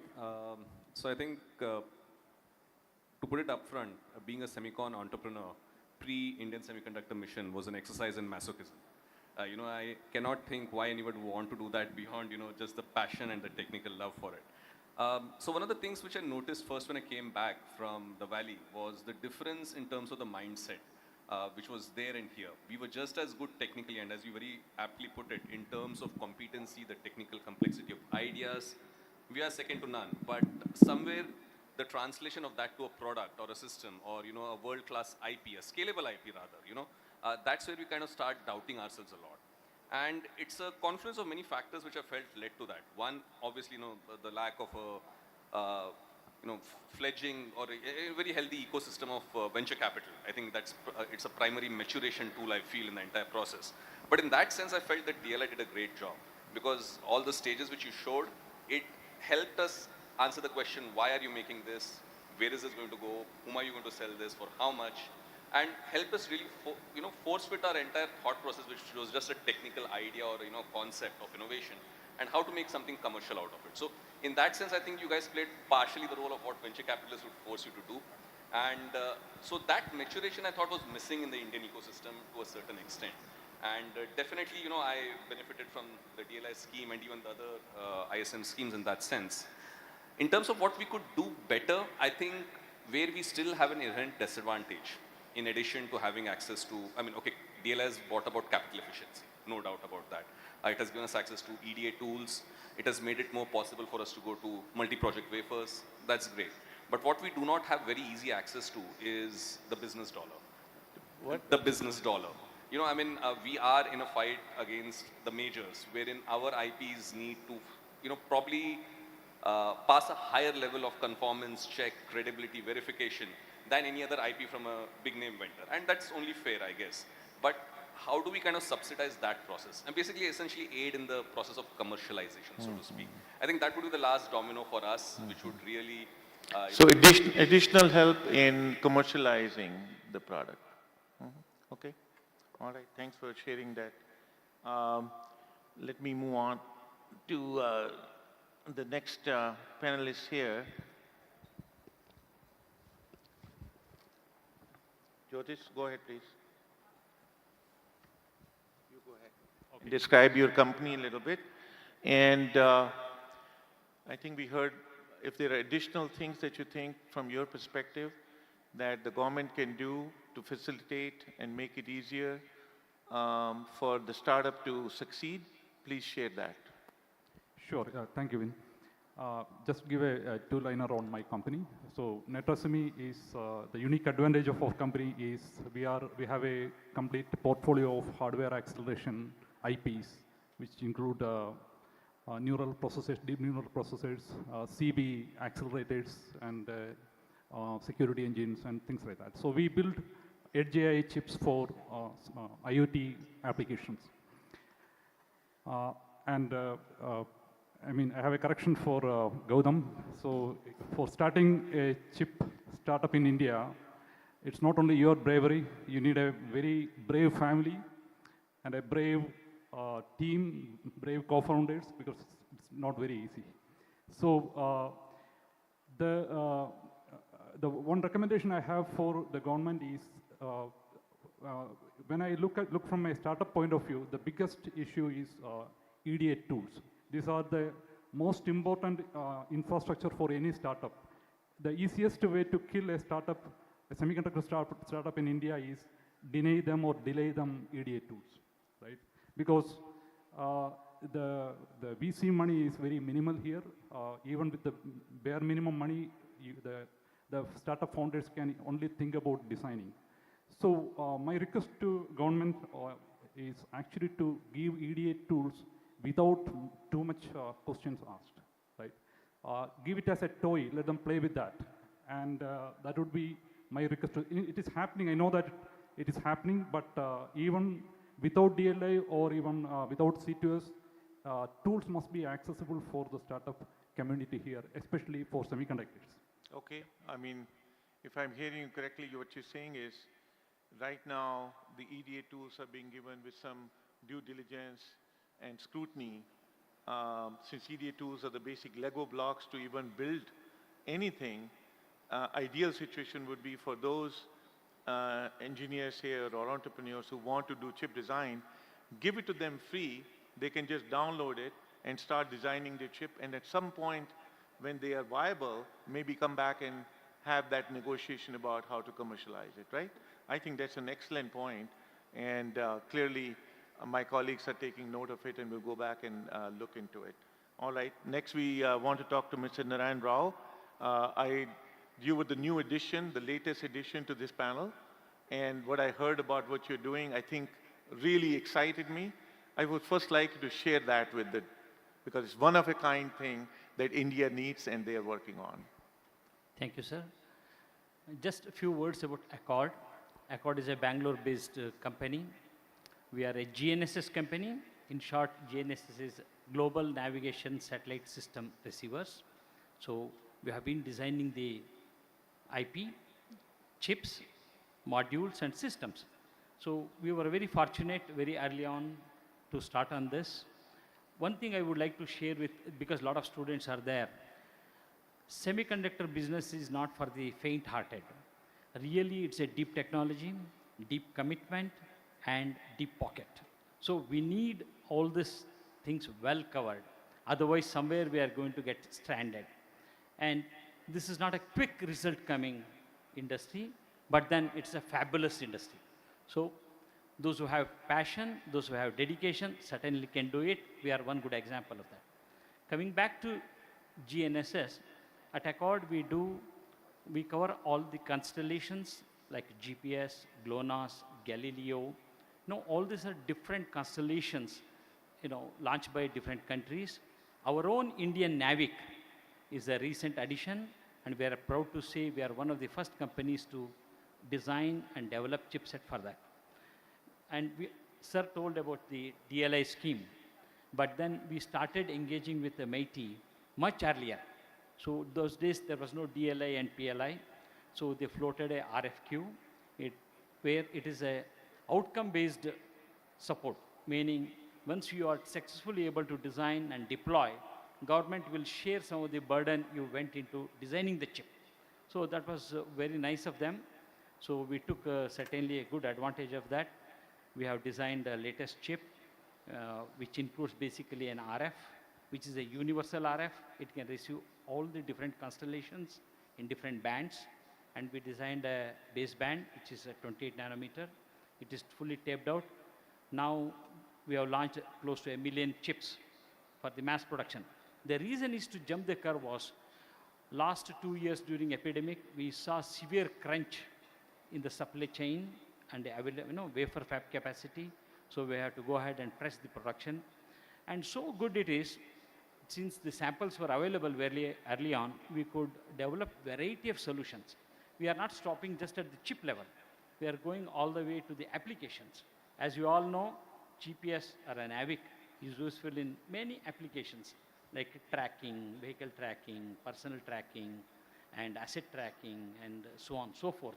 So we developed, or we made inroads into variety of these sections, and we have some lead customers. So it is heartening to say it is going into strategic sector, industrial sector, automotive, and so on and so forth. Thank you. Now, I just want to highlight, I hope all the budding entrepreneurs in the audience heard that when they started, there was no DLI scheme, there was no PLI scheme. But even then, MITI and maybe the other organizations in the government that I'm not privy to right now, actually helped them with RFQ and the sufficient support they needed to succeed. So actually I have seen when I deal with the MITI people who are involved in this scheme, I'm really encouraged by their attitude, the positiveness, and the amount of work they do, the heavy lifting they do in really interacting with all of you ahead of time. Yeah, big applause for them. Very big applause for these guys. They are behind the scene heroes who are doing some amazing work, and we should be very proud of that. Thank you very much for sharing. Last but not the least, Mr. Vinayak Dalmia, you should share with us about image sensors. And from what I know, you're doing mostly work with defense. But I thought there's a huge commercial market. I mean, I hear that China has 500 million cameras, and of course we don't want that many in this country, you know, where the image sensing is needed. But give me some idea as to what you're doing and how are you benefiting from what DLI is doing, and if there's anything you want to highlight that we can improve. Thank you. Thank you so much for the opportunity to be here. You know, at the outset, I'd like to make something very clear on the record. Yeah, go a little closer. At the outset, I'd like to say something for the record. My company would not exist and succeed if it wasn't for the government of India. And that's something that needs to be said, and I say it in every forum. We also pre-exist the semiconductor mission, but METI has been a phenomenal support. The Ministry of Defense has been a phenomenal support. The Indian Semiconductor Mission now has been a phenomenal support. And I say this because, you know, coming from a liberal arts background, I'm a student of history. And if you look at other more developed critical technology ecosystems, whether it is Taiwan, whether in aerospace now it is Turkey and a few other examples, without government support and without the right policy sort of intervention, a critical technology sector or ecosystem cannot exist. And therefore, I would not exist, my company would not exist, was it not for this particular government. So thank you so much.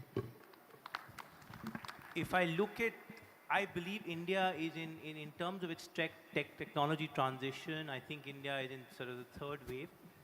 The first wave was IT services, where you were able to leverage cheaper resources. The second wave was basically consumer-facing services. I believe the third phase is going to be critical high IP products built from India for the world. Could be hardware, in our case, could be software. We work specifically in the world of image sensors. These are CMOS image sensors. They are considered by most foundries non-standard and specialized nodes. So negotiating with foundry has been some experience. I can write a book on it someday. But we're moving beyond military. We see a huge market in automotive, already working with some of the large tier ones to build together systems, not just chips. We also see a huge market in high-end CCTVs, which unfortunately, historically have been Chinese CCTVs in our own country, and high time that changes. So these are two high-volume markets outside of military that we're now focusing on. Thank you. So I apologize to the next panel for overstaying by 5 minutes, but I'd like to thank the panelists for doing the best job they could given the time slot we had in describing not only the companies that they're working on, the products they're building, but the challenges they have faced and where they are getting help from us adequately and where we can improve some more by giving them more help. Thank you very much.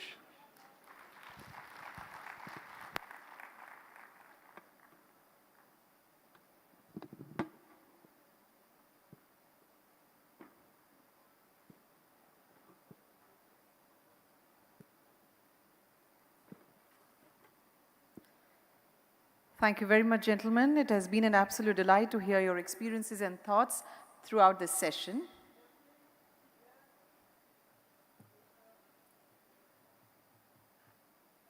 Can we have a good round of applause for all of them? We have gained energy in the lunchtime, so let's utilize it.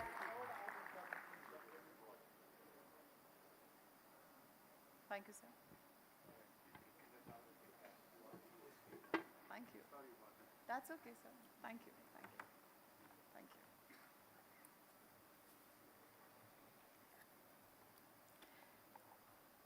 In just 2 minutes, we shall commence with the next session.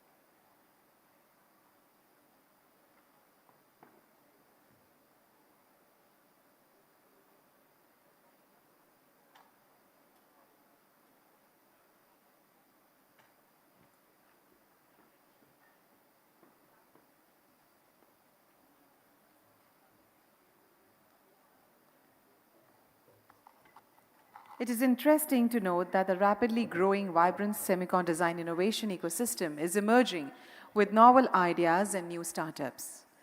Boost has been provided with a design-linked incentive scheme to support the budding semiconductor entrepreneurs. Let us now ponder over the investment opportunities which may provide the wind beneath the wings for semiconductor manufacturing in India through a panel discussion on creating investment opportunities in Indian semiconductor ecosystem. Please join me to extend a warm welcome to Sri Gani Subramaniam, Celesta Capital, as moderator. We welcome you, sir. And also, we have the panelists. We shall welcome them.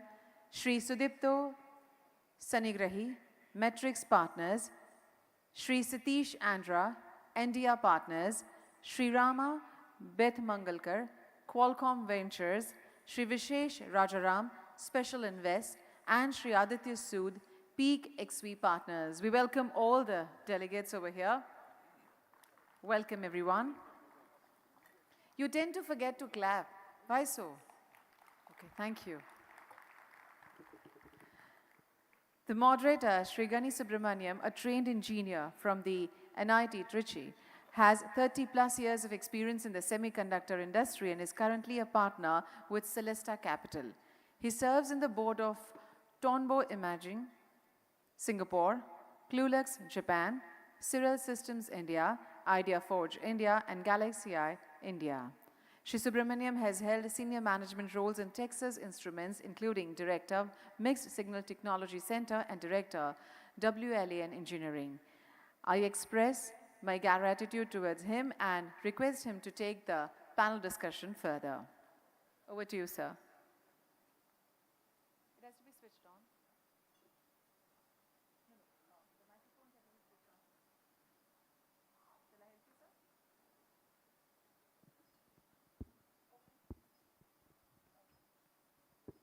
Hello? Just a moment. I'm going to become super rich now because I also got a phone after that platinum card. One of the panelists from the last panel discussion has forgotten the phone. I don't know whose phone is it. Okay. Thank you. Good afternoon. Able to hear me? Okay, good. Okay. So the Hello? Able to hear? So the previous panels spoke a lot about deep pockets. You need to be brave heart, very capital intensive. So you require a lot of money to do fabless or semiconductor design. And I have 5 colleagues or peers who are going to fund all the money that is required today. So, I mean, I come from, this panel is about venture capitalist. Venture capitalist I define as somebody who can invest a seed money to something like a Series CB, then it becomes private equity. And VC is something, let's say, from $1 million to, say, $25 million. And the darling of VCs in the semiconductor industries has largely been the fabless chip design. So I'll speak a little bit about the status of chip design, because most of my panelists have invested in chip design companies. And as you know, the fab or ATMP plan requires hundreds and billions of dollars. So we are going to focus more here from a seed to something like a $25, $30 million investments, right? So starting with chip design, we have 40 years of experience in chip design in India today. In 1985, it started with, India had already, but it kind of enhanced to the next stage with Texas Instruments coming. And I don't know how many of you would remember, TI carried the satellite dish in a bullock cart. Even if you do a Google today on Texas Instruments satellite dish on bullock cart, you will see that image in the Google. So we started with Texas Instruments, 40 years of design. Yesterday you saw AMD saying that they're going to create the world's largest design center here. All the top semiconductor firms, be it Qualcomm, Broadcom, Analog Devices, Marvell, everybody would have a very, very large design centers in India. Not many people understand or even know that we have made a decent progress in our own homegrown fabless semiconductor companies. I'm leaving a lot of services companies. Services companies have existed for a very long term. But even in homegrown fabless product design companies, India has made a significant progress. I would say moderate success, but significant progress. So start with Cosmic Circuits, analog and mixed signal design, acquired by Cadence, followed by Silicon and Beyond. They did high-speed SerDes, got acquired by Synopsys. Then Sonkya Labs, software-defined radio, wireless communication, acquired by Tejas Networks. Steredian, funded by my peer, Satish, got acquired by Renesas. They were in the 4D imaging radar chips. And then finally, who's the other one? Yeah, and finally, Cyril Systems, forgot, I used to be the chairman of the company. They got acquired by Micron for power management chips. So even in India, we have made moderate progress, right? We have got in critical areas acquired by high-quality multinationals in India. But is the progress enough? I don't think so. And I think the previous panelists rightly articulated lack of venture capital is one of the main reasons for the growth of here. Apart from that, one more panelist said that mindset. So, my friend Subrato Bakshi says that for every reason, there should be a season, right? So with the government pushing semiconductor conference to such a great extent, and we have DLI schemes, C2S schemes, has the season come? Are we at the right point now to really create highly valuable semiconductor companies from India? So I'm going to start asking this question. I'm going to ask my panelists to share their opinions, but before that, let me quickly introduce Sudipto, Matrix Partners. They're the investors in both SanDisks and Xilinx. Satish, India Partners. He's the one who invested in Steredian Semiconductor, which got acquired by Renesas, a homegrown Indian fabless company. Rama, Qualcomm Ventures, a pioneer in Silicon Valley in terms of semiconductor investments. Nuvia, Sci-Fi, and Innovium, many other companies were invested by Qualcomm Ventures. Then Brave Vishesh is one of the pioneer. You need a brave heart for an entrepreneur. You also need a brave angel investors to back these companies at the seed stage. So Vishesh is one of them. Vishesh has invested in MindGrow, which is an IIT Madras RISC-V company, and Aditya with Peak 15, and a backer of both Incore and MindGrow from India, and of course several other companies in the US. So with this, I'm going to hand over my mic to Sudipto. Sudipto, please share, as the season comes, are we ready to take advantage of the huge, the tailwinds in this ecosystem today? Thank you, Gani. First of all, it's great to see the entire global semiconductor industry come down for SemiconIndia 2023. If this is not the season, I don't know what seasons look like. I know you spoke about venture capital and VC. VC started in the 1950s to actually invest in semiconductor companies. Bay Area is called Silicon Valley.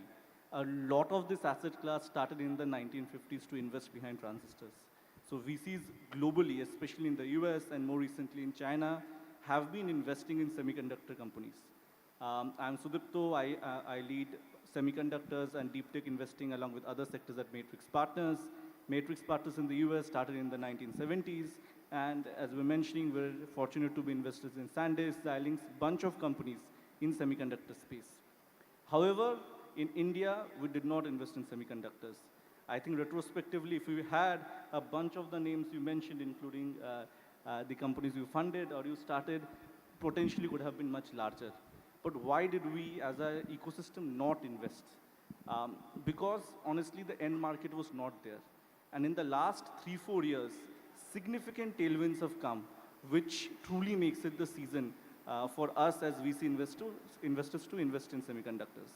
I think about the tailwinds, a lot has been spoken over the last 24 to 36 hours, but I'll reiterate them quickly.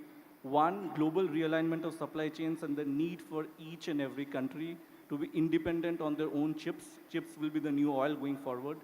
Two, all the hard work that the government of India and MIT has done in bringing this entire ecosystem together and the push across different incentive schemes. Three, the design talent that we keep on talking about. I think we may not have had large VC-funded Indian startups, but a lot of the startups in the US which have become large are because of Indians and Indian design talent. And fourth and fifth, more importantly, is the end market is finally here in India. If you have to build chips, you need to sell to companies, and those companies are here in India today. So where do we as investors see opportunities to invest in semiconductors? I think there's a lot that's spoken about AI and cloud and the share price of NVIDIA, but there's an opportunity in chips for training, and there's opportunity for chips for inferencing. I think there's a clear opportunity for chips for inferencing for edge built out of India for Indian use cases, which we sort of discussed in the panel before. India is a leading two-wheeler, leading auto producer, and with EVs, there's significant opportunities in EVs. There are opportunities in defense, opportunities in 5G and communication. So a lot of sectors where the end customer and the OEM is in India, for which we'll need chips built out of India, and all of those sectors are super exciting. And we as Matrix are super excited about the opportunity in semiconductors. We're in the process of investing in a few companies and look forward to do a lot more over the next few years. Great. Thanks, Gani, and thanks for the opportunity. Vin, fabulous masterclass. You know, it was great listening to you. First 8 years of my career, I've designed chips in Silicon Valley, VLSI technology, LSI Logic, a startup called T-Square. India Partners is an early stage venture capital fund, and our purpose is to support product startups from India that are building either for India and the region or building for the globe. So I strongly believe, there are two things that have come to play for any particular sector to get to escape velocity. I think timing is a very, very important component. I think the timing is now, so there's huge alignment. Then the second piece is we can sit here and complain about lack of capital, and I think that's a very lame excuse. I firmly believe that capital chases talent. When there's talent that goes after a particular market opportunity, capital will find its way. So it is the responsibility of us who are sitting here to create these success stories so that many other entrepreneurs can follow the playbooks. So we can sit here and talk about there's no risk capital, there's no upstream capital. Yes, that's true. I think there could be policy initiatives that can come into play to help people to jumpstart quickly, fail fast, fail cheap kind of policy initiatives. But I think at the end of the day, the onus is on all of us to really go fund companies and then create success stories so that others can replicate that. And at India, we are committed to making investments, sometimes in moonshots, of course, very disruptive technology companies, sometimes companies that create value going after the better, faster, cheaper value proposition. Happy to work with entrepreneurs, who are trying to build either for the region or for the globe. Thank you again. Thank you, Gani, and thank you, Meiti. Glad to be back at Semicon India this year as well. And your question is very thought-provoking, Gani. I think we are in the last session to now you're calling for action. Your question says, what are you going to do for each one of us, of course, in the investor community and everyone, because the Meiti and the government has done enormous to create a fledgling industry which did not exist before. It's just local semiconductor companies. So as far as Qualcomm is concerned, we've been investing in India for the last 10, 12 years as a corporate venture capital. And we saw the gap in hardware startups. The question that you asked, that same sort of gap existed even in a simple hardware company. Way back in 2014-15, we started a hardware accelerator to help companies get access to boards to make their prototypes and some of those early product revisions. That's something Qualcomm started doing it already. And last 2 years, we realized when the semiconductor wave was just starting, we saw that the semiconductor founders need mentorship.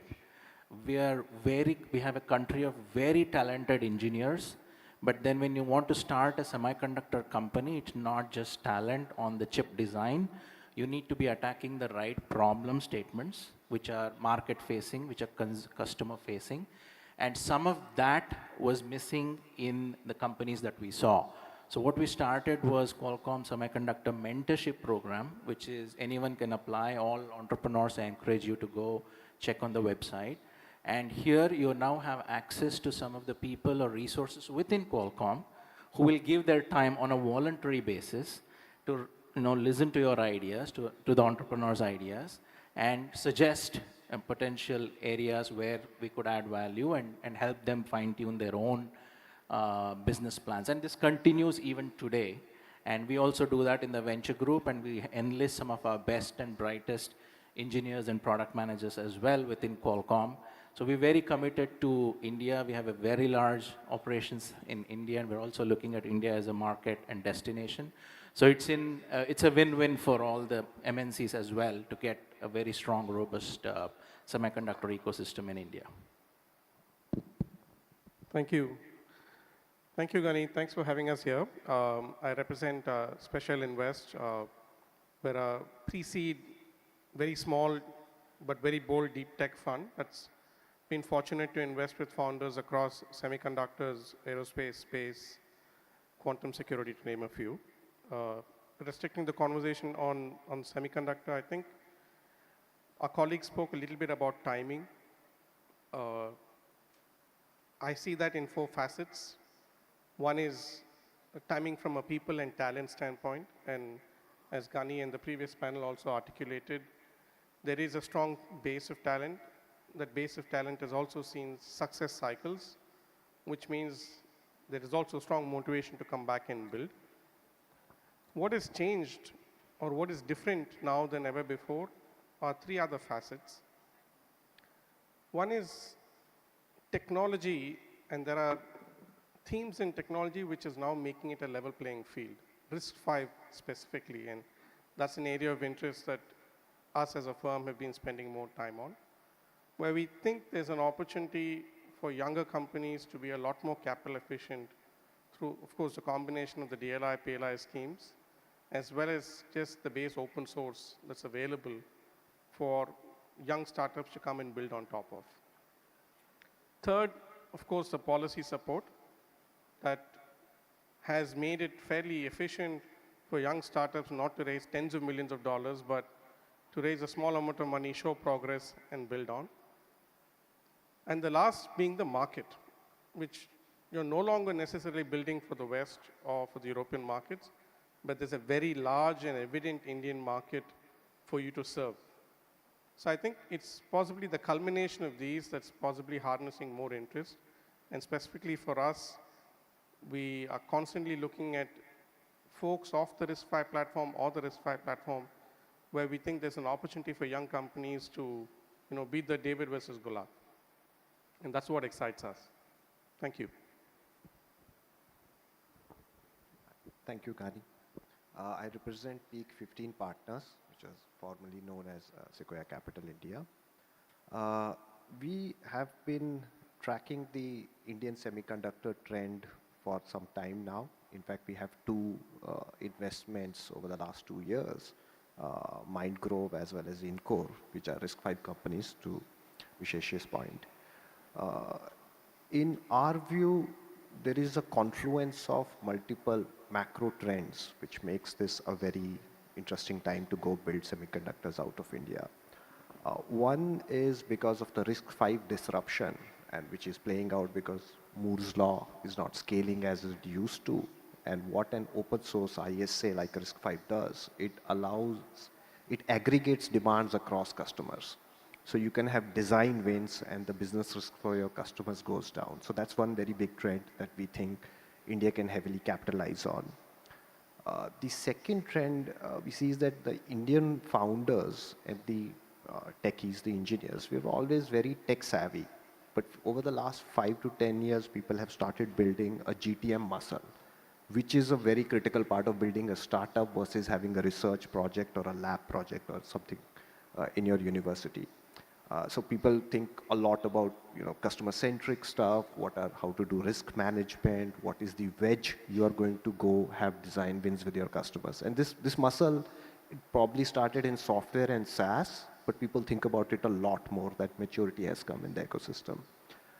The third, and as important a market, is that if you look at any big deep tech company, their first stomping ground has been their home markets. And this is where MeitY and the government of India has been a key enabler, that especially starting from defense and the other kind of initiatives where you're mandating designs with the IP zoned in India, it gives you a natural advantage. Because if you want to build a large business, you have to build it in an iterative upward cycle, a spiral.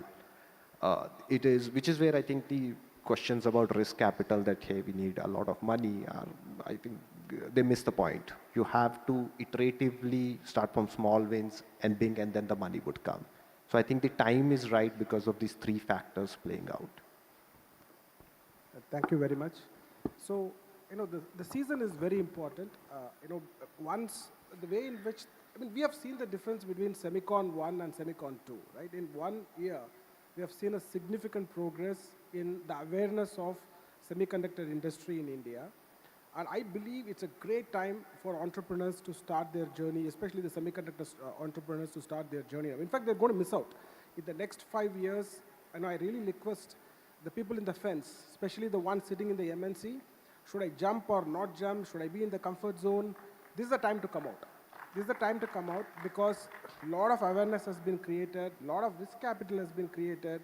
The big guys with deep pockets are saying that I'm going to focus on the fabless semiconductor system, or fabless or semiconductor ecosystem.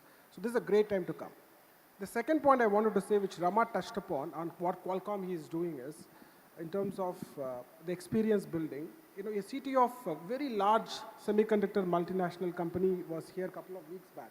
In the space conference we talked. And he mentioned the following statement. So he acquired an Indian company, probably a Greek company with a lot of talent in India, maybe the majority of talent in India.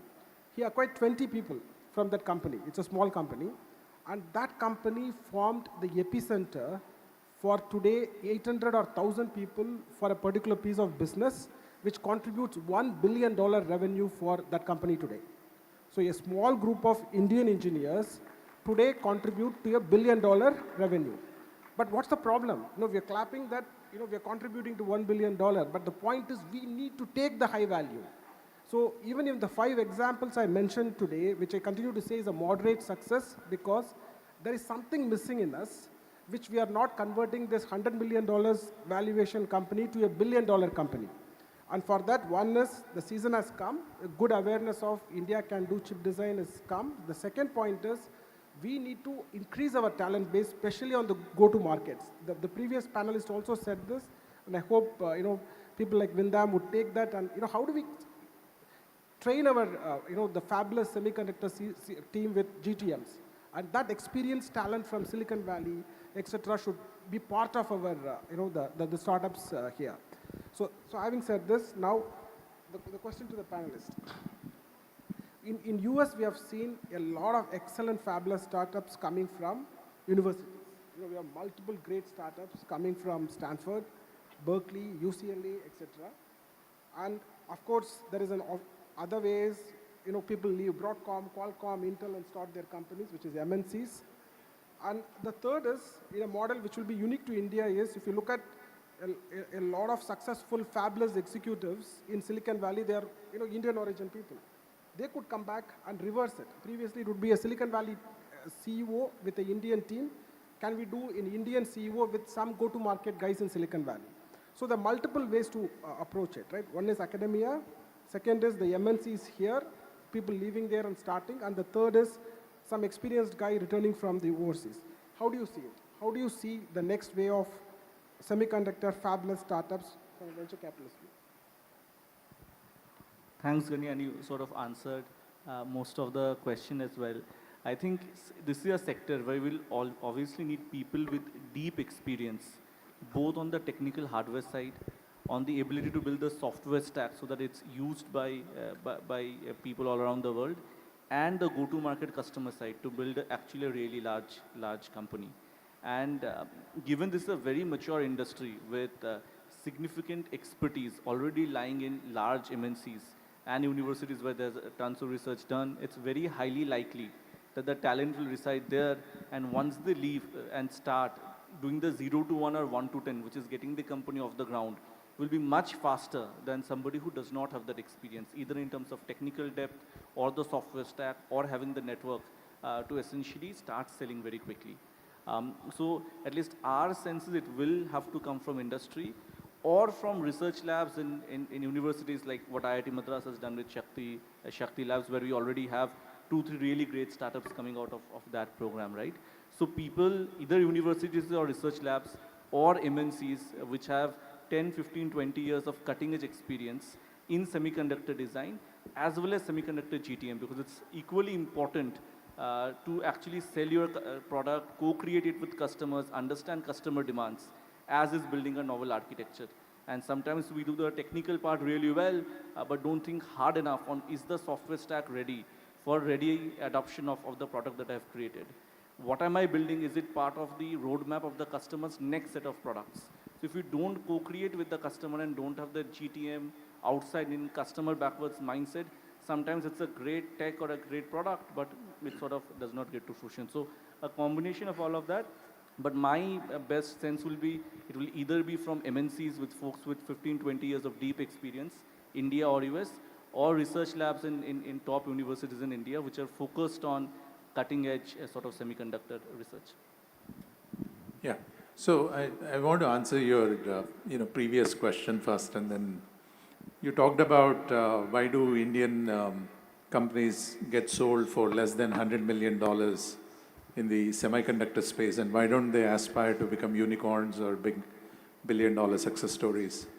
I think one of the key things is when the founders get together, they need to bring in complementary skill sets, which is go-to-market, sales and marketing, which becomes a very important component, right, to scale. Are you selling a technology? Are you selling business? That's what determines the value of your business. The second thing, I think, while entrepreneurs have made amends on that front, they're now surrounding themselves with some of the marketing talent. Upstream capital is also a big challenge. And Today, I mean, even you look at e-commerce or you look at fintech and you look at SaaS, the growth capital didn't come from India. Growth capital came from outside of India, right? Only when hundreds of millions of dollars was invested, these companies grew and they aspired to really build big businesses. So the growth capital piece is missing in a semiconductor context. While all of us can write, maybe Peak 15 can write a bigger check, but all of us can write only $7 to $10 million. But you require $30 to $40 million of capital to commercialize and build business, not just sell the technology promise. So we have to solve that problem working with the entrepreneur in terms of bringing in that growth capital. Then you will see companies going to the next level. The third thing is really seeing is believing. When a couple of companies get built and they get to that scale, entrepreneurs start believing, saying that I can do this as well. And I can do this even better. So hope maybe in the next couple of years, we can create, I think with the effort that's put in by, of course, ISM, mentored by folks like Win, hopefully all of us can create a couple of these billion-dollar semiconductor startups, right from India, not settle for 100 million exits.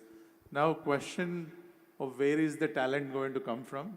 I kind of agree with Sudipta, you know, it's going to be more from people with domain expertise, not to undermine capabilities of young students. If you look at Cisco, I mean, even in startups, Sun Microsystems was a spin out of Stanford right out of college. So majority of even hardware companies in US have been out of universities, but with strong research, master's students or PhD students working with professors who rolled out or who started these companies.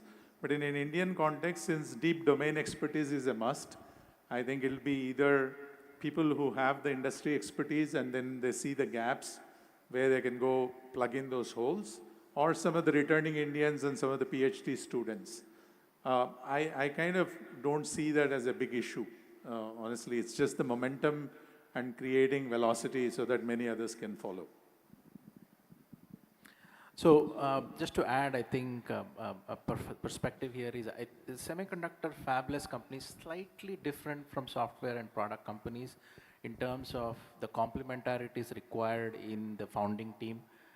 You really need something special on the design side. If you're a chip designer, it's unlikely that you would have had to interact with the fabs or the tools companies to license. So you need one person on the technical side who's really good at what they're doing. You probably need another person to look or take care of all the operations, the engine that makes a tape out happen, or to get to that is not easy.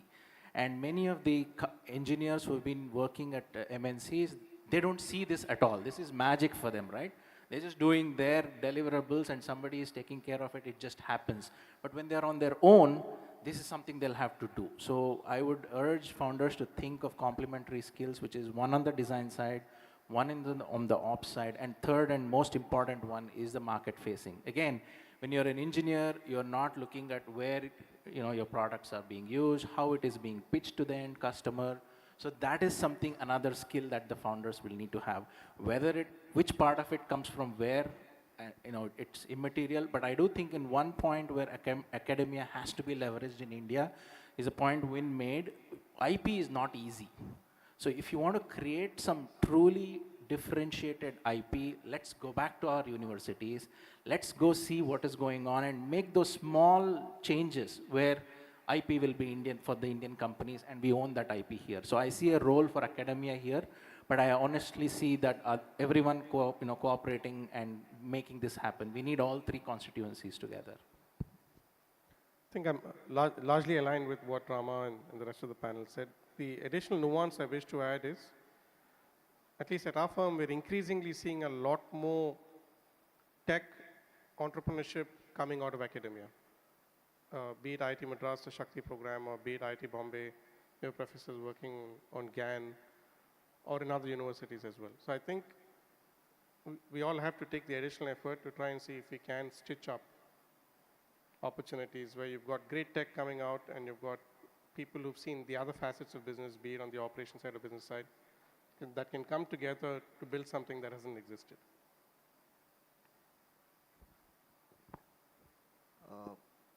broadly agree.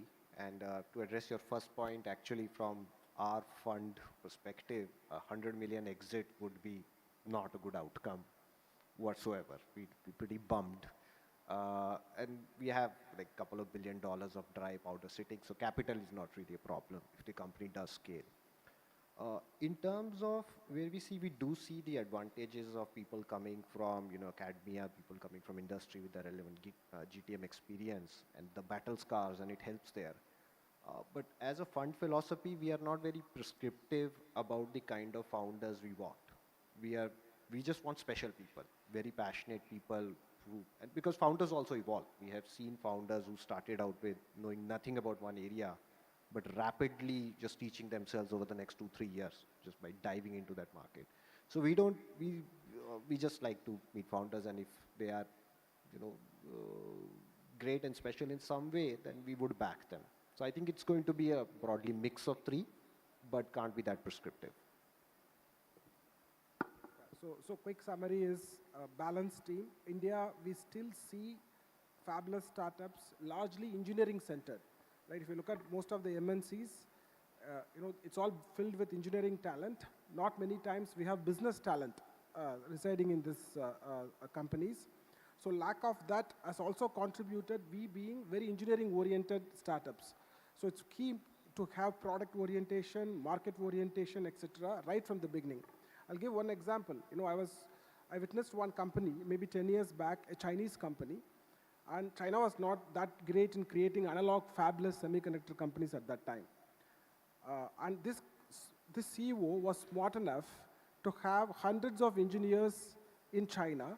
He had the key architects sit in Silicon Valley, maybe 3 or 4 members. He had he's a co-founder. The architect is a co-founder. Then he had another co-founder in Korea, where they will be consuming a lot of chips, and another co-founder in Taiwan. So the 4 co-founders, one in China, one in Korea, one in Taiwan, and one in US. And this ramped to a $1 billion company maybe in 4 to 5 years, and got listed in Taiwan. A Chinese company got listed in Taiwan. So I think it's important for the entrepreneur to realize that apart from technology, I need to have this complementary skill set, that is marketing, business, and no point in debating, when will I bring it, etc. Go and get him right at the beginning and get him as a co-founder. When you get him as a co-founder, you always trade equity with cash compensation, right? So try and get, the guys who built large fabulous companies very initial in the game.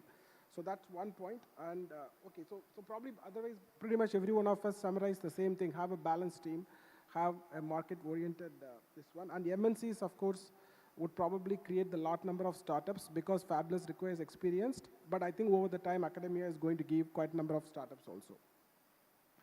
So the third question, before I open up to the audience, so I think we are, with DLI and C2S, a lot more entrepreneurs have the opportunity now that their cash burden is getting less. And India has like 70 to 80 micro funds, all less than $50 million funds. There are like 70 to 80. And so we have a reasonably good collection of seed funds and pre-Series A funds, right? But I think yesterday, the Foxconn person said that to do a 1 nanometer chip, you may require $1 billion of investment. And now I know that at least to build an advanced semiconductor digital chip, you may require $250 million of money. We are still in seed and pre-Series A. In my opinion, we lack even to fund 20 to 30 million type of investments in fabless. I think you also highlighted that. How do you fill up? What do you see? How do you think we can address? Because in 2 years, 3 years from now, the DLI companies which he has selected is going to be in a path they want 15 to 20 million. I know analog fabless can be done around 20 million, but digital would require hundreds of million. How are we going to address it? Do you have any ideas how to address it? So I think Satish broadly answered sort of a bunch of points in his previous answer. So 2-3 things. I think the Series A investors are there. They're sitting here today. I think in our largest company, we end up putting $25 to $30 million. So at least the bridge to raise 10, 15, $20 million, that's already there. I think post that, the good companies will attract capital. I think in 2010 to 14, Flipkart, Ola, Paytm ensured that billions of dollars came in for them to grow, and that mushroomed a new generation of companies. So if we have one or two large success stories, and I think between the panel here and investors in India today, the first $25–30 million is possible. And if somebody is cutting edge and truly breaks out, I think capital will come. Yeah, I think, Gani, a couple of things. I still think, I know DLI is in the right direction, but I'm very disappointed that why within this semiconductor industry, the EDA world has remained the same way it has been for the last 3 decades. Why isn't a new entrepreneur come and build a subscription business and really disrupt the incumbents? In all of the software businesses, we have seen that happening. You know, enterprise licenses to on the cloud, you know, pay-as-you-go kind of models. So certainly, I think if you can offer a model where you're giving credits and you make those credits easily available to startups, one piece. And the second piece is that I think probably we can go a step further and also include shuttle runs. Maybe, you know, you give them a couple of shuttle runs. The government can coordinate with a couple of fabs, probably, and then look at the MPW, you know, shuttles. That will also help the entrepreneur. The reason for all of this is really fail fast, fail cheap. You know, that's the mantra. You can't take 5–10 years and then be living dead, as opposed to quickly figure out, do you have what it takes to build a very large company or not? And I also think that probably, you know, kind of government can brainstorm here and look at growth capital, right? Maybe Series B capital, right? Many times what happens is people imagine that, oh, you know, let's have enough accelerators, let's have enough incubators. But the pipeline kind of really gets clogged because they will not cross the valley of death, or they can't cross the chasm.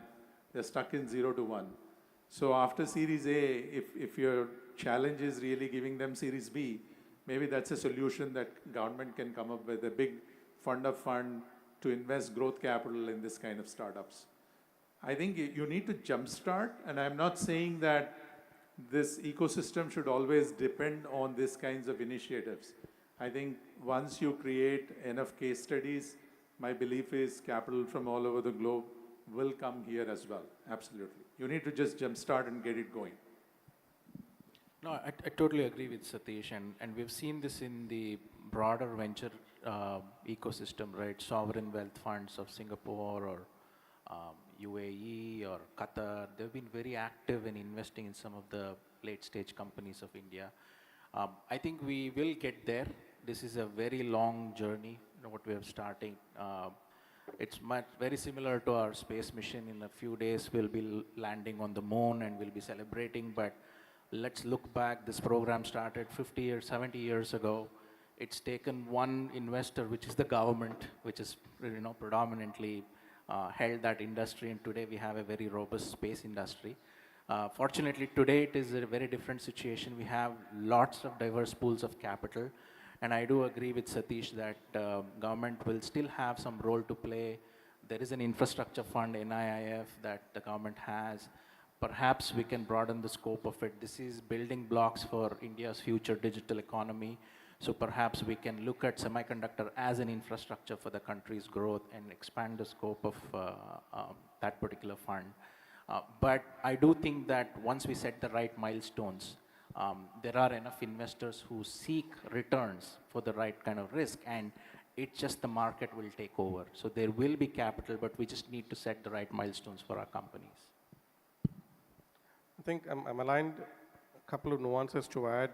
We are seeing academia step in and find ways to give tools, credit for tools, and pay on performance or pay on royalty. We're also seeing accelerators like Shuffle give tape out capacity. So the opportunity to try and put something out quick, I think there's some early movement there and more to do. But I think I'll step back from that. This is 2.0 for Semicon. You've had 1.0. There's a lot of learnings you've picked up, a lot of talent that's come back in. But I want to re-emphasize that the market today is very different. There is a real need in India for a lot of what young companies are making.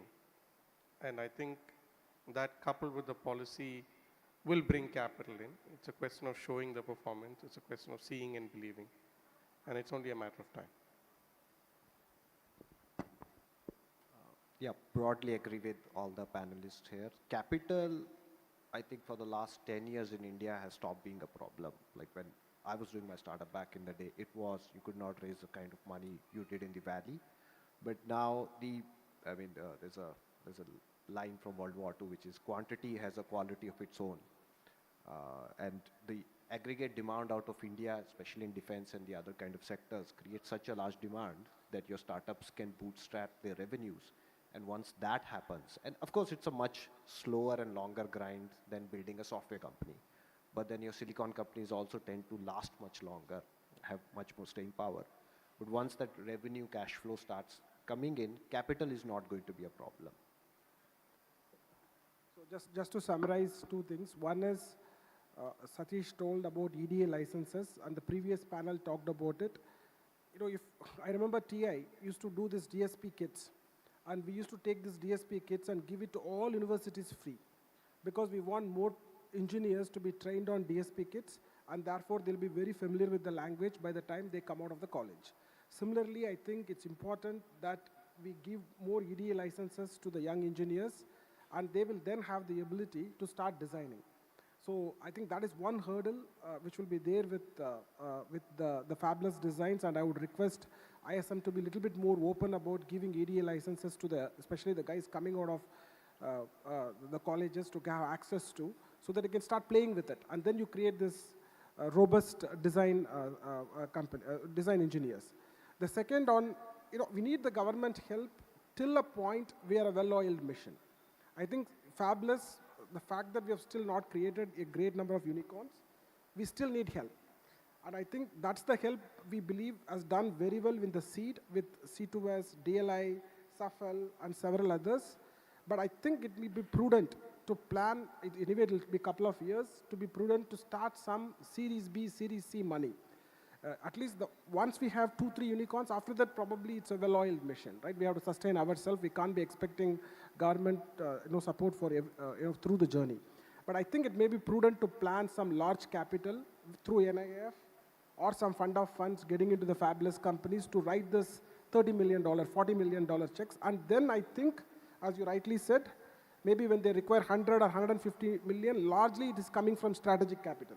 It's either coming from Intel, Qualcomm, Google, or Microsoft. One of them would write that large capital apart from large private equity investors. So with this, If I may add one more point to that, which is, in addition to business model innovations for tools, as a country and for our entrepreneurship here, we should probably set a bold, hairy, audacious goal. Start a tools program where we can open source some of these tools from scratch. We can't do for all architectures, but perhaps for RISC-V and some of the emerging architectures, if ground up those tools, it might take a few years, but the entire software world changed in the 90s, the moment Linux and Linus Torvalds started to break down what was very closely held. Perhaps as innovation for the masses, if we can create a tools ecosystem which can be open source. I know there are going to be different layers, but certainly that is one area where our country can benefit as. Okay, so I have probably another 5 minutes, 3:45 I would like to end, but maybe few questions, maybe two, three questions.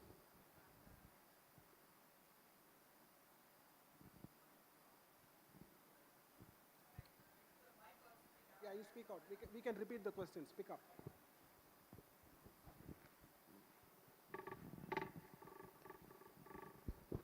So thanks for the good panel discussion. Traditionally, customer-facing, or go-to-market is more dependent at the systems level and the software level, which is the luxury that most semiconductor companies don't have. Like as a RISC-V company, probably you are having some open source stack available to you to build the applications on top of. But the onus has always been on the chip companies to go not just from the chip level, but also to build the entire stack to make it more available to the customers. Otherwise, the reach to the customer in terms of whether working with the OEMs, ODMs, or help with FAEs. There's a lot more ecosystem to be built. So what are your thoughts on evaluating companies, especially at an early stage when they're building chip companies, on their go-to-market strategy, especially in light of how they can reach out as a full system company? Thank you.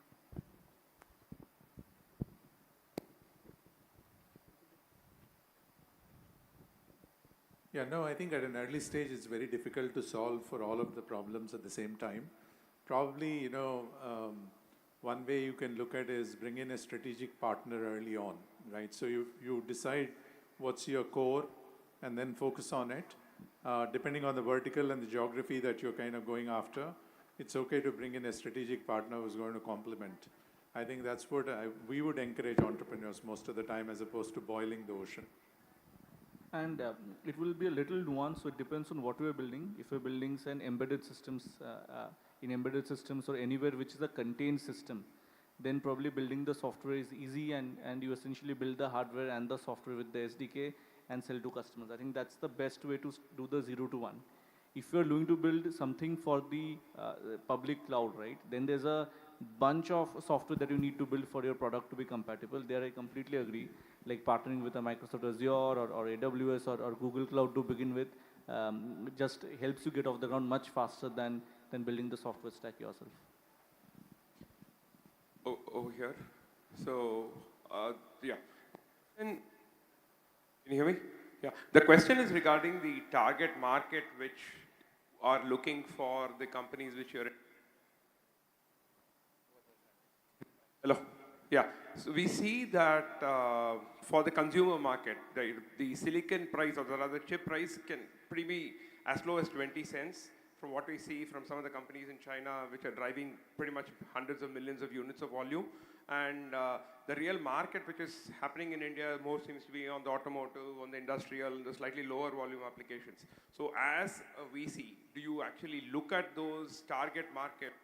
You have a preference for non-consumer targeting companies? I'm just trying to understand.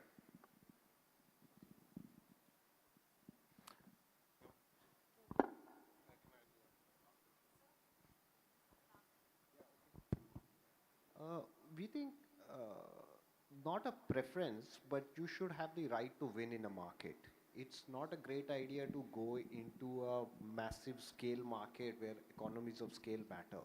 So we usually like to think about it as that you'd want to start somewhere where you have a right to win. There are trade barriers or perhaps other barriers. You need to make more higher-end chips and then leverage that to get into more scale markets. Because otherwise consumer markets are very price sensitive, they're very risk averse. So usually not a great idea to attack a large incumbent head on. And as an entrepreneur, I would probably think revenue backwards. You need to get to $100 million revenue pool. So it's completely okay to have a $1 chip, but if you can sell 100 million units, $10 chip, you sell 10 million units, or it can be even a cheaper chip, but can you sell volumes, right? So it's a volume into revenue math that will ultimately matter.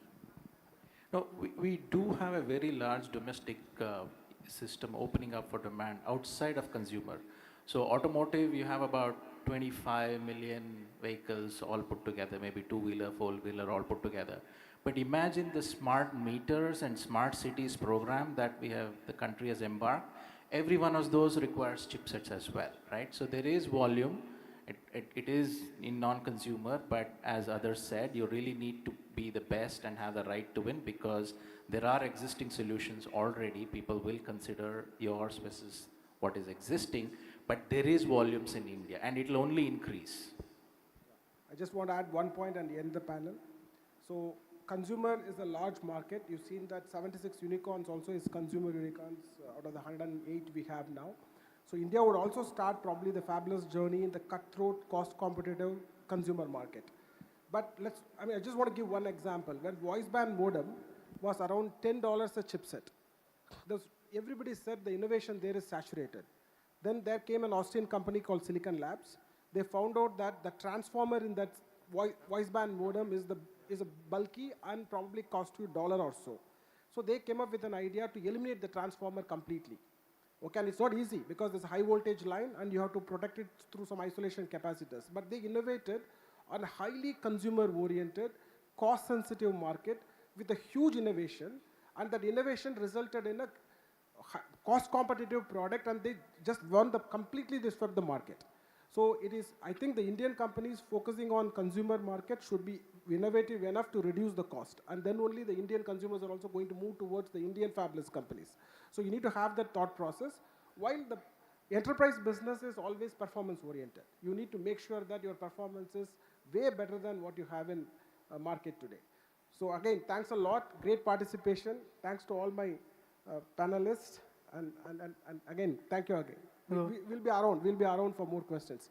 But sorry, I'm strictly told to end the panel. Sorry, I'm being the culprit for not allowing you to question the August panelists. Gentlemen, you can pose for a photograph over here.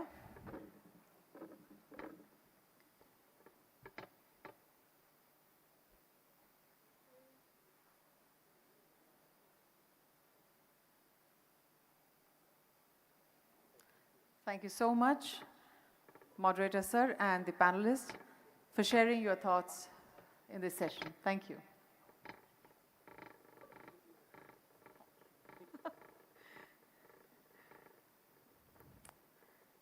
We now move forward for another intriguing session on future of semiconductors, packaging and systems.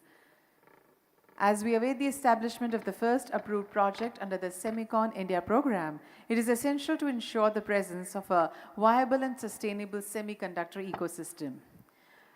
And for this particular panel discussion, we have with us through the video conferencing Shri Ajay Sood, Principal Scientific Advisor to Government of India. Can we have a big round of applause? And to the console team, can we connect him, please? Hi, hello. Yes, sir, we welcome you. Thank you. Just a moment till we begin.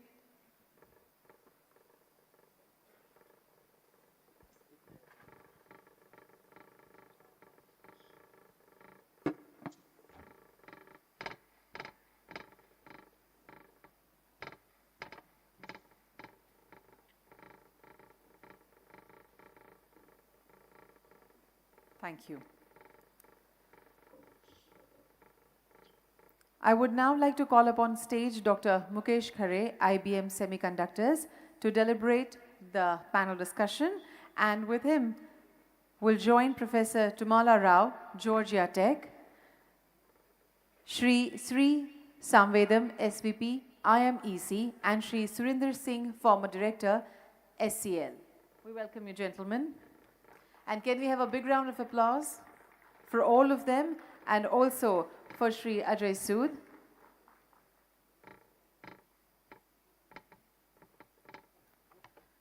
Would request Dr. Mukesh Khare to kindly take over the session, please. Thank you.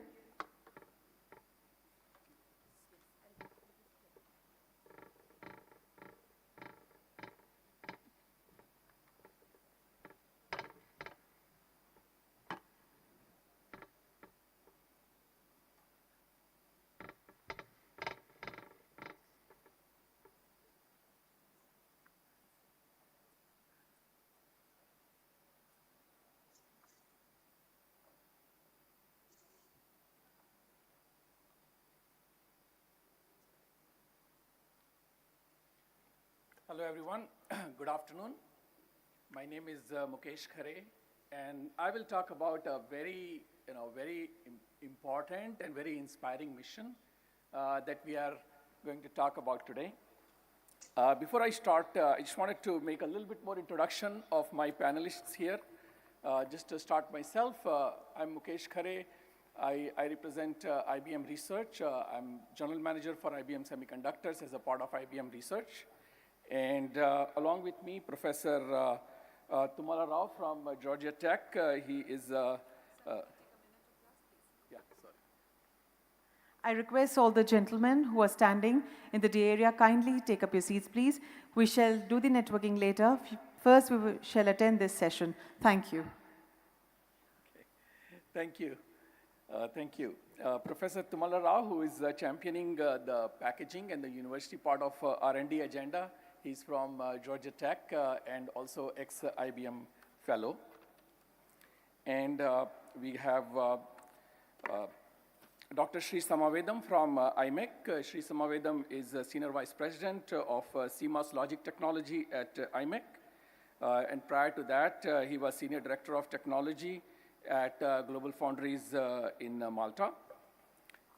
And we also have Dr. Surinder Singh.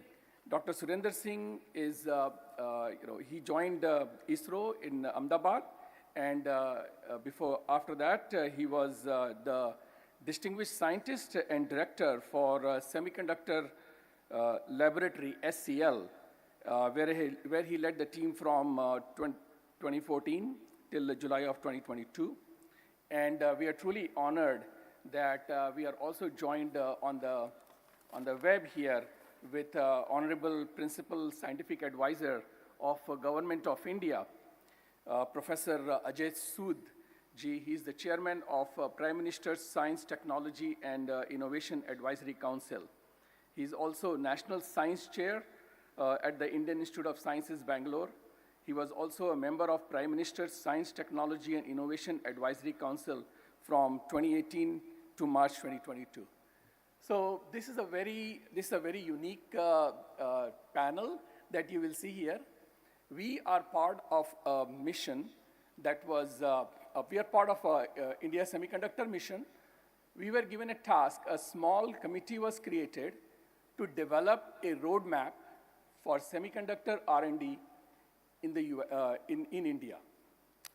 And this was chaired by Honorable Minister Rajiv Chandrasekhar ji, and he gave us a task to develop a roadmap and come up with a proposal of how semiconductor R&D be conducted in the country.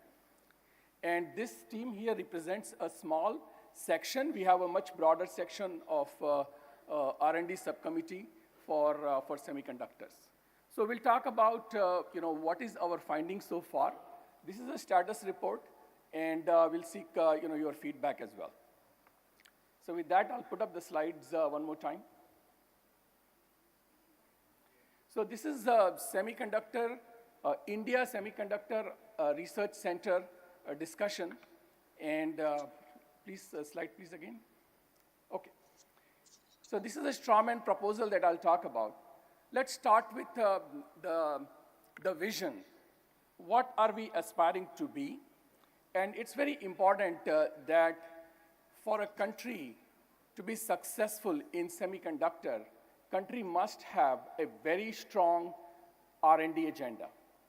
Because semiconductor is not a static technology, R&D feeds into the semiconductor industry. And that's why I really appreciate and we all applaud the leadership and the vision of the Minister, Rajiv Chandrasekhar ji, as well as ISM for putting this proposal together.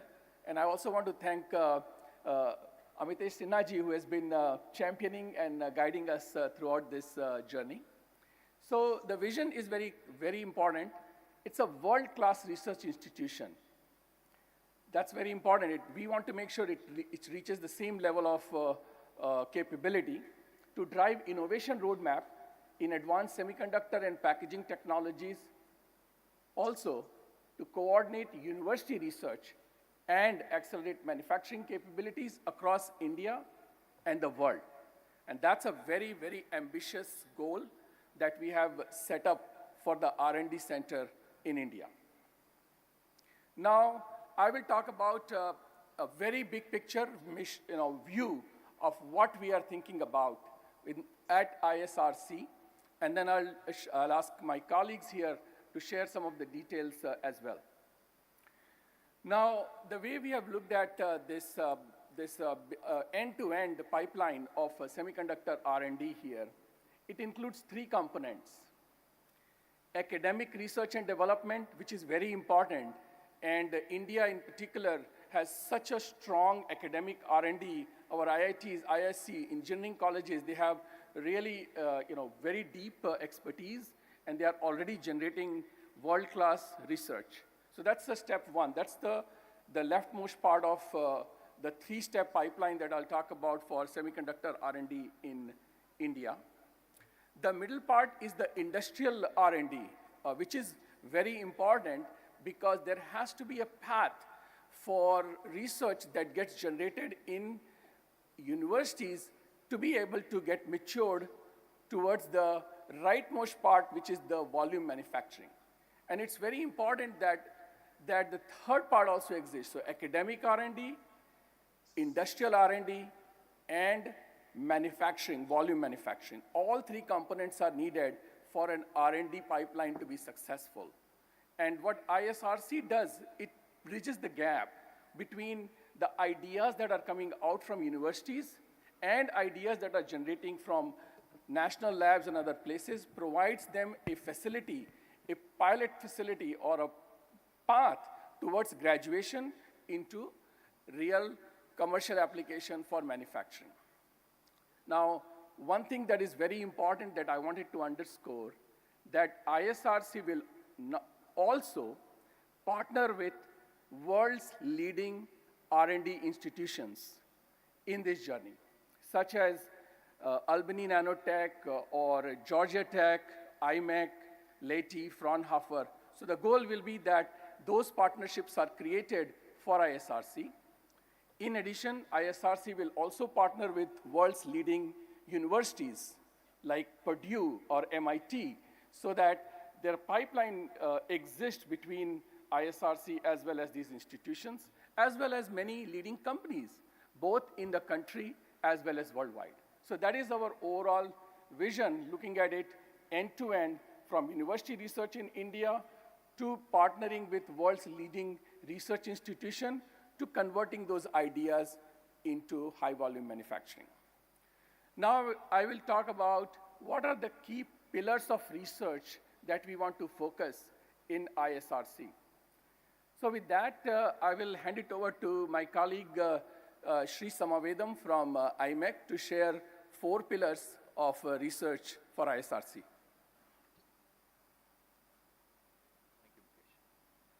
Thank you, Mukesh. Good afternoon, everyone. I'm Sri Samavedam. So we had several discussions on what areas that ISRC should focus on, and this is the consensus that emerged after several discussions. The idea was that we should focus on these 4 broad areas: advanced logic, advanced packaging R&D, compound semiconductor research, and design R&D. In advanced logic, the research has to support the local Indian logic ecosystem. That is, if the logic foundries are coming up with a 65 nanometer or 45 nanometer technology, working on the next gen logic technologies like 28 nanometer or 14 nanometer would be very important. In addition to that, looking at derivatives of the base logic technologies like high voltage technology or RF or automotive or embedded flash or embedded non-volatile memories would enable the local Indian logic foundries to broaden their offerings within India.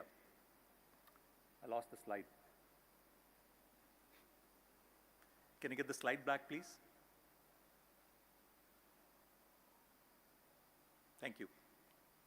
So if you think of future systems, all systems, logic, memory, photonics, even exotic technologies like quantum and so on, every single future system will leverage some kind of advanced packaging technology. Professor Rao Tumala has been evangelizing about it, and I completely second him. And in many of these advanced packaging technologies, especially wafer-level packaging technologies, there are not too many players in the world.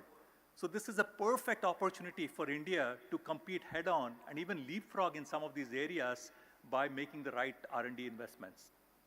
Compound semiconductor research has been happening in pockets across the country. Power semiconductors in IISc is a great example. Silicon carbide, gallium nitride, power semiconductors would be crucial for the automotive applications, for electric vehicles in particular, as well as solar inverters, even consumer devices. Wherever you need chargers, you can leverage these advanced power semiconductors. 3.5-based sensors as well as imagers are going to be quite important as well for industrial applications as well as automotive applications, especially when cars go to self-driving vehicles. The number of sensors and imagers that are needed are going to dramatically increase. If there's one area where India can jumpstart right away, ISRC can play a key role here, is in chip design. We have a tremendous amount of talent in India in chip design, as well as very established world-class design companies like AMD, Intel, TI, and so on. So this would be a perfect place to start, investing in low power design, addressing the challenges of high performance compute, addressing the memory wall, high-speed IOs, high bandwidth memories. These are obvious R&D topics for ISRC to invest. In addition to that, using AI machine learning techniques to speed up the design cycles would be another key area. We also discussed that ISRC should create a center of excellence for design where EDA tools and PDKs are democratically offered in a secure manner in the cloud so that students and startups and academia can easily access. In the previous panel discussion as well, this was a topic that this was a barrier for innovation, and ISRC should address that. So once you have decided that these are the broad areas that you want to invest in, there's still a question of what are the specific topics you want to focus on. Investments in R&D, especially semiconductor R&D, if you have to make hardware investments, are quite expensive. So you have to be careful in choosing the right topics. One thought could be that there are areas where India is already good. There's university research, good university research happening in some areas, and those could be obvious areas to start for ISRC to start to invest. Another framework could be looking at the impact that this R&D would have worldwide as well as on the Indian ecosystem, and what is the R&D costs involved in such investments. If we're looking at very advanced logic, like 7-nanometer technology or beyond, which requires EUV lithography, or standalone memory technologies like NAND or DRAM, these are very expensive investments. Very few companies in the world actually manufacture these technologies even. So it would take a very long time for ISRC to make an impact. On the other hand, if you're looking at design R&D or advanced packaging technologies or power semiconductors, the investments here are relatively small, but the impact that it could have both in India and worldwide R&D is tremendous. So that could be another factor to consider in deciding which topics to invest in.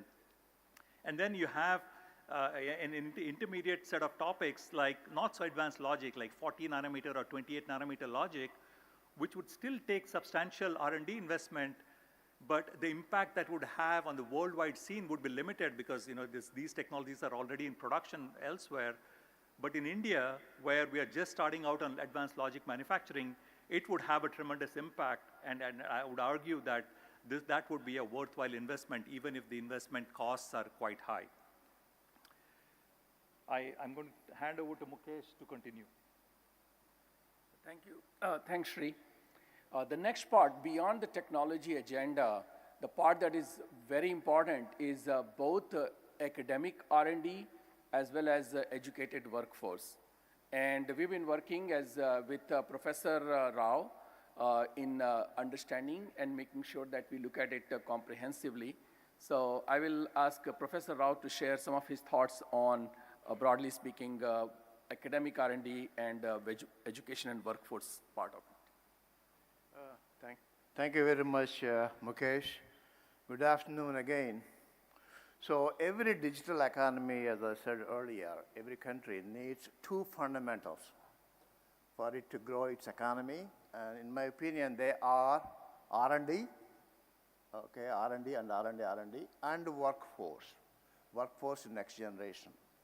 So if we perfected those, which most of the Western world has, India can definitely do so. Okay, you're on the right path, okay, to grow your economy, okay, what I call short-term global player and long-term perhaps a global leader.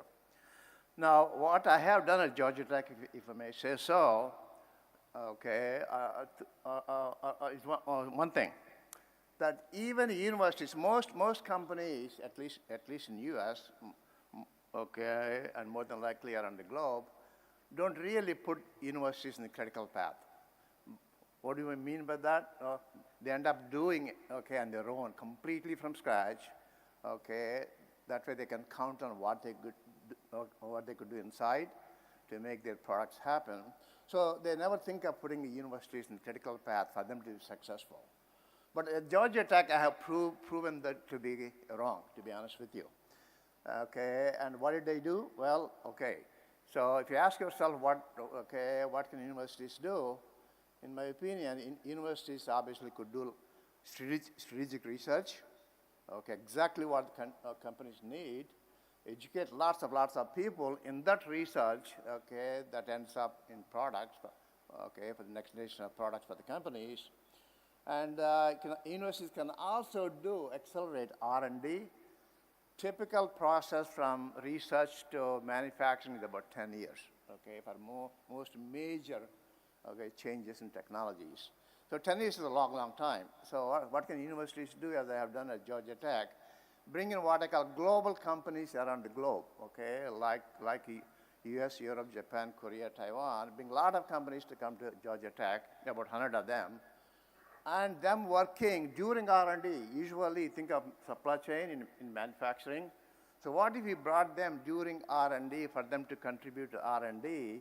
Okay, and if we did that, you end up accelerating that whole R&D cycle from what I call concept to manufacturing.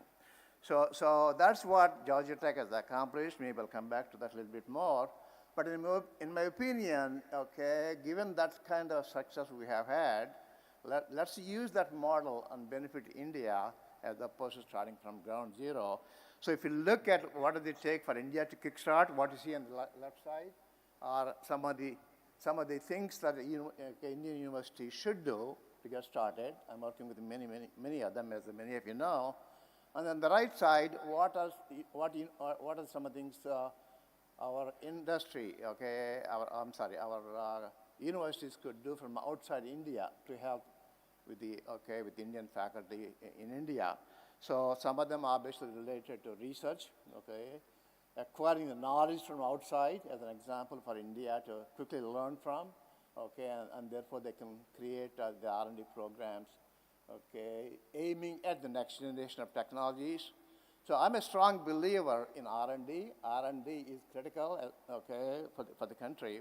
But the R&D India needs to do, as I said earlier, it's got to be global and global and global. It's got to be global level.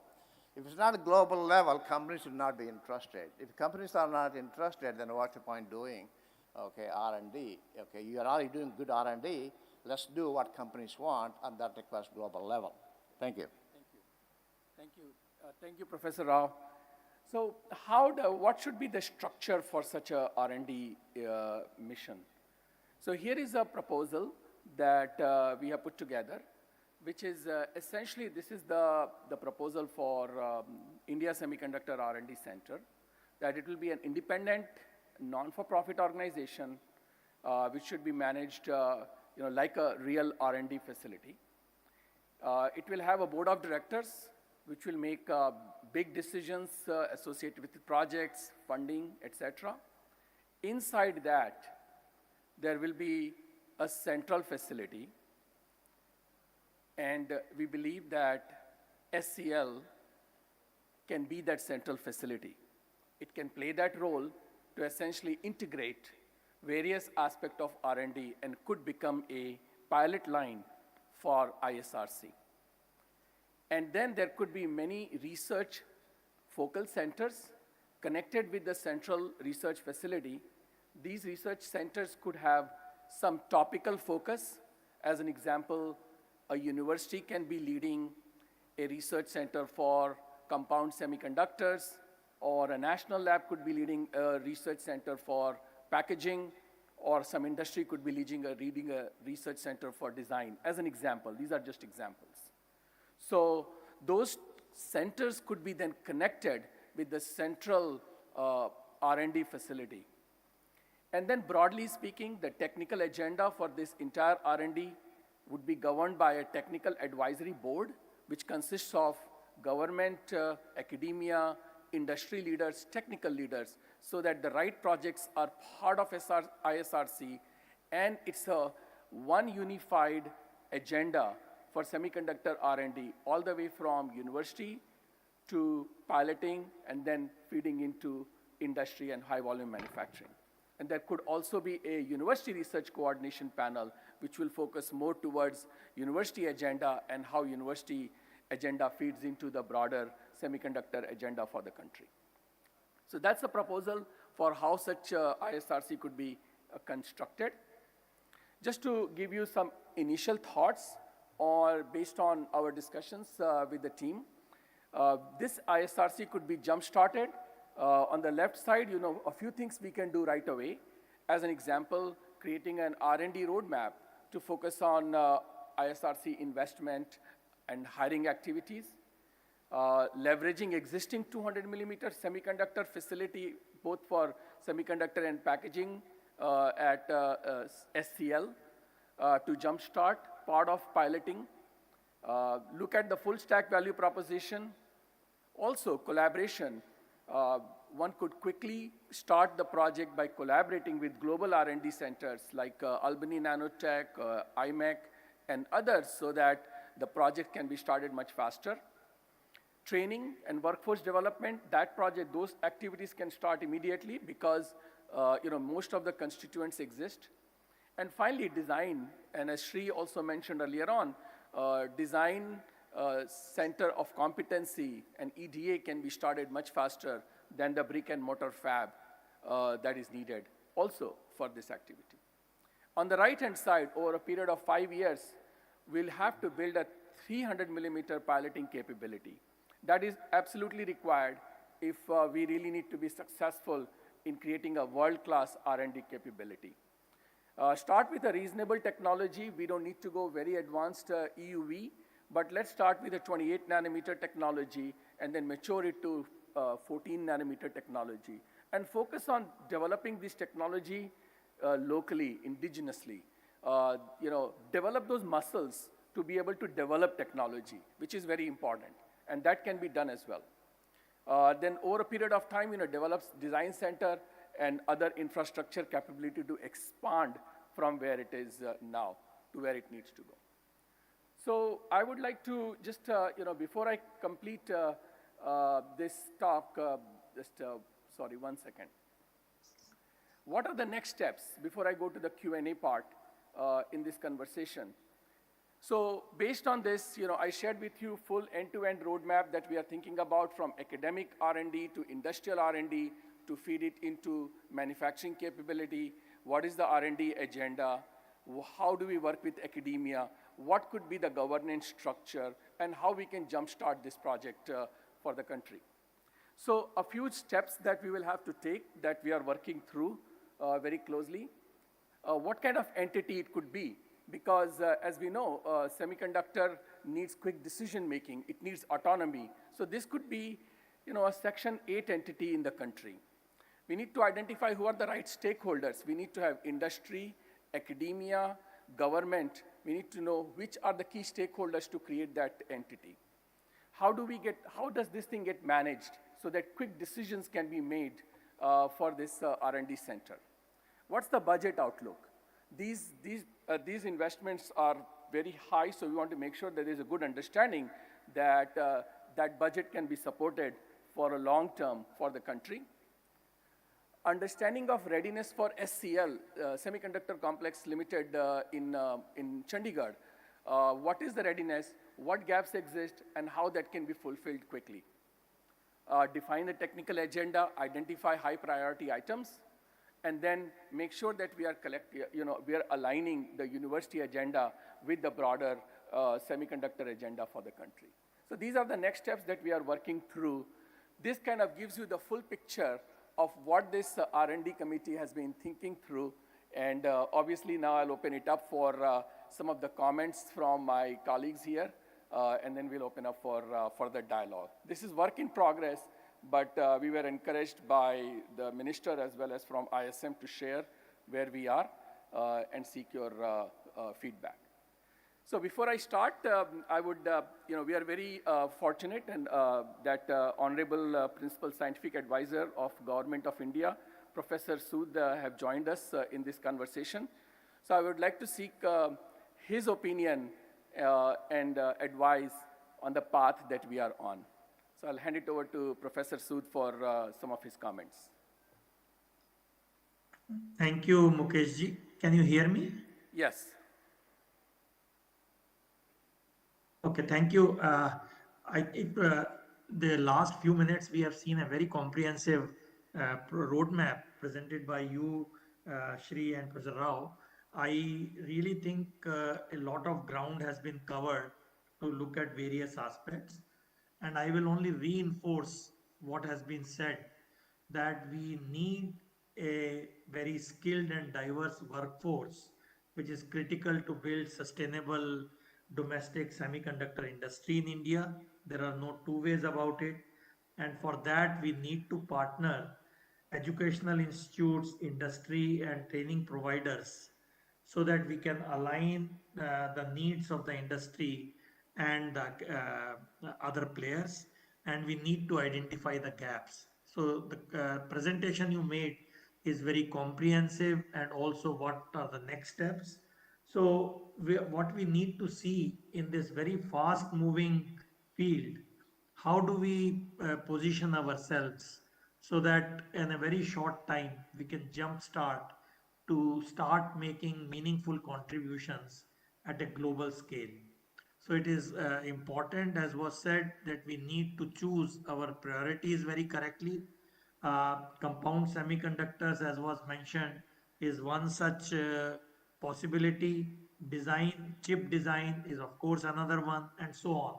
So I think when the program evolves and more detailing is done, I am very sure this will all come up, and we are all committed to make it a success so that we do not miss the bus this time. So it is absolutely important that we have the process in place so that the procedures do not really weigh us down, and we can really contribute on a global scale. So I only reiterate what you said. It's absolutely essential to move as soon as possible. First on a short-term basis, what you pointed out, and then also look at a little longer term over the next 10 years. But the process has to start right now. So I think, as I mentioned, this is absolutely essential, and all the support we can gather is critical, and we will give. Thank you so much. Thank you so much, Professor Sood, for your advice and continuous encouragement. As I had mentioned before, we are looking at SCL as one of the critical facility to help with piloting for ISRC. So first thing I will ask my distinguished colleague Dr. Singh, ex-director of SCL, on what capabilities exist at SCL. Share with us some of the SCL background, as well as what needs to be done for SCL to become the R&D hub for the country. Thank you, Mukesh, and thank you for such a comprehensive presentation. Many of my colleagues sitting here, they know about SCL, but I think from the wider perspective, I'll tell a little bit about SCL first, and then probably how we fit into what you presented. So at SCL, SCL is designing, it is fabricating, and is assembly, packaging, and testing the semiconductor devices. We have 3 fabrication lines. 2 silicon, one is 200 mm, 180 nanometer line, which caters to all the VLSI. We have all the domains, analog, digital, and mixed signal devices on that line. The second line is 800 nanometer or 0.8 micron line, which is our old line, and that we are utilizing for MEMS devices as well as for detector fabrication. The third line, which we have introduced very recently after COVID, that is a compound semiconductor line, and that is commissioned. And we have both gallium arsenide as well as GaN reactors installed in that line. Besides this, we have a complete assembly and testing facility available to us, along with a very strong quality assurance group. We have a very strong design team in all these areas which I have mentioned, that is VLSI, MEMS, as well as optoelectronic devices. We have been flying CCDs, I think, for a long, long time on our satellites. And with this upgraded 180 nanometer line, we have been providing our processors and conditioning circuits to our launchers and satellites. Now, coming to the second part of the question, seeing this, so as I said, the SCL has almost more than 40 years of experience in design, semiconductor manufacturing, assembly, and testing.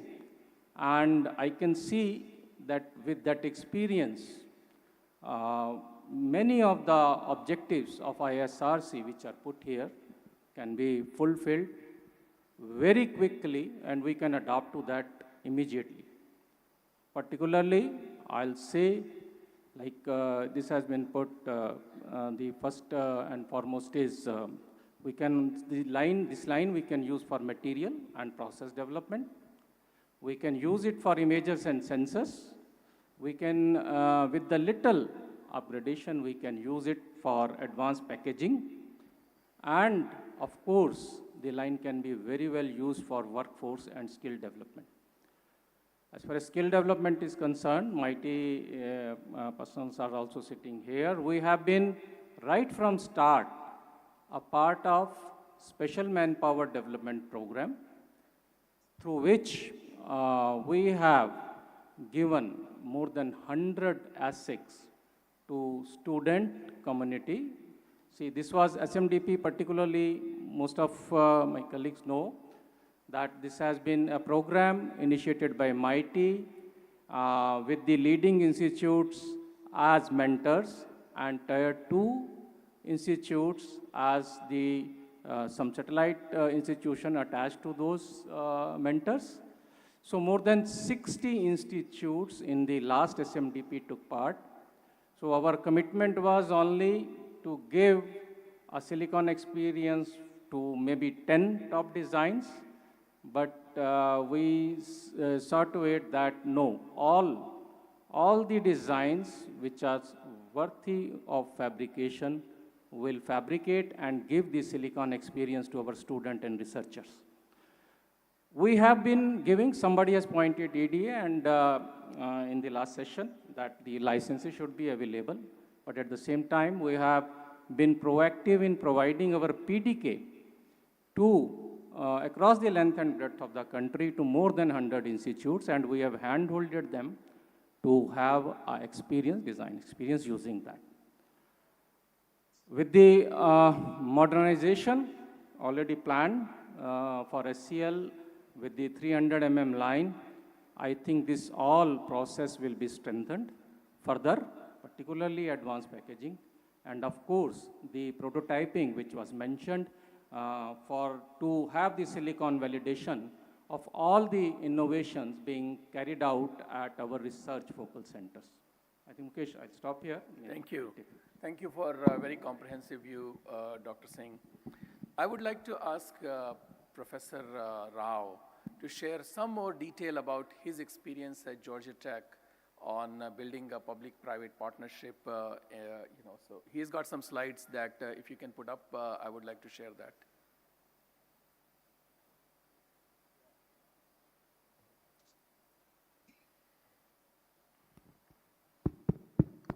Yep, please continue. Yep, I get the slides going here. Okay, so Mukesh basically described 3 parts to this whole process: research, technology development or integration, okay, bringing it to perhaps 40 nanometers, okay, and then manufacturing. So I am really, okay, addressing today, okay, the research part, what India could do in research based on my experiences at Georgia Tech beyond 40 nanometers. So remember, we need to bring India to global level. So global level means perhaps less than 7 nanometers. Okay, we also have to bring advanced packaging technologies, okay, beyond where the world is today, looking about 5-10 years ahead. And they're going to be more than, okay, where we've been, okay? So anyway, look at that, okay, R&D looking at the next generation beyond, okay, beyond technology development that will take place at SEL, in my view, okay? And let me tell you what Georgia Tech has done to enable, and perhaps what I'm doing in India, okay, with the many, many institutions, academic institutions. So Georgia Tech model basically says, okay, that universities can do strategic R&D, exactly what companies need, so that's one. You can educate massive number of students, okay, as Georgia Tech has done, just one university, like about 1,000 PhDs and masters, okay, at one university. And through classrooms, more than 20,000, okay, packaging engineers to the classrooms. Okay, therefore, not only can you do strategic research, but you educate lots of students, okay, in the latest technology, okay, that industry has need for. Okay, third thing is, as I said earlier, let me now beef up that statement. So in the past, most companies brought supply chain companies for manufacturing of the technologies developed, okay? So I realized, having spent 25 years at IBM developing major technologies, like 144 chips on one substrate, very much like what I call chiplet, okay, that took more than 10 years. So typically, major technology goes from research to development to manufacturing, taking 10 years. So what I wanted to do at Georgia Tech is it possible we can cut that cycle in half by doing the following: bring in global supply chain companies that typically manufacture, but bring them early, partner with, with the academics, and therefore they're participating in the technology development. What that does is it accelerates that R&D. How do they do that? It does that because the participating companies from around the globe, okay, were asked by me actually to put their engineers at Georgia Tech. So we have 100 companies working at one time. So many companies, particularly Japan, Korea, Taiwan, place their engineers up to 3 years.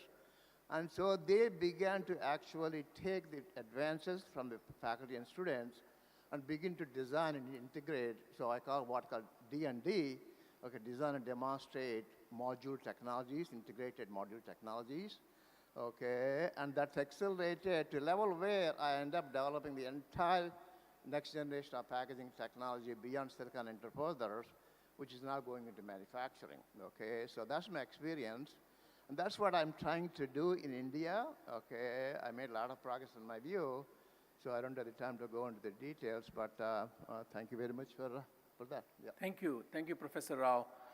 I would like to ask Dr. Sri Samavedam on his experience. What are the lessons learned from IMEC experience that you would like to share as we are working towards creating India Semiconductor R&D Center? Yeah, I would focus on 3 areas that ISRC should really think about. Number 1 is focus on the right high-value problems that are directly relevant to the industry, right? The resources are always limited, so you have to pick and choose what topics to work on. This also means that you have to decide not to work on some things and then be disciplined about that. That's number 1. Number 2 is align closely with the industrial partners, right? I mean, you're doing this research for the industry, and many times the industries are also doing their internal R&D on similar topics because that's the pipeline for their revenue. So sharing the results frequently, getting the feedback, making sure you're working on the right specs is going to be very important. And this also means that you may have to change your research agenda in an agile manner. I mean, at IMEC, for example, we look at research topics every 6 months and then make some small adjustments, and every year we make major adjustments, all in close discussions with the industrial partners. The third area I would say is to establish a very strong pipeline of talent and ideas with the universities, right? So ISRC should serve as the bridge between academic research and industrial innovation. And an institution like ISRC should also be responsible for creating the next generation of semiconductor leaders, and so training them should also be part of it. So creating that pipeline for talent and ideas is the third thing I would say. So number one, focus on the right high-value problems. Number two, align closely with industrial partners. Number three, establish a pipeline with the universities for talent and ideas. Great, thank you, Shri. So this was our proposal that we are working through. And before I open up for questions, again, I wanted to thank the leadership of Honorable Minister Rajiv Chandrasekharji, as well as ISM CEO Amitesh Sinha for sponsoring this. And I'm very privileged to be able to coordinate this effort for the country. So with that, I'm opening it up for questions. If anyone has any questions from audience for the panelist here.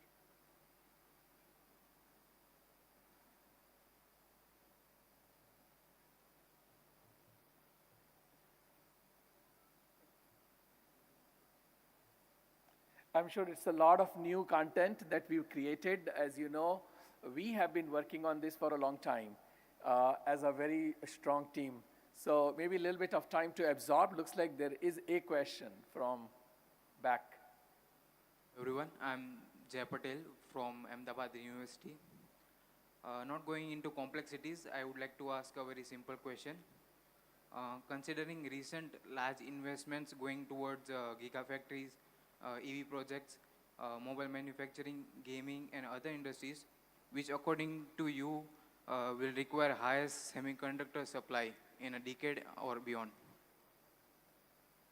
Well, if you ask a question that the semiconductor needs, this is completely, two parts. We've been talking about it, that semiconductor industry is growing, and Ajit Manoj ji has been saying that it will become $1 trillion industry by the end of the decade. So the demand for semiconductor is just going to grow, and demand for semiconductor in India is going to grow faster, if anything, than the demand for rest of the world. So I don't see any reason or any constraints or any hesitation on the demand side. It's a matter for the country is that can we create the full end-to-end pipeline all the way from university research to central R&D facility to manufacturing and product companies or not. So I will say, this is the yahi samay hai, sahi samay hai.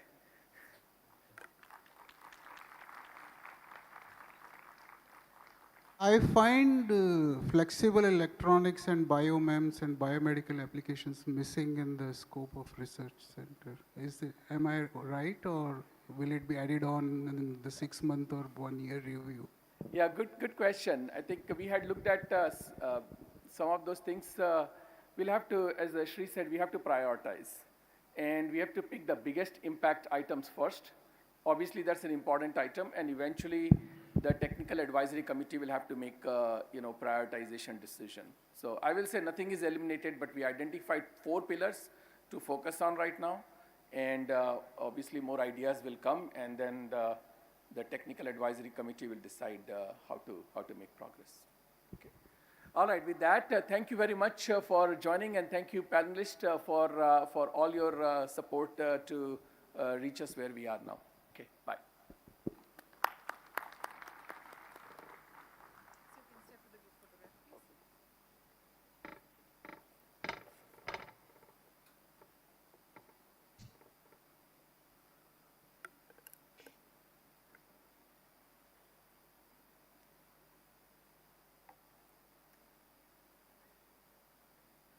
Thank you, all the panelists and the moderator, sir, and also Shri Ajay Sood, sir, for his insights. Thank you very much, sir, for joining us. It was indeed a pleasure. Thank you. Thank you.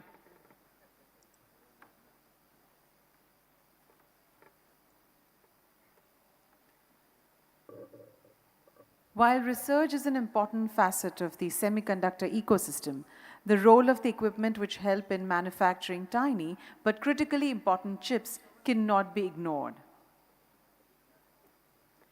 Ladies and gentlemen, we now head for a panel discussion on India's role in semiconductor equipment innovation and research for resilient semiconductor supply chain.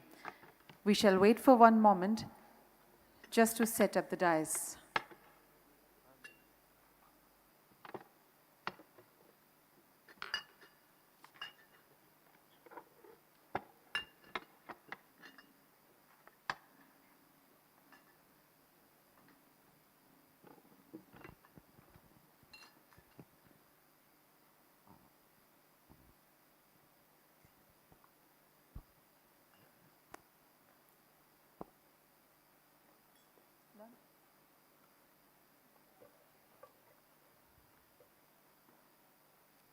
Thank you so much. For this particular session, I would like to call on stage Dr. Raman Achut-Raman, Applied Materials, as the moderator. We welcome you, sir, for the session. We shall now also welcome the panelists, Shesha Varadarajan, LM Research, Shri Ahmed Khan, KLA, we welcome you, sir, and Dr. Prabhu Raja, Applied Materials. Welcome. Shri Raman Achut-Raman, moderating this session, is an alumnus of IIT Madras. Welcome, sir. And has published more than 20 papers and hold multiple patents. He is the head of technology, strategy, and marketing for the Semiconductor Products Group and has led the development of the applied AIX data performance, technology roadmaps, strengthening Applied's leadership in core wafer fabrication equipment markets, and communication of the vision, strategy, and success to stakeholders. I would request Dr. Achut-Raman, the stage is yours to lead the discussion. Over to you, sir.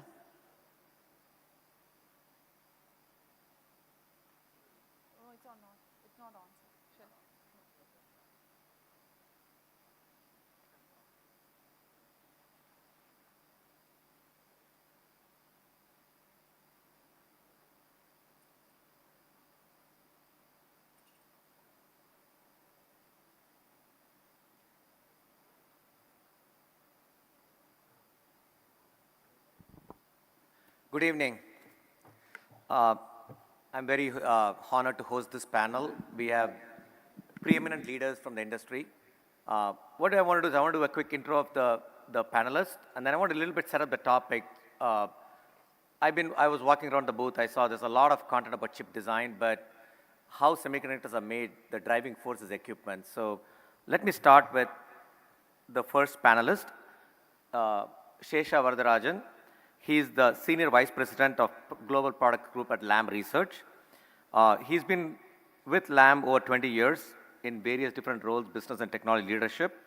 And he's responsible currently for leading product design, engineering, and business process for the company's products. The second panelist we have is Ahmad Khan. He serves as the President of Semiconductor Product Controls at KLA. He joined KLA in 2004 with increasing responsibilities. Now he's the president of the company. Prior to joining KLA, he's also worked in many different roles of management at Applied Materials. The last panelist is Prabhu Raja. He leads Applied Materials Semiconductor Process Equipment Business and the Field Organization. He joined the company as a process engineer in 1995, and over the years, with increasing responsibility, he now runs the product group for semiconductors. Additionally, he was also recognized as an Applied Materials Fellow for his outstanding technical contributions in 2010. So, welcome all the panelists. Just to set the context, you have three leaders from the industry, and they almost cover 45% of the industry. This panel is actually a dream come true even for anybody in the world. So, and I think a lot of them have come far and many, many hours they spent to come here. So I think I want to give a round of applause for them to come to this panel. I think the rule is we cannot start any discussion without the word 1 trillion, right? So I think you'd have heard it over and over again. It's like the first thing you got to start the meeting with, right? So the 1 trillion semiconductor market everybody talks about, but the driving force behind what happens to 1 trillion is semiconductor equipment. What all of us do is we make the machines that actually make the chips and make sure the chips are working reliably and available. This industry today is about $100 billion, but we also, all the other materials and the gases and the pumps and the subsystems, if you add all of them together, it's about $160 billion. If you go 7 years from now, 10 years from now, when the industry is 1 trillion, what we do associated with the subsystem and material support is going to be 300 billion plus. This is not well recognized in the across the world that we are such a big dominant industry and we are the driving force actually to enable the chip innovation. What equipment does, these are very highly specialized, precision design and complex equipment. A lot of the equipment contain anywhere between 3,000 to 10,000 parts. And these are very special designed or engineered parts using all different engineering from optics to plasma power to, you can think of any disciplines and any components, and I think we use it. Just last couple of comments before I set up the stage. The industry has grown, and I think we heard a lot about 180 nanometer. Mukesh was talking about how to set up research. We are really pushing the front towards, sub 2 nanometer, 1 nanometer in the angstrom era. So a lot of what we do is how do we control what we develop, and there's a lot of foundational work which is being done, which actually propels the industry. So what I'm going to do today is basically, in the next 1 hour, start off with a quick rapid fire, get the panelists to give their first thing which come to the mind of one word about the industry.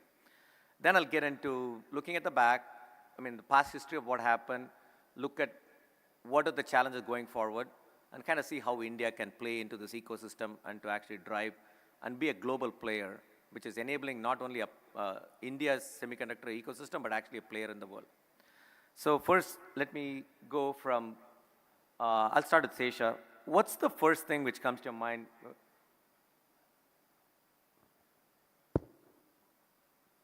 Can you hear me? Oh, yes, okay. Yeah. Innovation. Okay. Ahmad, quick. Well, I was going to say innovation. It's clear he takes all the innovation. I just put things together, but they work very well. Go ahead. Yeah, since I'm going third, I can use 3 words. So it's all about opportunity, challenges, and change the way we do things. Yeah. So I think you heard. So I think now to again set the context for many of you who may not have completely followed the industry, what happened. Equipment industry has been, like I again said, the backbone of how the innovation has happened. So I want to start with the question, what are the 2 or 3 most critical and impactful innovations that the equipment industry has enabled over the last 2 decades or so, if you want to look at, without which none of what we are doing today, taking pictures or sending messages, will not exist. So let me start with Prabhu first. What with me? Okay. So I would say that how equipment industry is enabling the devices right now. And if you really look at those not long back, and we are responsible, manufacturer used to build their own machines, equipments, and we are just like a contract manufacturers giving some hardware. Then we own the whole process chambers, and that means we own only the hardware, and the process is done by the customers and everything, all customers. Then slowly we got into the process. We start not only we are responsible or accountable for chamber hardware, also for process. We started prescribing what process they need to run. Since it's so closely interconnected, so we started doing it. That has come out. Then what happened is that we started coming as a platform. There was not a platform before. Now we started making platforms. Once we had a platforms, we had the ability to mix and match the different capabilities into the same platform. You can have a deposition and removal chambers, whatever it is we want to put in the same platform. So slowly we are moving from hardware to process to more of integration, process flow, integration flow, we started moving. That has enabled a lot of inflections, like aluminum to copper inflection. There is one of the biggest inflection in the industry, semi-industry. That is enabled by the equipment guys because they got to mix and match multiple things and multiple capabilities. They do that, or even the transistor side, gate engineering. Also, there is a lot of mix and matches. And so the equipment guys enabling these customers and manufacturing right now. I think the platform is one of the major innovations where we can mix and match, move up the value chain. Ahmad, do you want to go next? It's a really good question. So maybe I'm going to take a slightly different take on the question, a different road. So one of the innovations that comes to mind is the foundry model. The foundry model is something that TSMC innovated on, I think in the late 1980s. One of the things that it did was it really drove concentration of customers in a single entity. Prior to that foundry model, you would have, as you know, that semiconductor is very capital intensive. Each company has to put a lot of capital in, open a fab, and then generate revenue to sustain that fab. When the foundry model came in, it really enabled the customers to just go take their designs and go print them at that foundry itself. Now, how did that enable the equipment industry? Prior to that, we had a lot of cycles in the industry. You would have a few years, equipment purchases would be up, and then equipment purchases would be down. Now, this is not really good for equipment development. And the reason is because if you look at the time for development for any equipment, the shortest time is between 2 to 4 years, and for new products that are just completely revolutionary, it could be 7 to 10 years. I mean, the previous panel was speaking about the time it takes. So that concentration enabled stability in the market. Later on, memory also brought stability in the market, and that has really enabled consistent R&D spend on these very, very difficult problems that we were able to innovate for. So one of the parallels that comes to my mind is here in Gujarat, that the vision here is really to start a semiconductor infrastructure here at one place. I think that's a very good vision. Splitting and dividing that vision into different parts of the country could work, but would have its challenges. So that concentration really helps. And I think that enabled the industry to really solve difficult problems and grow. Yeah, I think the impact of the equipment industry on the overall semiconductor industry, there's many ways to look at it. There are individual innovations in equipment industry that have enabled novel architectures.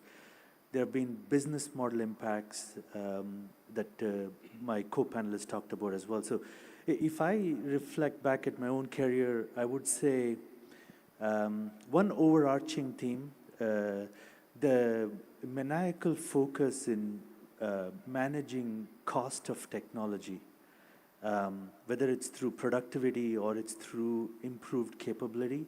It is actually, if you think about it, the chip industry talks a lot of Moore's law, but the backbone of achieving Moore's law is actually the innovation the combined equipment industry is done in terms of managing the cost and capability curves. And aggregated over a long period of time, it's not one event. It's something which is, when we think about it, it always feels pretty amazing to me. Obviously at a, but looking at a totally different dimension, there have been many architectural innovations that have moved our industry forward. Prabhu talked about aluminum to copper transition. I started my career as a process engineer in plating, so I was in the other side of the Endura equation that he talked about. But maybe looking something a little bit closer, obviously Lam, a company that has a strong exposure to NAND, and I think the 2D NAND to 3D NAND transition, a lot of pivotal innovation from the equipment industry that enabled that transition. I think high aspect ratio etch, mask deposition, mask removal, a ton of innovation that actually helped that transition, many of which I had a privilege of watching from Lam that I think comes to mind as something which is pretty impressive to look back on. Yeah, actually, thanks all the panelists. But I just want to kind of quickly summarize. They touched on a lot of important concepts. So getting basically, when the companies are building a bag of parts and kind of getting to do it, to actually how the equipment industry has taken responsibility and ownership of driving the innovation and growth, that's where the backbone comes. Prabhu talked about one transition. Cesar talked about the 3D NAND. One of the important aspects is, you have to start building three-dimensional, right? That's a whole different concept. So all those ideas actually were enabled by equipment. Actually, Ahmad's point was great, because the foundry model was one of the things which actually propelled the companies to have standardized equipment. The standardized equipment actually enable the next set of innovation. So it's like said, Sesha made the point that you actually start innovating and things add on, they actually cycle. Ultimately, cost is what matters, because the whole thing about Moore's law or everything is not just performance, you got to get cost and power and everything done. So you can see the three answers, how they build on, innovations build on top of each other, and that's, you can see how the equipment industry is actually now propelling the innovation forward. So with that, actually, I want to see now what the panelists think about what do they see the vision for the next 10 years in this industry. So now I'll actually start with Sesha and go this way back. You know, we see everybody talking about 1 trillion industry. What additional innovations are required from the equipment side to actually enable this? Yeah, I think, the process complexity is increasing. So the past methods by which we innovated is not a predictor of how we're going to get to that 1 trillion. So we have to continuously innovate on how we innovate, whether that's, achieving digital transformation of scale within the company, within our industry itself, or, addressing the problem of talent and talent competition in the regions we exist in, how to upskill them for the future challenges of the industry. I think that whole piece, to me, it's going to become more and more difficult and occupy more of our time going forward. The other thing I would say is, to a large extent, the 1 trillion market represents the combined world's appetite for semiconductors. And one of the things that has happened in the last couple of years is the focus on geopolitics associated with the chip industry. The equipment industry, if you look at it, largely has evolved, grown, innovated, succeeded, sort of independent of any of these dimensions. And we all have to adjust ourselves to the reality of where the world is going now. And we all have to adapt ourselves and answer the question how we are going to be a global company in ways that we probably didn't envision in the past. Yeah, actually, I'll let Prabhu do first, and I'll let you say the final word on this one. So, Prabhu, go ahead. Yeah, I think, I talked about complexity, and problems are so complex. And I want to repeat what I said yesterday, and three things: innovate how we make chips, innovate how we make equipment, innovate the way we innovate. Okay, three things.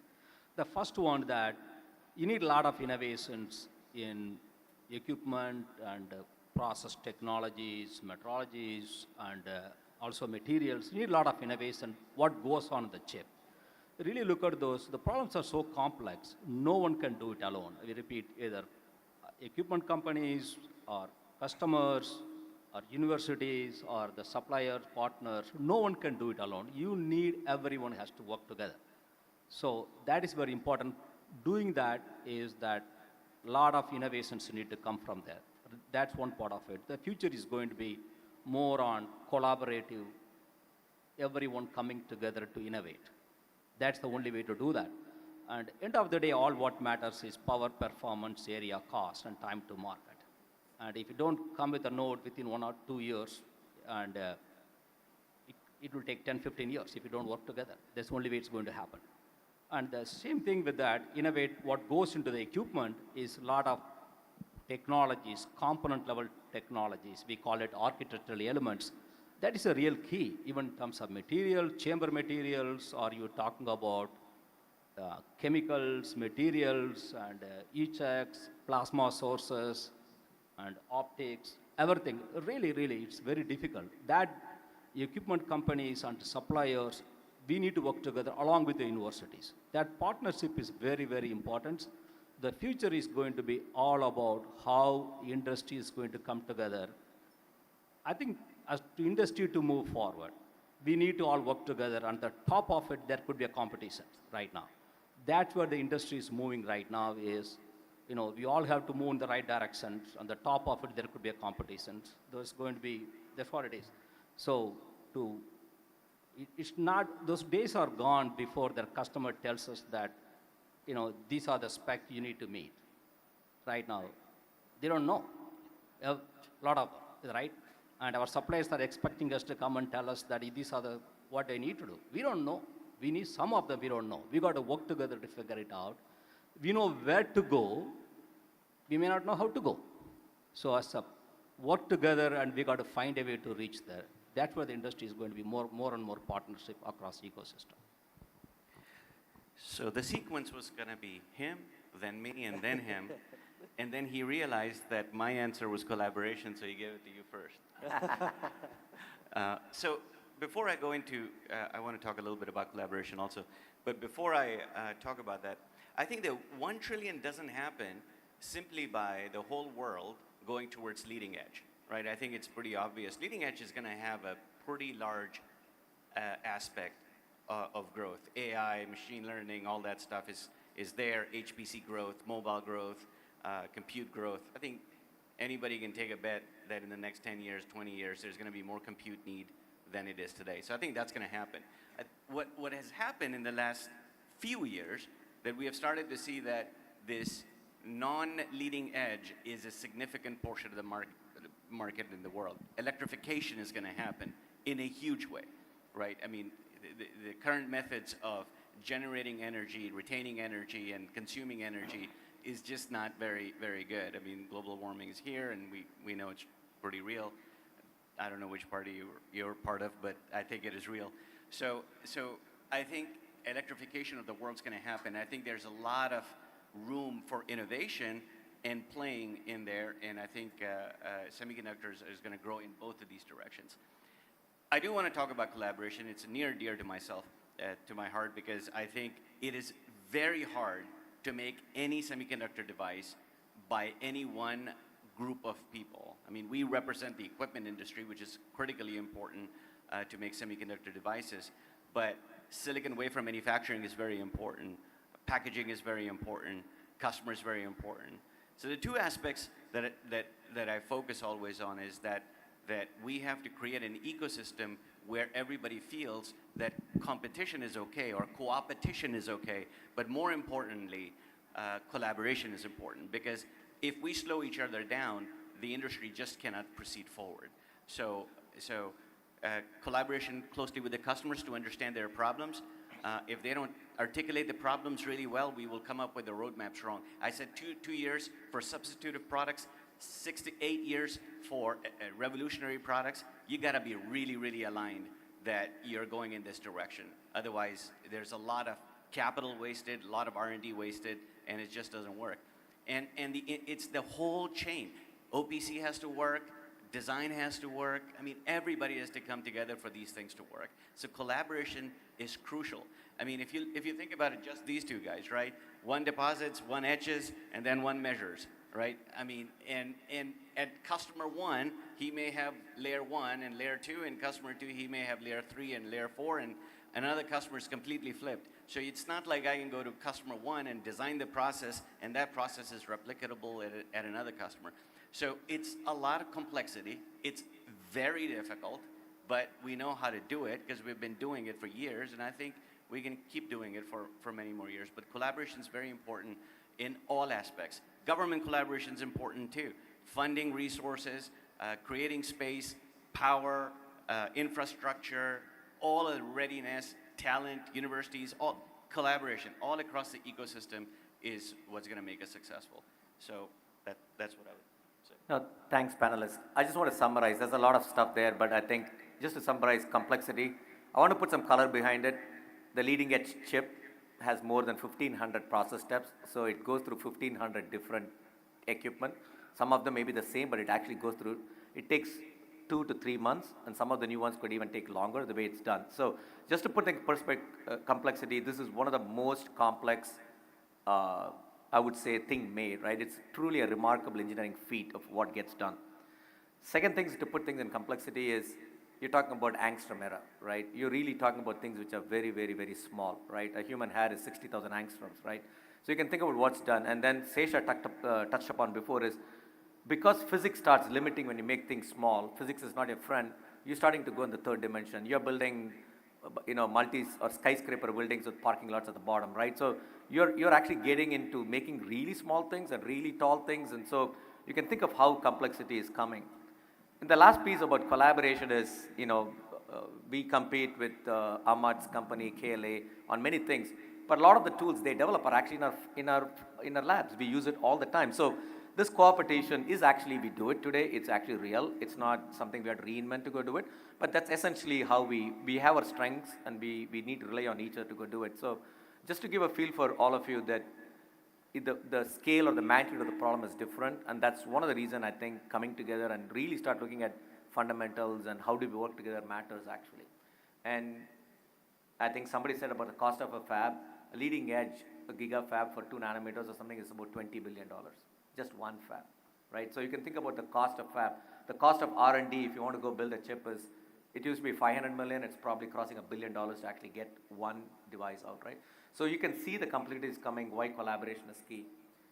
So I think from there I want to transition. I think there were a couple of points Ahmad hit about government. We also are here today in SemiconIndia. So the last question I actually want the panelists to look at is, all three companies have been in India for almost about 20 years, give or take. So the question I have for the panelists is, you have a lot of learnings and experience operating in India. How do you see you can take that experience operating in India and actually address what we talked about as the challenges, what can be done? And we can see the momentum with government support coming in here. What more or what else should government and all the other ecosystem, the industry partners do to actually propel this vision forward? This time, Ahmad, I'll start with you. But this time I didn't have a unique idea. Okay, I can. No, I'm just joking. I'm just joking. So yeah, we have a large presence in India already. I think about 22% of our R&D is done in India. We're primarily in the Chennai area. We collaborate with all the great universities, IITs, ISCs. I think collaboration is great. The main focus for KLA's development here is software and algorithms, and they are very, very, very critical to our systems, right? I mean, if I'm going to say something, and I don't think it's disparaging, but the output of your system and your system is a film or a removal of a film.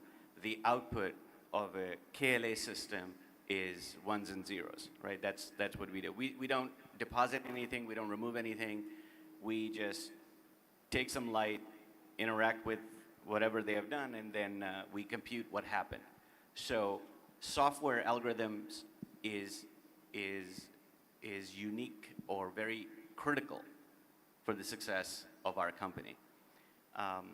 And earlier you said he competes with us, but that's what he thinks. That's not really true. We do just fine. No, I'm just joking. So I think, yeah, it's very critical, and that infrastructure has really enabled great differentiation for our products. So yeah, I think India is a great place for talent. It's obvious. I don't think I need to sit here and tell you that. I think everybody knows that. India has fantastic universities that produce great talent. We hire that talent. We've been here for a long time, and we're going to continue to grow our institutions with capable engineers that can make the products better and better in the future. So I don't think that talent is really the issue. The issue is on the other side, and I think it seems that India has a very strong plan and commitment towards growth of semiconductors. So we're going to be there to support you. Sesha? Yeah, I think, maybe all three. So since nobody can speak without the 1 trillion, I had to get something in there. So, India actually, if you look at it, if I look at 10 years, 20 years, it'll be a big market. So the foundation of our industry, which is a healthy market, I think the GDP growth in India is going to contribute. So India has a critical role as an engine for growth. If I go beyond that, India as a large hub for manufacturing, clearly through the Indian Semiconductor mission, there's a push to achieving that at scale. And given the lot of tailwinds in terms of consistency of policy, availability of capital, talent, and I have no doubt that that will happen, and that will be a big factor in the overall health of our chip industry globally. And then coming much closer to what I do, which is equipment development, similar to Ahmad, we've been in India for over 20 years in Bangalore. We have a large R&D site there. We have over 2,000 people working there. And it's a big portion of our global R&D talent. And over the years, I grew up in Bangalore, and over the years, as I've gone back, I've been involved with that from its inception. I'm constantly amazed by the maturity of the young talent that's coming in. So we hire a new college graduate, and right off the bat, it's a globally competitive talent. People are energetic, they're hungry, they want to grow. There's a lot of innovation. So I expect India, which is already a big portion of our talent hub for the company, its contribution is going to continue growing in the coming decade. We will see increasingly more complex work and full system design happen here as a logical consequence of having that access to the talent. So in summary, as a customer, as a market, and as a source of talent, I see a large role for India in the coming years. Okay, I think we have been in India. Did you say 22? So we must be 23 then. So, so we have been here for more than 20 years. I think all of us, right, more than 20 years. I think the critical is that, what we believed in at the time in India, we came here, we developed our capabilities, our people, we took the people. I think we put a lot of efforts to do that. And obviously, we all feel very comfortable doing things in India. We put efforts. I think that's what the future is going to be. There's a role government can play. There's a role we need to play. We can't expect everything to be ready coming into this, any country for that matter. And there's a role government can play. And there's a role we have to play. So that's the way it's going to work. And see, we feel as applied material, we feel pretty comfortable. We started with the IT support, we moved to the product development, just mechanical drawings and engineering. Right now, design, development, everything is happening here. And also, India has a unique way of doing things more than other countries can do, like software, simulation, digitization. That's all really required. And so India has its own unique capabilities. And so we got to make use of everything. That's what we plan to do. And what do we need from the government? I think my answer would have been easy, make it easy to do things. I think that would have been my request 3 years back. Right now, things are making it very easy. I think you can see that government, the way things can happen so fast here. And I'm not worried about that right now.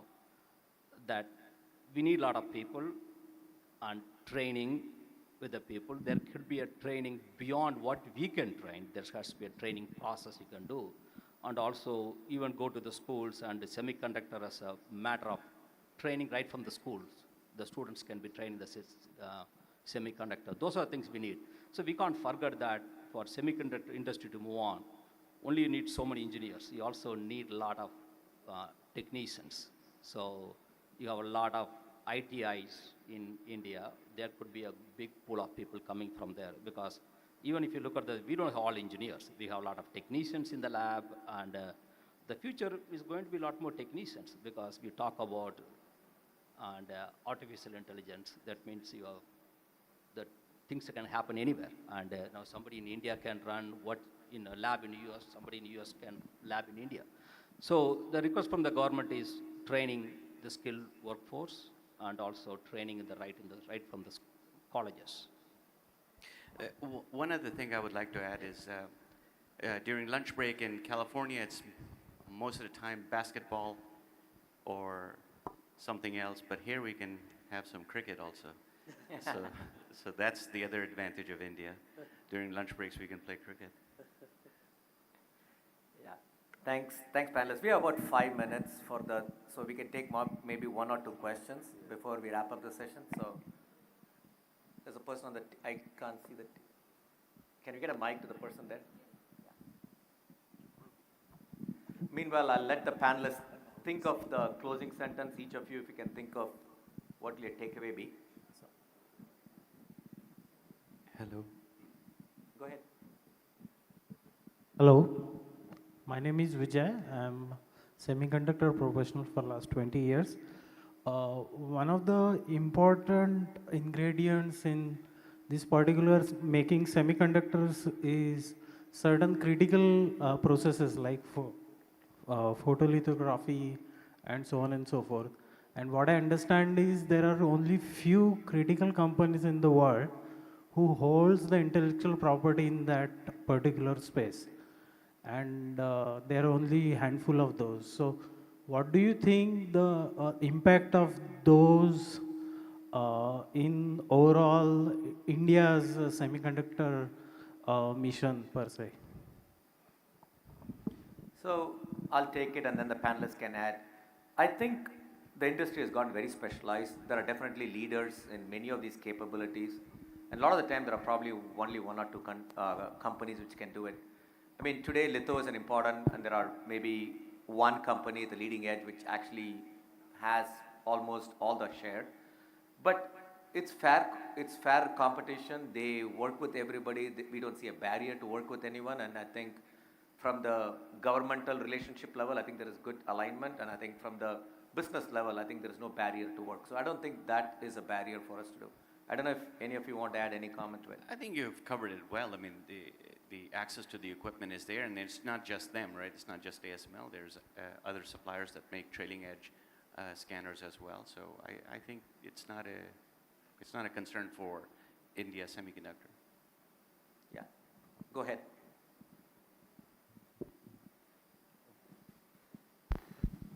Hello. Good afternoon, panelists. As you know that India is now planning to have a wafer manufacturing plant, but 3 of you have 60 years of experience in India. So what is the plan of establishing a process equipment labs? Like one side is process equipments and one of the metrology inspection labs. So is there any plan in the future? Sorry, I didn't fully understand the question. Like labs? Labs, yeah. Like an application lab? Yeah. Yes. Like you guys have a fabrication lab for process manufacturing and metrology inspection tool. So is there any plan that in future in India we also have process equipment labs who build tools, process equipment, semiconductor tools? I think the precision of the words, because I'm in metrology, maybe that's why I'm struggling. Do you mean that would we create a lab here that will have the metrology inspection equipment? You know, we don't generally do that, and the reason we don't do that is because all the development has to happen at the customer site, right? So Applied ships their equipment to the customer, Lam ships their equipment to the customer, we ship our equipment to the customer, and then we go work there. And because the process is not like, I mean, I need his film, then he needs to etch it, then I can inspect it. So you can have a lab, but it's not very useful. So it's not like we have labs across the world doing that. So I think the main focus ought to be building that infrastructure and then getting the fabs up and running. That by itself is so much work and so much undertaking that I would stay focused on that. And once that is done, then you naturally go into other areas, training centers and eventually other places. But that's my answer, because I want to help make it successful. So next question from my side. Yeah, in front. Yeah. We all know that R&D capability is good and a lot of talented engineers are working in your R&D offices. What Indian government can do to attract investment for sourcing of components and sub-assemblies from India? Some of you are doing, Indian vendors are supplying sub-components and different parts of the machine. Why this is important for India? Because the precision engineering, that kind of stuff is required for the equipment you make. So if the vendors are taken from India or they are improved to make such kind of sophisticated components, then that culture will come and it will help in other industry also.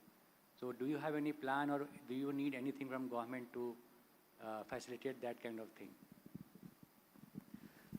Yeah, I think now I'll talk for Lam Research, but based on conversations I've had with Prabhu and Ahmad, I'm not so sure. It's very different than what all of us are trying to do. But,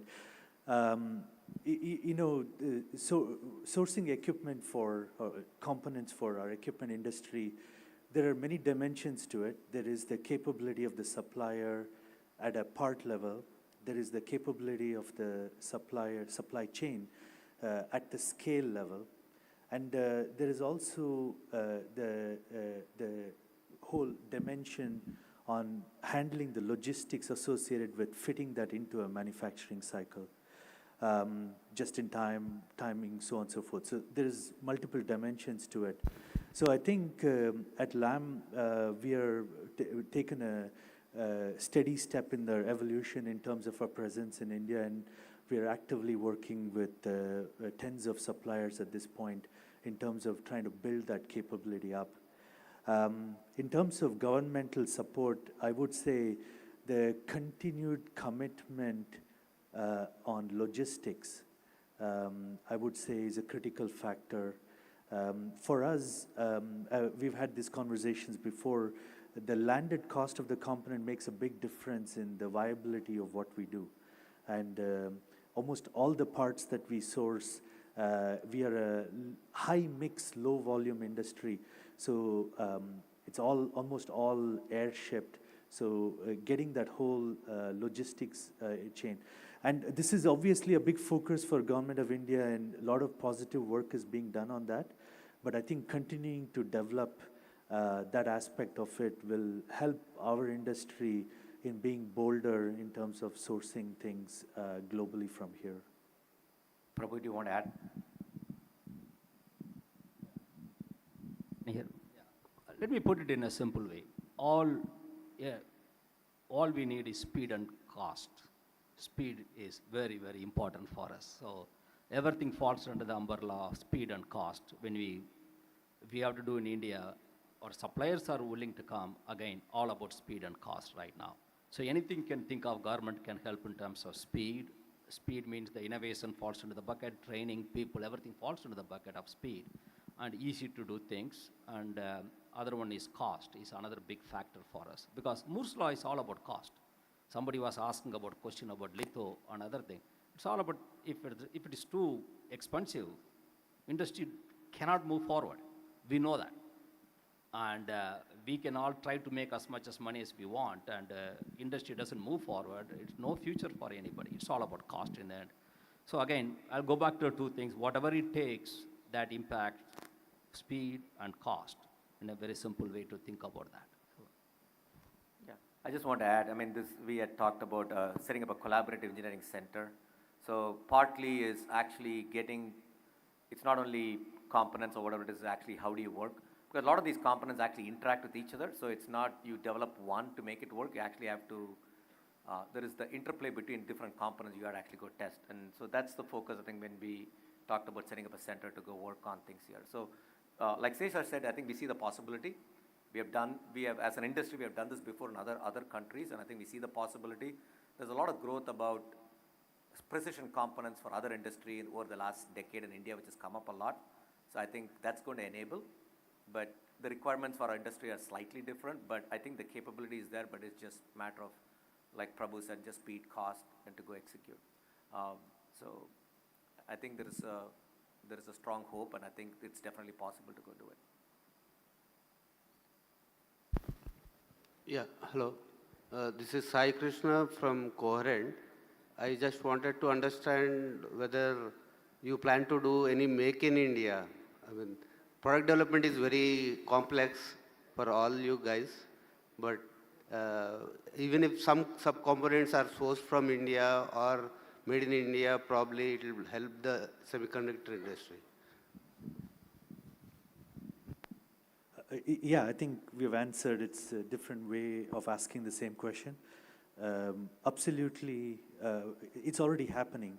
There are critical subsystems for which, for us, LAM India is the center of excellence, and it's not just about design.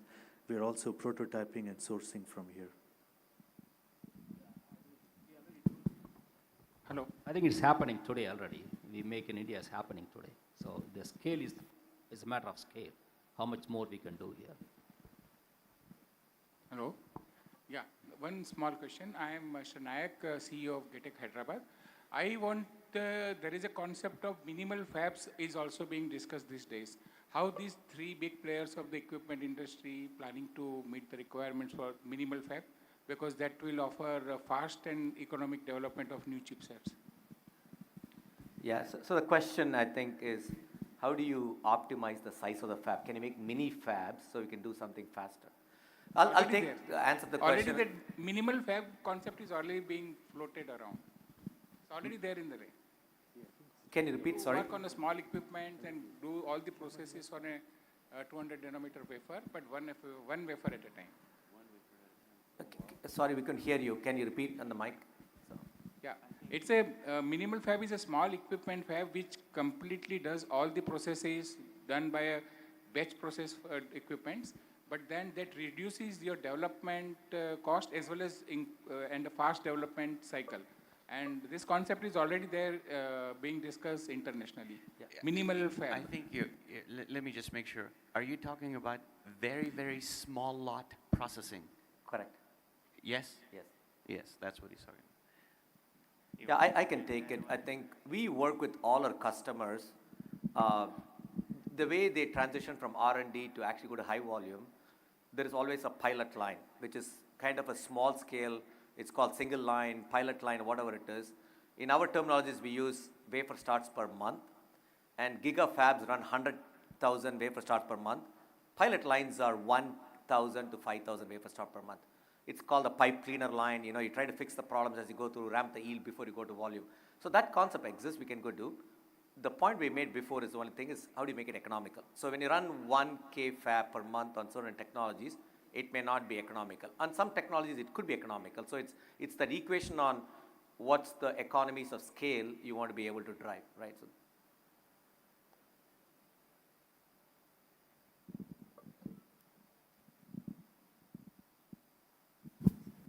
Not for production, only the development of a chipset. You don't run the complete batch of wafers while developing a chipset. Yeah. It is not only 1,000 wafer per, it's one wafer per batch. Yeah, what I'm saying is that's possible today. Our customers do that. They do very, very small lots. Sometimes a one wafer lot, sometimes it could be like mini lots of 10, 12 wafers. A normal FOOP is 25 wafers, but people run very, very small volumes. It's the normal operating process for all our customers when they're developing, because they want to learn quick. They want to get cycle time advantages more than volume advantages in the beginning. So I think that part exists. I think we are reaching 5:25. So I'm going to ask the panelists basically to summarize like one takeaway. So what do they think, you know, after the questions, what they think, just to summarize in one line. And now this is free for all. Anyone can pick. Last time he didn't like it. He didn't get the first one. Okay, go ahead. Yeah.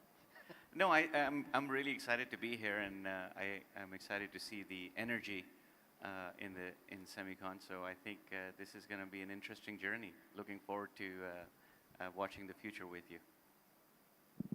Go ahead, Sesha. Yeah, I think you know, the opportunity, the excitement, talent is there.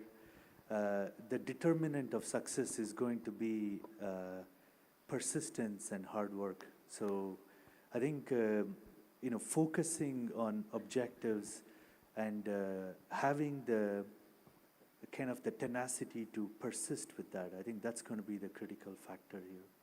And I'm, you know, obviously having born and brought up here, I'm very excited to be back here and in this context, and I'm very optimistic about the future. Thank you.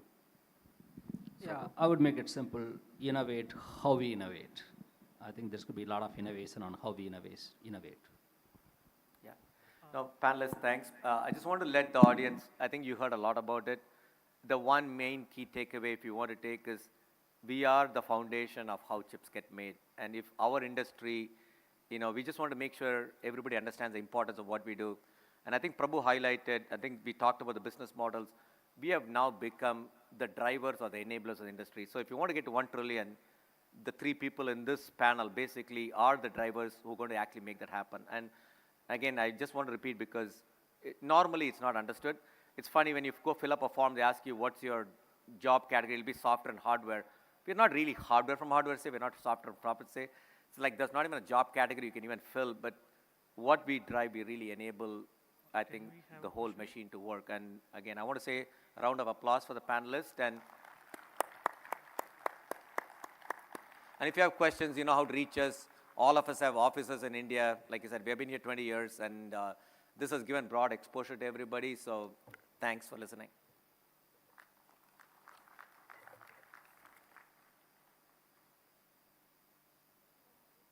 Thank you very much, sir.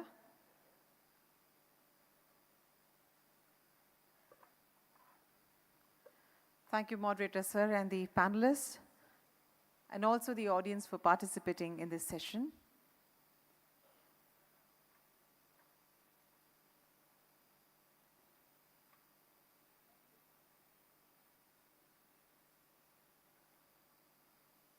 Thank you, gentlemen.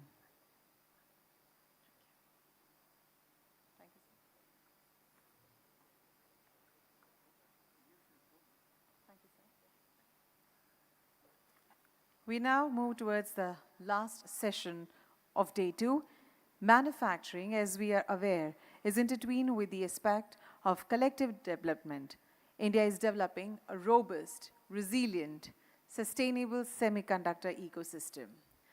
Let us understand from the industry experts on building semiconductor ecosystem through a panel discussion. And it is going to be moderated by Shri Jitendra Chadha, VP Global Foundries. Can we have a big round of applause for Shri Jitendra Chadha, VP Global Foundries? We welcome you, sir. To join the discussion, we have Shri David Reed, CEO, Vedanta Semiconductors Limited, Shri David Crick, Global Solutions Director, Jacobs. We welcome you, sir. And Shri Diganta Sarma, Regional Business Head, Inox AP. Can we welcome all of them with a very big round of applause? Thank you. To tell about Mr. Jitendra Chadha, or JC, as known fondly, he shall be moderating this session. JC is a thought leader with almost 2 decades of experience in semiconductor industry. Prior to joining Global Foundries, he worked for Intel, developing and driving robust growth of R&D organizations in intensely competitive global markets. Presently, the VP, India Country Head for Global Foundries, JC is responsible for leading strategic direction for the overall growth, strengthening ecosystem connects with government, academia, industry, community, people development, view into business opportunities and ensuring flawless operations in India. JC, we look forward to an interesting session being moderated by you. Over to you, sir.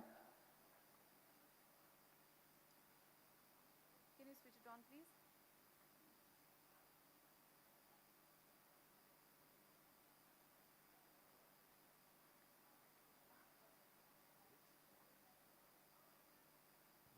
Hello. Hello. Yeah. Oh, I forgot we have to speak for people to listen. Right? Can you guys hear? Okay.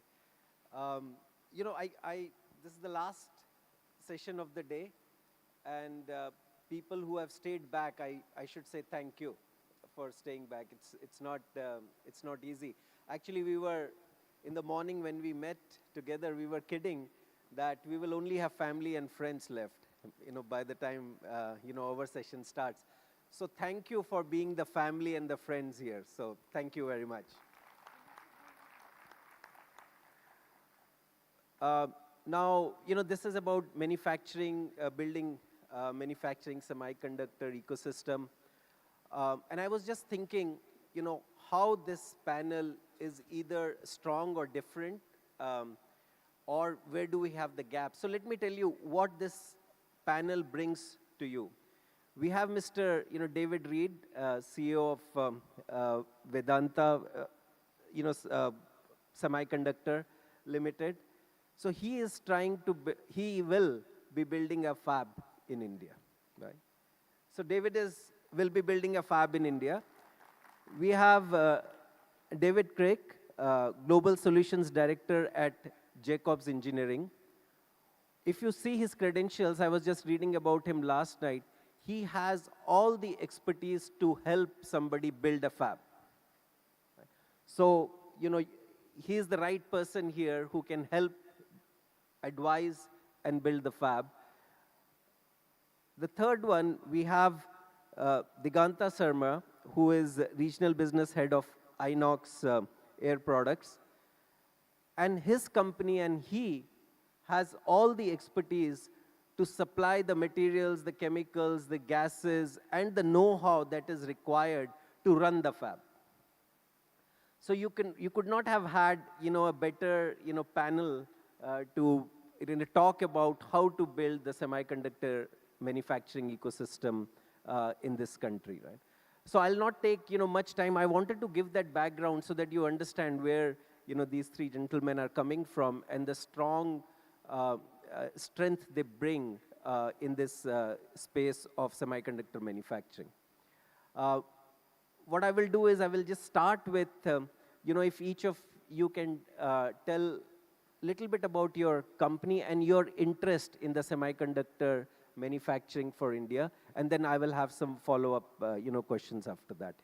So David Reed, if you would take us, you know, get us started, followed by David Crick, and then we will have Diganta, you speak about it. Well, first of all, I'd like to thank everybody for coming, and I'd like to thank especially the government of India for taking the lead in arranging so many complex things that have to be done to put the fab together. I'm the CEO of Vedanta Semiconductor. We've been working extensively in preparing on what it takes to put a 40,000 wafer a month facility of 40 nanometer, eventually 28. It may be a mature node, but it's a big node in terms of the world and in terms of a chiplet strategy. And so, you know, I moved here in February, and I've been working extensively on what is infrastructure. And it's, you know, when you talk to people, they think it's power. They think it's electricity. It's not. It's more than that. It's everything. It's the suppliers. I made a list here. It's the chemicals. It's the logistics. It's the materials. It's the social ecosystem. I even have a PAN card now, so I'm pretty proud of that. So that makes me official Indian now, right? So the thing... Yeah, I'll pay taxes. But the thing is, just going through this process of infrastructure, it's this whole spectrum of things that we have to put together to put this fab. And it's more than the concrete, the steel, the equipment, but it's also the human side. Universities are part of the infrastructure. The government labs, the labs that we have here in India are part of that infrastructure. So we have to put this spectrum together and put a photograph together of what this fab is going to look like to be successful. Great, David. Great. Can everybody hear me okay? Okay. First of all, I'd just like to say I'm very excited to be here, and it's quite an honor, so thank you very much, and thanks for sticking around for the last talk of the last session, so thank you. I work for a company called Jacobs. We're about 50,000 people. We're a global engineering design firm. But more importantly and more relevant to India is we have a very strong practice for semiconductor manufacturing facility engineering design. And this is where I come in. We are ranked #1 in the world, and we work globally. More importantly and more relevantly for India, we have a very strong presence in India. We've been here, Jacobs has been here over 60 years. We have over 4,000 employees in India, and more relevantly to this particular industry, we've been working together with our partners in India to do engineering design of semiconductor facilities now for almost half a decade. So I'm happy to share with you my experiences about that today.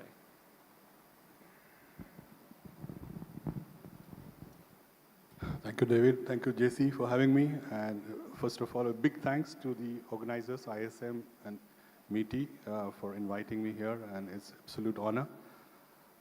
My name is Diganta Sharma. I represent Inox Air Products today here in this forum. Inox Air Products is India's largest industrial gas manufacturing company. As David said, 60 years. We are also 63 years in the country. We are a joint venture between the Inox Group and Air Products of US. This joint venture started in 1999. One of the most successful Indo-American partnerships till date in the country. In the state of Gujarat is very special to us. We have 9 operating units already. Between Dholera and Sanand, we are just 50 kilometers away with our nearest unit. We operate on-site to supply industrial gases. For example, one of our largest complexes of 6,000 tons per day of gases is running in Hazira in ArcelorMittal for so many years now. And that is the model we bring also to the semiconductor industry, that we co-invest, we co-locate, and we provide reliability of both the normal bulk gases and those ultra-high purity gases and chemicals that is required very much for this industry. So thank you for having me here, and I would like to also take the opportunity to thank the audience. You have persisted through the day, so we really feel honored to have you here. Thank you. Yeah, Diganta, since you already have the mic, I will stay with you. You know, it would be really good for audience to know, we talked about it this morning, if you can paint a picture of what capabilities you think we already have from the materials or the chemicals and the gases perspective in the country. I know some of them have to be upgraded. And if you can talk to 2 or 3 capabilities that you think are must in your space to be developed for any semiconductor manufacturing fab to be successful and viable in India. Right, thank you, JC. So if you look at the materials and chemical space, obviously semiconductor manufacturing is not for the faint-hearted, as you have seen since morning and heard since morning.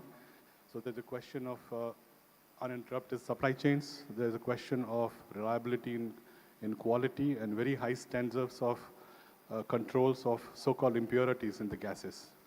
So the ask usually is to have a supply chain of gases which is available when you need it. Usually it's round the clock, you never stop. Then you have the question of controlling any sort of impurities or any gaps in the quality. I mean, some of you in the audience might know that we talk of purity in the gases in parts per billion. For example, if you talk of nitrogen gas, which is one of the largest gases that is required, you are required to control hydrocarbon in that to 1 ppb. So that is the kind of purity versus in a normal industrial gas, you will have 1,000 ppm of hydrocarbons, for example. So this is the kind of step up that is required to supply the semiconductor industry in terms of gases solutions. Now, gases being gases, they are high pressure gases, they are hazardous. Many of those are toxic and requires a lot of permitting as well as safe storage behaviors. In case of an accident, how do you handle it? What's your emergency response? So this is the other area that you need. The third one that is needed is you have the gases and you have the fab. In between, you have the conduit of specialized pipelines, very high quality built valves, and other automation systems that is required for the industry. So these are the 3 areas that really is required. Now in India, companies like us, we have been in the business for long, so we have the capability on the gases side already. What is really lacking is the semi-compliant equipment manufacturing that is required to supply the gases.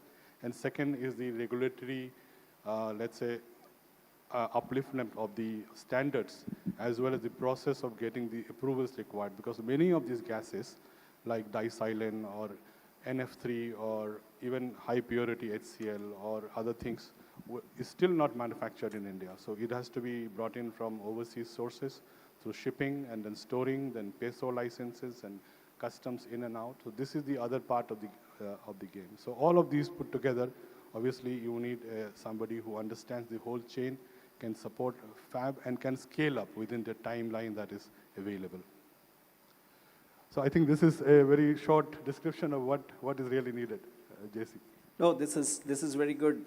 Thanks, Diganta. And if all of you guys might have noticed, we talked about a lot of high technology skills, the design skills, the technologies that are required in the fab. One of the things my learning has been, we have to really go deep and think about what are other skills that we will need to develop for these fabs and semiconductor manufacturing to be successful. And even handling of, some chemical, building of the pipes for the plants and so on, are very much we need to think about and build that ecosystem in the next, couple of years in the country. So that has been, at least my learning from, talking to some of the experts and what you listened today. David Kirk, I will come to the ecosystem, the infrastructure, the policies, that you think that should be developed as far as, operational aspect of it, and even building, some of the high complexity fab kind of structures in the country. Yeah, sure, thanks. Very simply, the role of the manufacturing facility is to enable the equipment that we just heard about in the previous session. It's to enable that equipment to work at the expected efficiency and run rate and uptime. Basically, it needs to make the proper amount of wafers, of output, to satisfy the owner here. And it's my job to program that building so that all of that equipment works at the expected productivity. That consists of a few steps. First, we have to design the facility. I think in India, we're actually quite strong there. Like I said, we've been partnering with our in-country counterparts for quite a while now to do that. But there's a relay race. After we design it, it has to be constructed, and then it has to be commissioned, and then it gets turned over to the owner to bring in the equipment and qualify it. When we get to construction, I think that's where things get interesting. India is very good at constructing a wide range of high-tech buildings already. For instance, life science, you're getting into photovoltaics, lithium-ion battery manufacturing. There's a lot of adjacencies in those businesses to semiconductor manufacturing. But having said that, there are some specific semiconductor manufacturing construction skills that will need to be brought in country, and not just learned, but brought to tremendous scale, so those skills can move very, very quickly. You heard in the previous talk that these facilities can cost billions of dollars. The client, again, I'm looking to you, sir, is going to be impatient. They're going to want to see a return on their investment. So speed is of the essence. So we not only have to get very good at doing new construction skills, but we have to get good at doing them very quickly and very predictably with little rework. And I think that's clearly an opportunity for improvement. I want to make sure that you understand I'm not criticizing India at all here. This is simply part of the learning curve of bringing a new industry to a new region. Every country that has tried to onshore semiconductor will inevitably go through this same learning curve. And you should expect it, and you should have, I would hope, some realistic, clear-eyed expectations on the challenges of doing that. Mm-hmm. Yeah, thanks, David. And, one of the things, if you listen more and more, the readiness that we need to bring in to get to a point where, it is viable to run a very successful fab.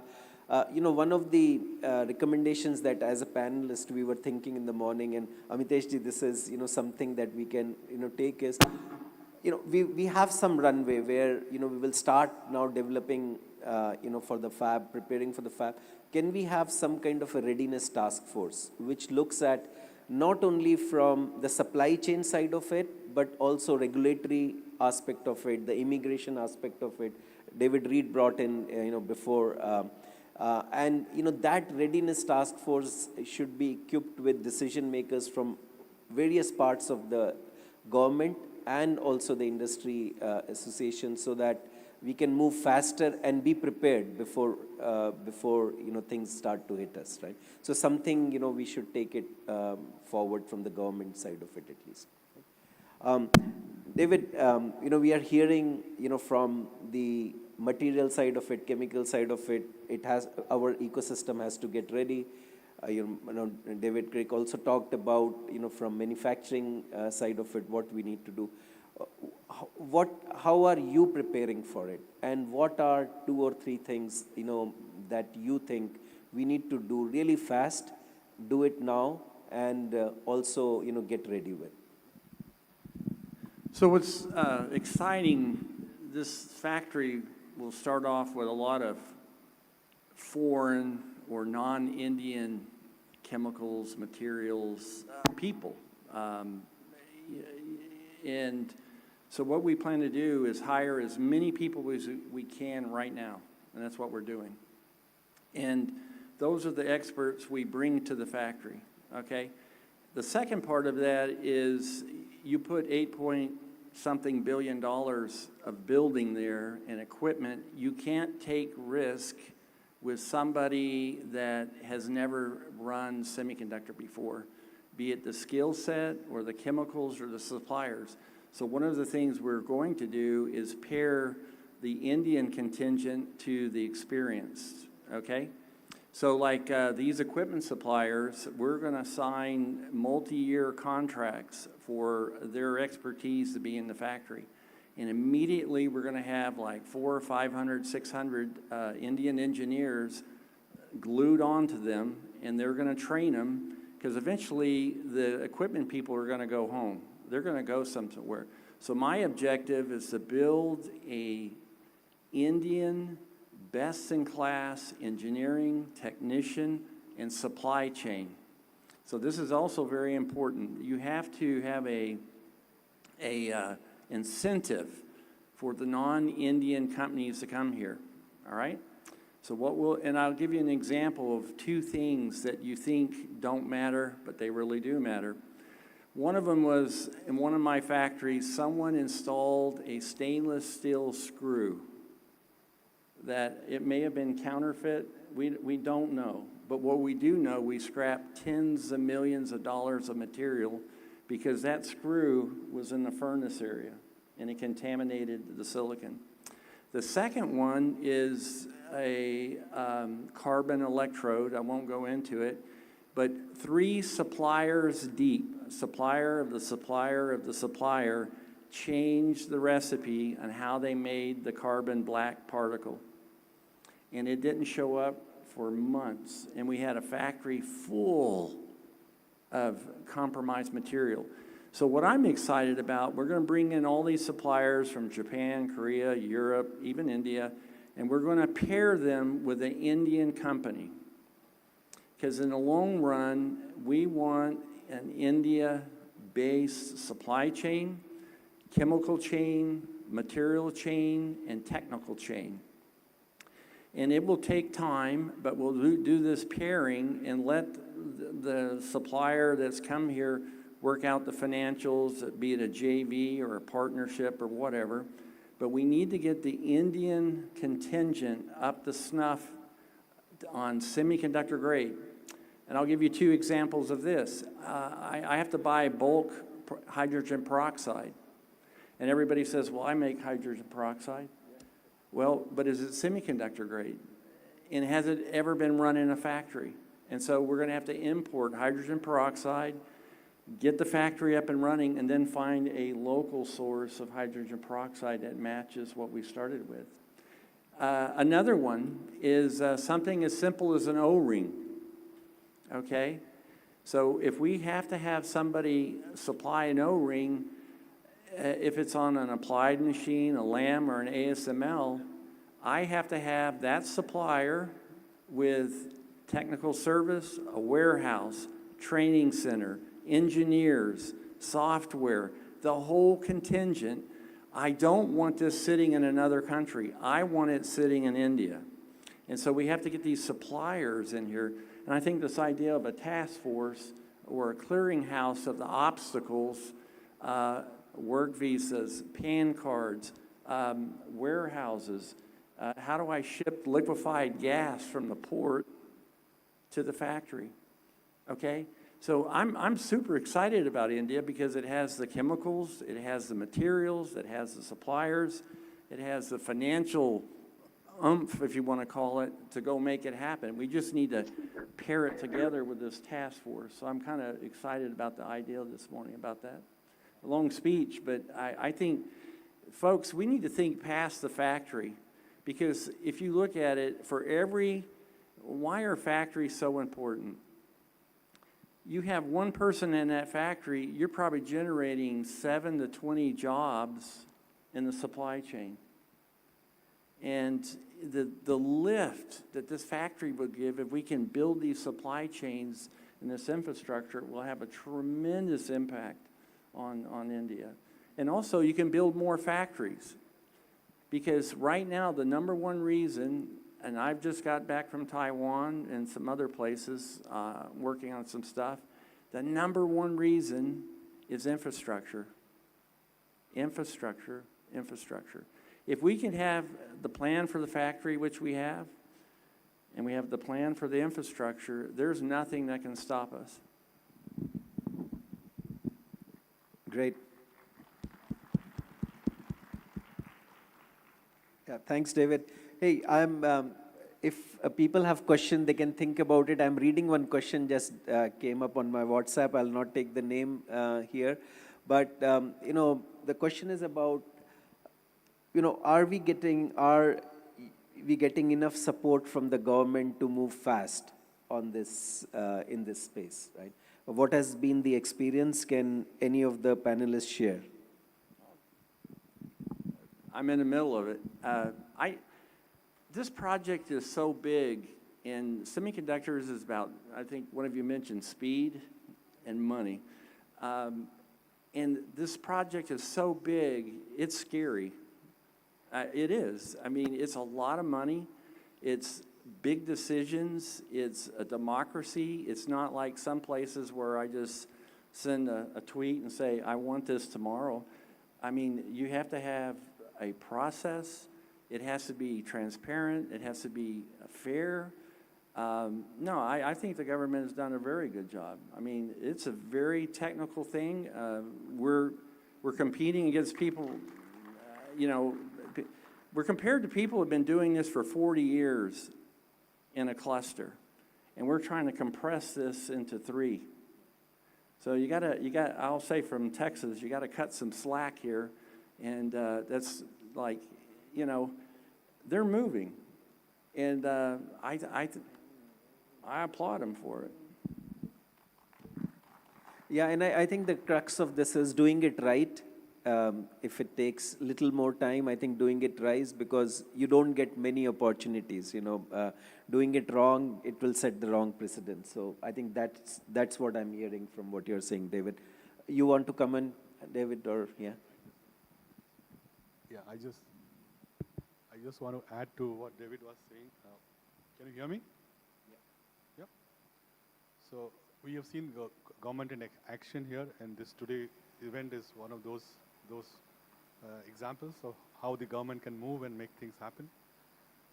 We all of us, the Indians at least, have passed through COVID pandemic, and we as a gas company saw it on the very first with our own eyes, live 24/7 for those 3-4 months.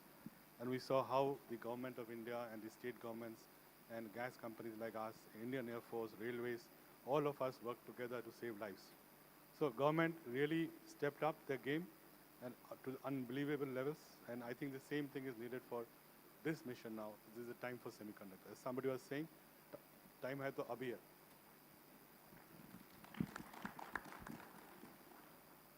Yeah, just to add on to that, if semiconductor was easy, it would happen everywhere. Yeah. But it's not, and there's a reason for that. And I applaud the India government for having the foresight to be strategic about priming the pump to get the industry going. Mm-hmm. Good. Okay, we'll take few questions if you guys have in the audience. I see one raise of hands. Is there a mic we can get? So before, Amitesh-ji, you start asking the question, I just want to let you guys know, I promise we will close on time at 6 p.m. If we get delayed with more questions, you know who to blame, not the panelist here, okay? So we'll start with the first question, and we will be here till the questions end, so keep going. So my question is with Mr. David. So lot of... Can't hear. Hello? Yep. So my question is with Mr. David. We always hear that there is a power, water, other issues in the country, and the quality power, the quality water is required is not available easily. So what is your experience when you have worked with different partners, with different state governments? You also interacted in Dodera with the torrent power. So the quality of power and water, what is your comment on that? I'll just repeat the question because panelists were not able to hear it. So this is about the quality of power, quality of water. There is always a concern. What has been your experience, working with the different ecosystem partners here? David, I think the question is for you. Yeah, semiconductor facilities are different than some other facilities in that they're mission critical facilities. They can't lose power. They need water to run. So I'm not sure that I have enough data to comment on that just yet. I do know that you can fix almost every deficiency with redundancy. So if we have a grid that's unstable, we can bring power in from two separate grids. We can have an emergency power strategy.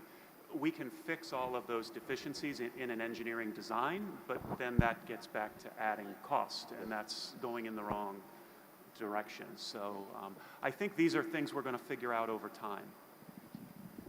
David, I can add on to our morning conversation and just give audience a little more flavor on this. I know where the question is coming from. Okay. So one of the things, we talked about was from global foundries, we have created the parameters that are required from water or power or, how to sewage and so on. And Amitesh-ji, what I asked David in the morning was his company, if they can do few tests in 3 or 4 states to let us know what is the quality and what we need to do. And that is what we will be taking up with his team going forward. So just wanted to close on that. So JC, if I can just add one line to this question, of course not to semiconductors, but we operate in 55 locations in the country, and our plants are very power intensive and also water intensive.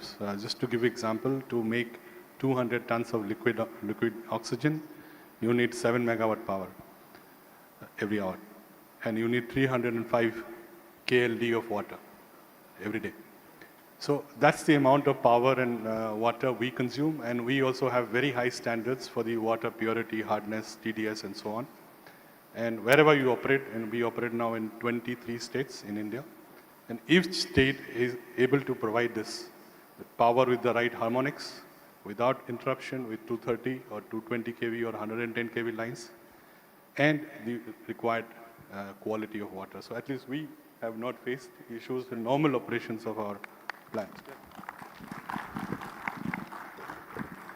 Any other questions? We will take 2 more and then close. Yeah. This is to Jacobs and David Reed and Jatinder also. We've heard a lot of good things. What are the gaps you feel, the top 3 gaps, which we need to take care of? What are the top 3 gaps that you can say we have to go to? Oh, the top 3 gaps? Yeah, in my opinion, I'll keep this quick. The semiconductor-specific construction skills that are required to go at velocity so that you can meet the global benchmarks of how fast other countries move, because again, time is money. That's the first thing. Building a domestic supply chain for the factory support equipment and spares, I think is another thing, because any part that you have to import, it adds time and it adds cost, and that goes right to the bottom line. For David, that's bad news. The third thing is probably further down on the priority, but it's still important. It's understanding the differences between the India National Building Code and the IBC, which is the International Building Code, which most semiconductor facilities are built to today. So there will be some subtle differences that may cause a delay during the approval of some of the construction and the approval of some of the life safety systems that are in a wafer fab, just because they're going to be perhaps new and unusual in India. Even though they're widely accepted elsewhere, there will have to be some socialization of that. And I think that will take a little time as well. So those are my three. Well, my top three would be of the semiconductor infrastructure, a quick assessment, what are the roadblocks? The top 2 or 3 roadblocks to each one of those legs of those work streams, and chemical materials, logistics, the human side of getting in and out of India or living in India. The other one I'm extremely motivated on is the supply chain. And what's exciting about that one is you have the international supply chain feeding us, but the other part of it is how do you get the domestic supply chain not only to feed the India fabs, but also export that to other countries, because that's where the money is, right, and the growth. Number 2 is I think a fast-track decision-making when there's an impasse of a policy or a spec or something. There's some authority that says, okay, we're going to decide this and let us figure out how to work it out, but you keep going, because we want to have the first wafer out by fourth quarter of 26, the first revenue wafer in 27. And so leading up to that, how do we make some quick, remove the obstacle? The third one is the incentive plan. How do we incentivize the folks that are feeding us to start the factory? And keep in mind, this is the first of many factories to come.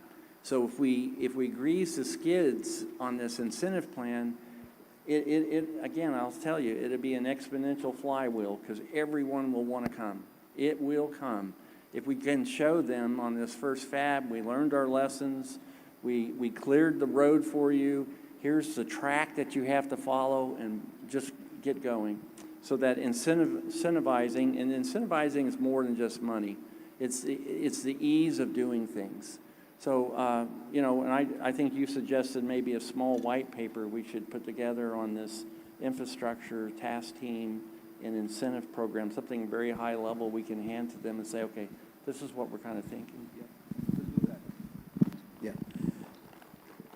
So, just to elaborate, what we will be doing is post this conversation, we will develop, somebody is taking notes right now, detailed notes in the audience, and we will be publishing a white paper on what are, our inputs, because not only in 40 minutes we can't do the justice, we have had a lot of conversation before this, panel too, so we will incorporate all of that, right? Diganta, if you can close on, your comments, and then I think it's time. So, just before closing, the one gap that we see from our industry is the availability of a, let's say, parallel kind of a PLI or capital subsidy or tax breaks that the suppliers of the gases and chemicals can also get. Because as you heard, it's a capital intensive industry, the margins are going to be wafer thin, literally because you're making wafers, the margins are thin. So there needs to be the infrastructure built, there needs to be the technical upgradation, there needs to be investment in things like cylinders, supply chain, ISO containers, people, PESO permissions, and all of those things. So it's all not routine, it's at a different level compared to normal industrial activity. So this needs a lot of support from the government. So this is one area we can look at. So in conclusion, I have already said that we are very excited to be here. Again, because of the foresight of the government of India and Prime Minister Ji, that we are talking today, and being very excited to be part of the semiconductor ecosystem. We have just seen the other revolution that started the PV solar revolution that has happened in India with PLIs and a lot of activities. So we have kind of accelerated activities and knowledge gaining and sharing, transfer and commitment to spend money. We as a company are spending quite a few hundred crores in building up facilities for specialty gases to supply to the PV solar already. And we are co-investing with some of the big companies in both the coasts of India to provide on-site co-located plants. So that part already we are doing, and we are open to doing the same thing here. All we need is the support from both the fabs and the engineering consultants and the government to make it happen. In oxide products, we have the right expertise and the right, I would say, credentials to operate and offer this service to the industry, I'm sure. Thank you. Okay. Thank you, Diganta. So we will, close in the wrap up. In the summary, I wouldn't summarize again everything. We are out of time. But, one thing, the striking thing comes to my mind. I think David Reed, set up a timeline for us, right? So he wants the first wafer to be in Q4 of 2026, you said. So which means next year, if we come to the Semicon India, we should have a picture of the building. In 24, in 25, we should have an equipment getting into the building, right? So I think, guys, that is the, outcome, or that is the summary I'm taking. 23 building, 24 building, 25 an equipment, and 26 the wafer out, right? So with that, I will close this. Thank you very much for all the panelists, and it was a great discussion. I really enjoyed it at the panel and before the panel. Thank you very much. Good job. Thanks.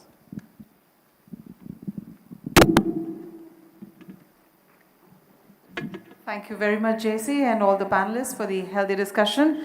Can we step forward for the group photograph? Ladies and gentlemen, as we bring an end to an enlightening and productive second day of Semicon India 2023, I am filled with gratitude for the immense knowledge and expertise shared by all our distinguished speakers. I also want to thank the audience for their enthusiasm and continued support. Thank you, gentlemen. Thank you. Tomorrow, as we head into the final day of this event, let's carry the momentum forward with engaging and exciting sessions on global partnerships, design innovation, ecosystem readiness, talent capital, as well as regulatory requirements. You can scan the QR code and get all your photographs and the QR code of Semicon India in order to get all the photographs of yours. Thank you, and this is Dhwani signing off for today. See you tomorrow with big smile, fresh faces after a nice rest. Bye-bye, good night, have a great evening ahead. See ya.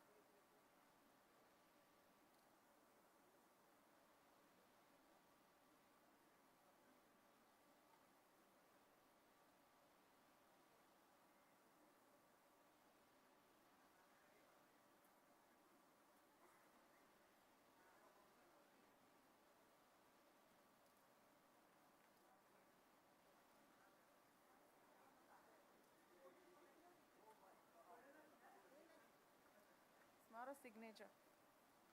आप हमारी MC madam से मिले?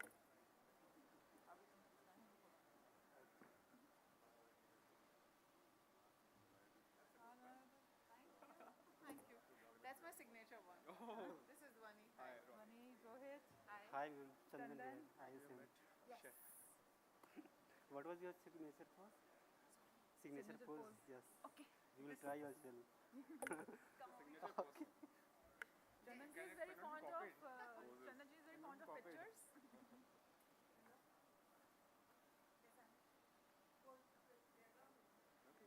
Ma'am, background से हट जाइए Oh, please. background से हट जाइए बोलिए।